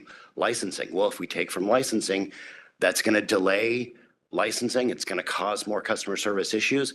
So that's what always ends up happening. So I wanted to make sure I said that point. And so we do have full call queues, but our call queue right now is capped at 200 callers. And that's due to the staffing issue. I don't want people to get on there thinking, I put my phone number in, I'm going to get a call back. If we let it go until it ended, we could have 800 people in the call queue. Right now, we only have 5 people returning phone calls, 7 if I get the supervisors online. So it's just something to consider. Yeah. It's a constant balancing act. And that's why just doing the direct access to licensing, the concierge service, if we can get them licensed faster when the application comes in and it's complete, they may never make it to Matt's call center. And if they do, they're going to put their callback number in. And by the time we go to call them back, they're already going to be licensed, and they're going to. So it's just a balancing act. And we can't, it's difficult sometimes to pull from one and negatively impact the other. So I think the horn engagement and the concierge service and some of the tools that they provided will help us in licensing, which will have a direct impact on our public information unit. And it's a circle and it's all connected. And we just have to keep the dominoes falling so we can keep going towards our end goal. But when you talk about a single point of contact, what does that look like when someone contacts BRN? In licensing, a single point of contact would be you submit your application for licensure, and I received it. I'm going to be assigned to your application, excuse me, until you're done. Okay. Now, in public information unit, we want to try to help them at the initial point of contact. We want to make it to where they don't have to call back a second time or a third time or a fourth time. Because no one calls us to say, hi, how you guys doing? And we don't want them to. I mean, so we're trying to get it, let's get them the issue resolved. The first phone call, they call in. Let's get their license, their application assigned to someone. And then if they have a question, if you have a question, you're not going to go through that call and you're not going to be mad that you had to wait 48 hours for a call back. You're going to call me directly because I've given you my phone number and I've given you my email. And you're going to say, I don't understand this email you just sent, which is great feedback. Because if we have standard emails that are confusing people, that aren't clear, to us, it's clear. I mean, I'm fluent English and government speak. So to me, it's perfectly clear. But if it's not clear to our consumers or stakeholders, we need to hear that feedback. But what happens when you have to wait 8 weeks to get licensed, you've lost the job of your dreams. You're not going to tell me if you would have just said this one thing and we can't fix it. So we're trying to close the gap so we can identify what are some of the root causes. How can we stop you from calling in, needing to call it? We don't want to stop you from calling, but how do we eliminate the need for you to call? Thank you. Thank you.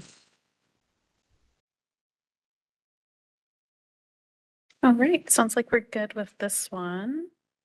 Trisha's adding a little bit more. All right, and I think we can, let's see, bless you. Probably copy that same information for the enforcement investigations and intervention portion, because it's kind of similar in terms of single point of contact. Yep. And then lastly, we have enhanced collaboration with internal and external stakeholders. This one seems a little vague. I'm not sure if we want to kind of elaborate on it a little bit more.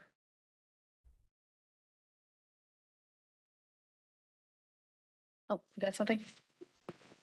Yeah, I think that one grew out of the respondents to the survey saying they wanted BRN to seek their input more often. I think that's where this is coming from.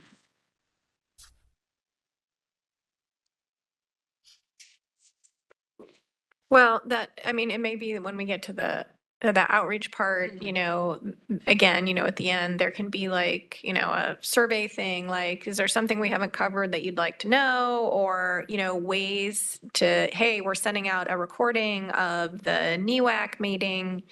And if you have feedback, click here. Those are ways that are lightweight for people, even if they don't take the opportunity to participate, to know that their input is valued. So those are the things I'm thinking of that would be with the broader stakeholders. With the more specific ones, I mean, if you listen to the list of people that Lori does and is willing to meet with, it's, you know, it's pretty extensive. I don't know that there's a group of external stakeholders that doesn't have access to Lori, but I'm guessing it's the broader licensee community might want something in between watching our meetings and filling out an annual survey on email that's more bite size and accessible. That's the only thing I'm thinking of, that without any more data about what the concern is. Is this something that we want to keep under admin and customer service? Because listening to your explanation kind of sounds like a little bit more outreach.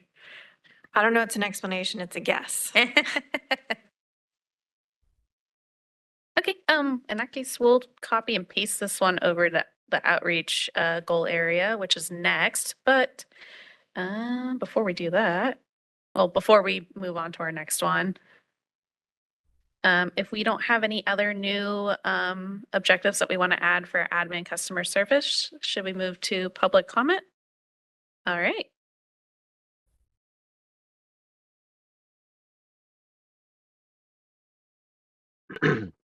We'll be opening for public comment now. Please refer to the screen share for members of the public to see how they should type in their request for comment. I've activated the question and answer feature. Members of the public can indicate that they would like to make a comment by typing into the question box, "I would like to make a comment."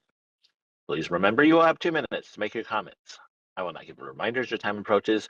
I do not want to interrupt you nor cause you to lose your train of thought. I will mute your microphone and inform you that your time has expired, and we'll move on to the next member of the public. I'll pause for a moment for members of the public to type in, "I would like to make a comment."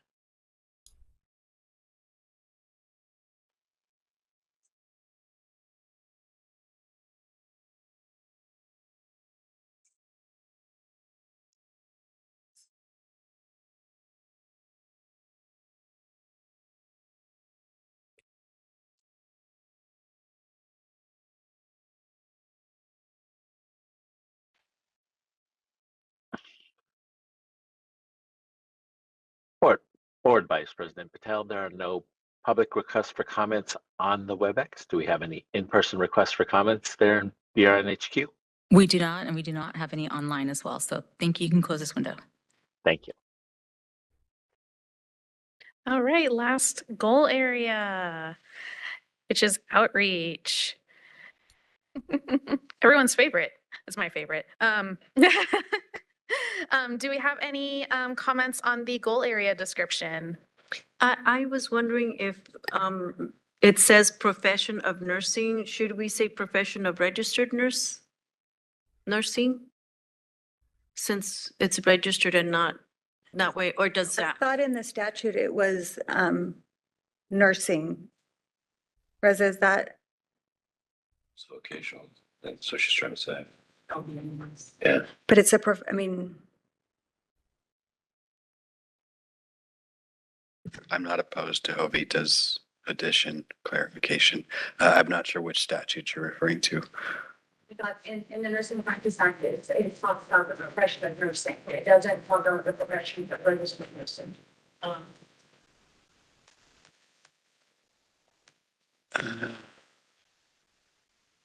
like the addition. Do we want to give Reza a moment to look that up? No, I'll just go and respond. I rather than looking through the statutes, regardless of what the statutes say, I think, Jovita's suggestion could still stand if the board members were inclined to go that route. Okay. The idea is, I think, obviously to distinguish, to not, because there's the licensed vocational nurses, which are not under the BRN's jurisdiction, and to kind of ensure that we're being clear. Okay, we'll highlight that, and then in the strategic plan, Tricia can make a note about that to look up later, just in case, like, if for any reason it is an issue, or it's mentioned in statute. Could I also add, again, consumers, licensees, and stakeholders, it's so jargony. It's really jargony. I mean, licensees are registered nurses, right? All of them. So we could say that. Stakeholders, maybe we have to leave, but consumers is, we're really protecting the public. So I don't know. If we're going to do outreach, it doesn't, I don't know. It just doesn't really speak to me. I know for this specific goal area, a lot of other boards and bureaus, instead of using stakeholder, specifically mentioning out consumers, licensees, and stakeholders, they'll just say the public. Yeah, and that's kind of I'd be good with that. Does that sound good with everyone else? Yes, and maybe then we could combine consumers and the public because they are Well, consumers are, stakeholders in the other one. right, they are a subset of the public. So maybe we could just say public and licensees or nurses or whatever. Licensees and the public. But you were saying they just replace all three with the public. Yeah, I like that. Oh, all three. Okay. Nurses are part of the public. Yes. Because your licensees are technically part of the public. You're welcome. It's the end of the day, everyone's energy is waning. I just have one question on Sure. that one because it is outreach. Could it be to inform, educate, and engage with the public? Love it. Oh, that's good. Yeah.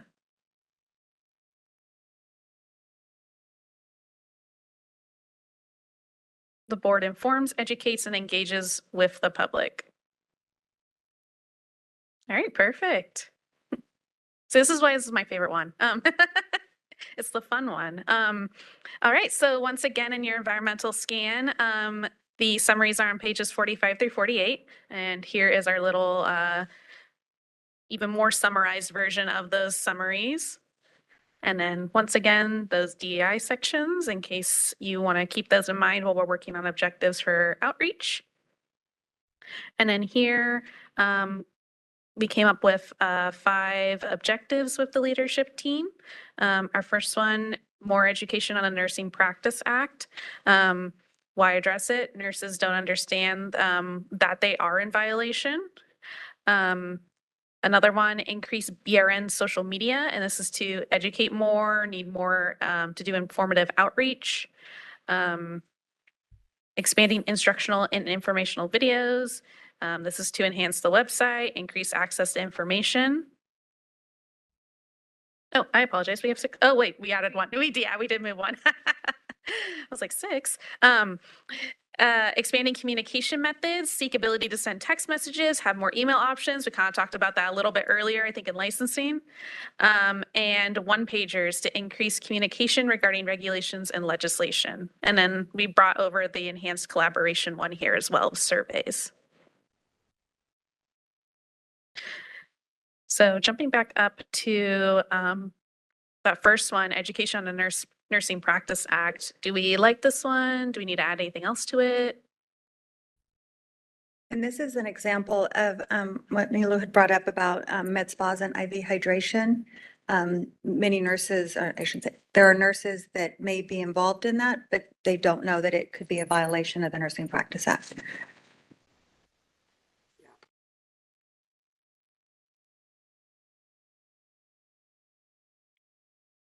So this whole section, presumably when we get to objectives, will be broken down to target audience and method, because like this, you don't need necessarily to, I mean, I don't know if you're trying to educate the entire public or you're just trying to educate, you know, targeted towards the RNs themselves. So just for all of this, I think that would be important. I mean, one could, the public could benefit from that education if they're going to a med spa, understanding who can and cannot provide the services, what is the requirements. Yeah, questions to ask, yeah. Ideally, we would want to educate anybody who's willing to. We've even seen nurses who've been disciplined for this, who didn't know, who want to help educate others. Like I can imagine, you know, one of them doing a, you know, a testimonial video, like, hey, here's what happened to me. Don't let it happen to you.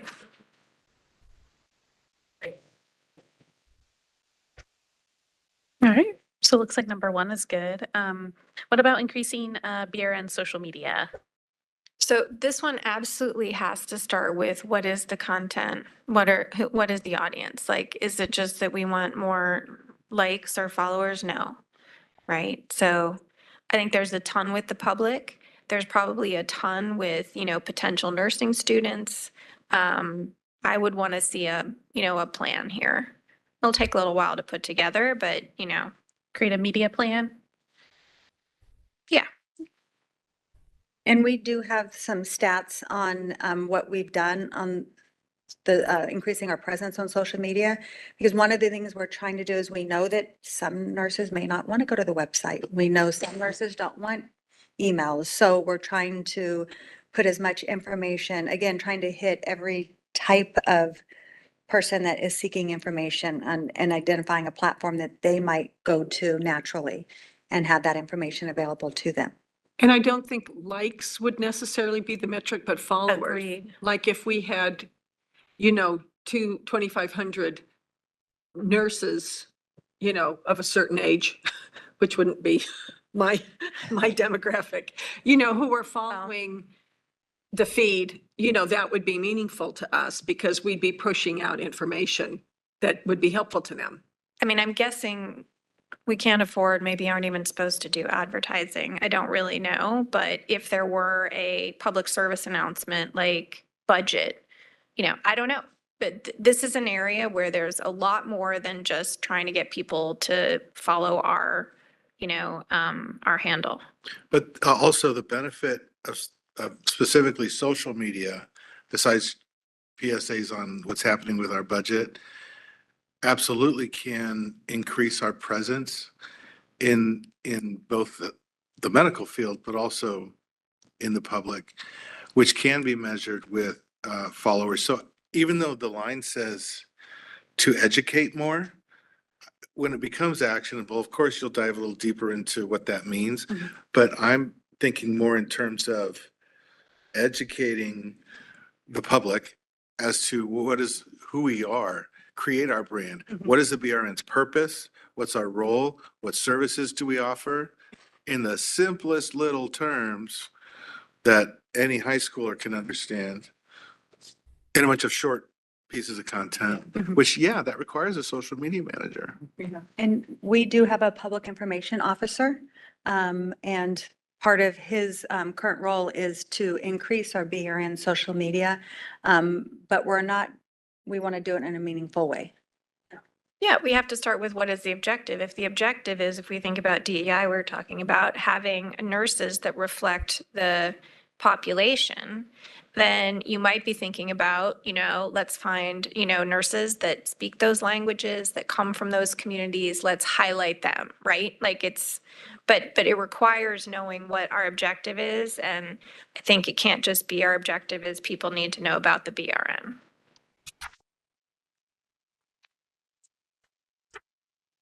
Okay. Okay, so moving on to number 3, expanding instructional and informational videos. Do we have anything else you want to add to this one? I think we need to be really clear on how long they're going to be. People's attention spans are shorter and shorter. So that would be in the objective parts, right? And we have, I believe it's 2 right now in process. Yeah. So I'm hoping that we'll be releasing them, one being on the probation. Still waiting. So we're excited.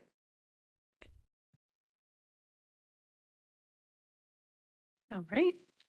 So move on to number 5, expanding communication methods, seeking the ability to send text messages, having more email options.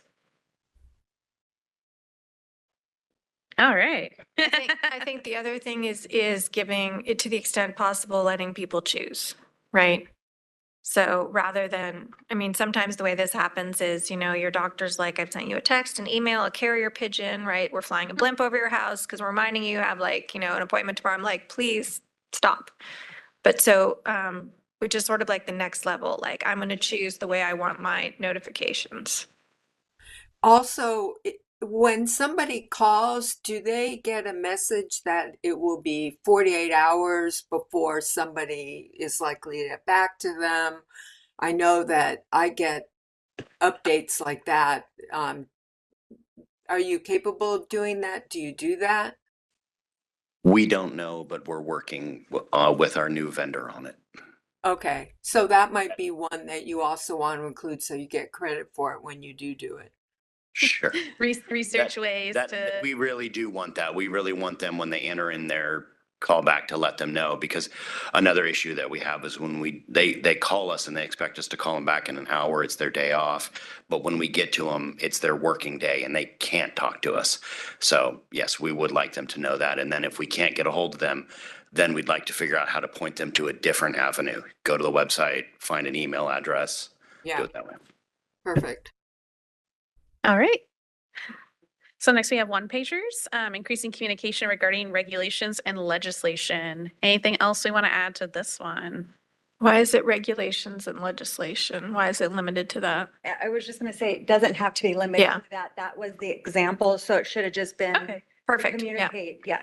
And whether it's one pagers or top 10 or 3 things to know, there's sort of a hierarchy of ways you can do that. I'm sure you'll do it. We just wanted to have short, concise blast of written communication, because some people like to read it that way. Yeah. And Allison, you brought it up a couple of times today about a top 10 list of things, you know, and yes, to all of the above. I think that's really worth doing. We should put her in charge. No, the city of San Diego does one pagers or two pagers on different topics, and I will admit to reading those all the time if I'm looking for certain information, and they're just quick and dirty, and they tell you what the next step is, and I think people like them. Right. So should we put a model after City of San Diego on there? I wouldn't model we anything get, after the city like of San twice a year, we get a one pager from the city on recycling. Like where you put this and where you do and how you, I mean, it's easy to look at and it's really informational and you can retain it and because it's simple. Yeah, one other thing I haven't said yet is visual. Things can't just be words, they should be visual. One thing that is missing from this is newsletters. So I saw throughout this, people asking for newsletters and things like that. And I understand there's an annual report, but like, we don't get it, right? You don't send it to us. No, but I don't even know when it comes out. DCA report, I mean, we can definitely note that and make sure that we maybe we have the listserv. So if you're signed up with a listserv, we can send out a listserv message saying the DCA annual report is out. Thank you. We've just started, we released, I think, 3 of the BRN reports, and again, they're quarterly. But there was a period of time that there was nothing from us. And so I'm sure people are doubting that it's going to continue, and it is. I mean, we have a person dedicated to doing this. And we're using the different items on the strategic plan, comments that we receive in the customer service to put articles in there that are of interest and not just to us. Yeah. So we're trying to use all means of identifying what do we want in the next edition. Profiles of staff, profiles of staff, openings in the experts, right? Are we always looking for We experts? always have that. We have some standing articles, and it's our EPCs, our IECs, and, you know, how to file a complaint. But then we like to have other articles and then some of the articles we will rotate. Maybe we'll run one article once a year, every year. Yeah, recycling. Yeah. Before anyone tries to replicate what the city of San Diego does, you should talk to me because it's really complex and you have to go up and sign up for different departments. And so I don't know that you want to do exactly what they do. Maybe what other government agencies do. That way we can generalize it. Yeah.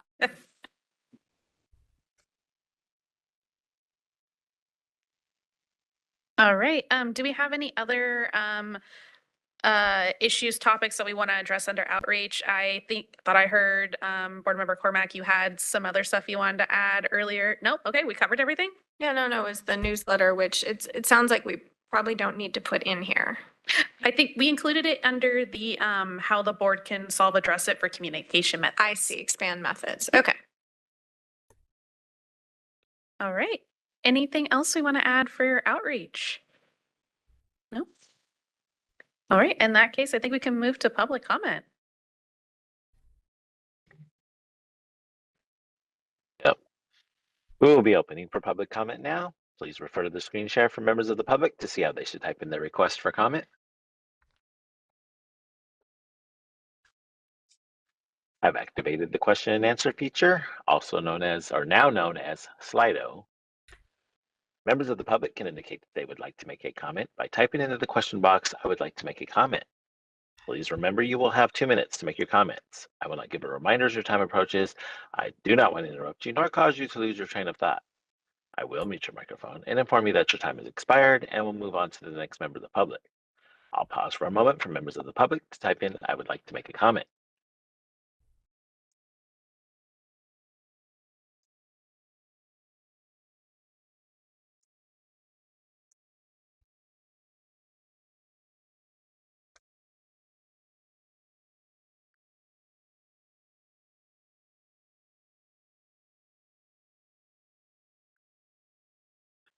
Board Vice President Patel, there are no public requests for comments on the WebEx. Do we have any in-person requests for comments there in BRN HQ? Not on HQ, but online and event. Yvonne will handle that. Thank you very much for today, Matt. Not Matt, sorry, the BRN moderator. No problem. Thank you. I received a comment from a staff member saying that they're analyzing the customer satisfaction survey and is seeing a substantial increase in the satisfaction in the areas of enforcement and licensing. So that should be soon released. And that's all. We don't have any other requests for comments. Thank you. All right, so we have a total of 42 objectives that were identified, which is very reasonable considering you have 8 goal areas. And when we spoke with leadership, they suggested 5 years to complete the strategic plan. I believe that was so that they weren't doing sunset and the strategic planning at the same time. So how do people feel about a 5-year plan? Oh, yeah. Yeah, I think 5 years is a good indicator as long as it's somewhat flexible. In other words, we will have to lift the sunset provisions and put them in and come up with some, right? Because we don't know now, and we won't know probably in August. So when we're ready to adopt. So, I mean, I just would want to be able to add if we do adopt a 5-year. Okay, and this is just a draft today, so in August, you'll get to look at it, make changes, and then approve it, so. Right. Okay. So next steps will be, we will draft a plan and then we'll send it to the board to review, edit, and eventually approve with you. And then the next thing is scheduling action planning, which just involves a solid meeting with leadership and management to break down objectives into tasks or steps, assign those steps to people with target dates, and come up with a success measure for each objective so that BRN has a statement of how they'll know that objective has been met or completed. Which I just covered this slide. So with that, we get to thank you for your participation and our Thank you. Thank you so much. And it's almost 2:30, so we met our finishing by 3. So Thank you so much. Thank you. thank you. I'm sorry, could I just say that one thing we didn't really include anywhere is using AI to improve processes. And it was at the top of the external opportunities. So just encourage staff and solid as you're working through the details to see if there's areas where we can integrate that, because we didn't talk about it very much and it's obviously an important thing. So Most staff are either completed or in process of completing an AI training, it's a very good training, I felt.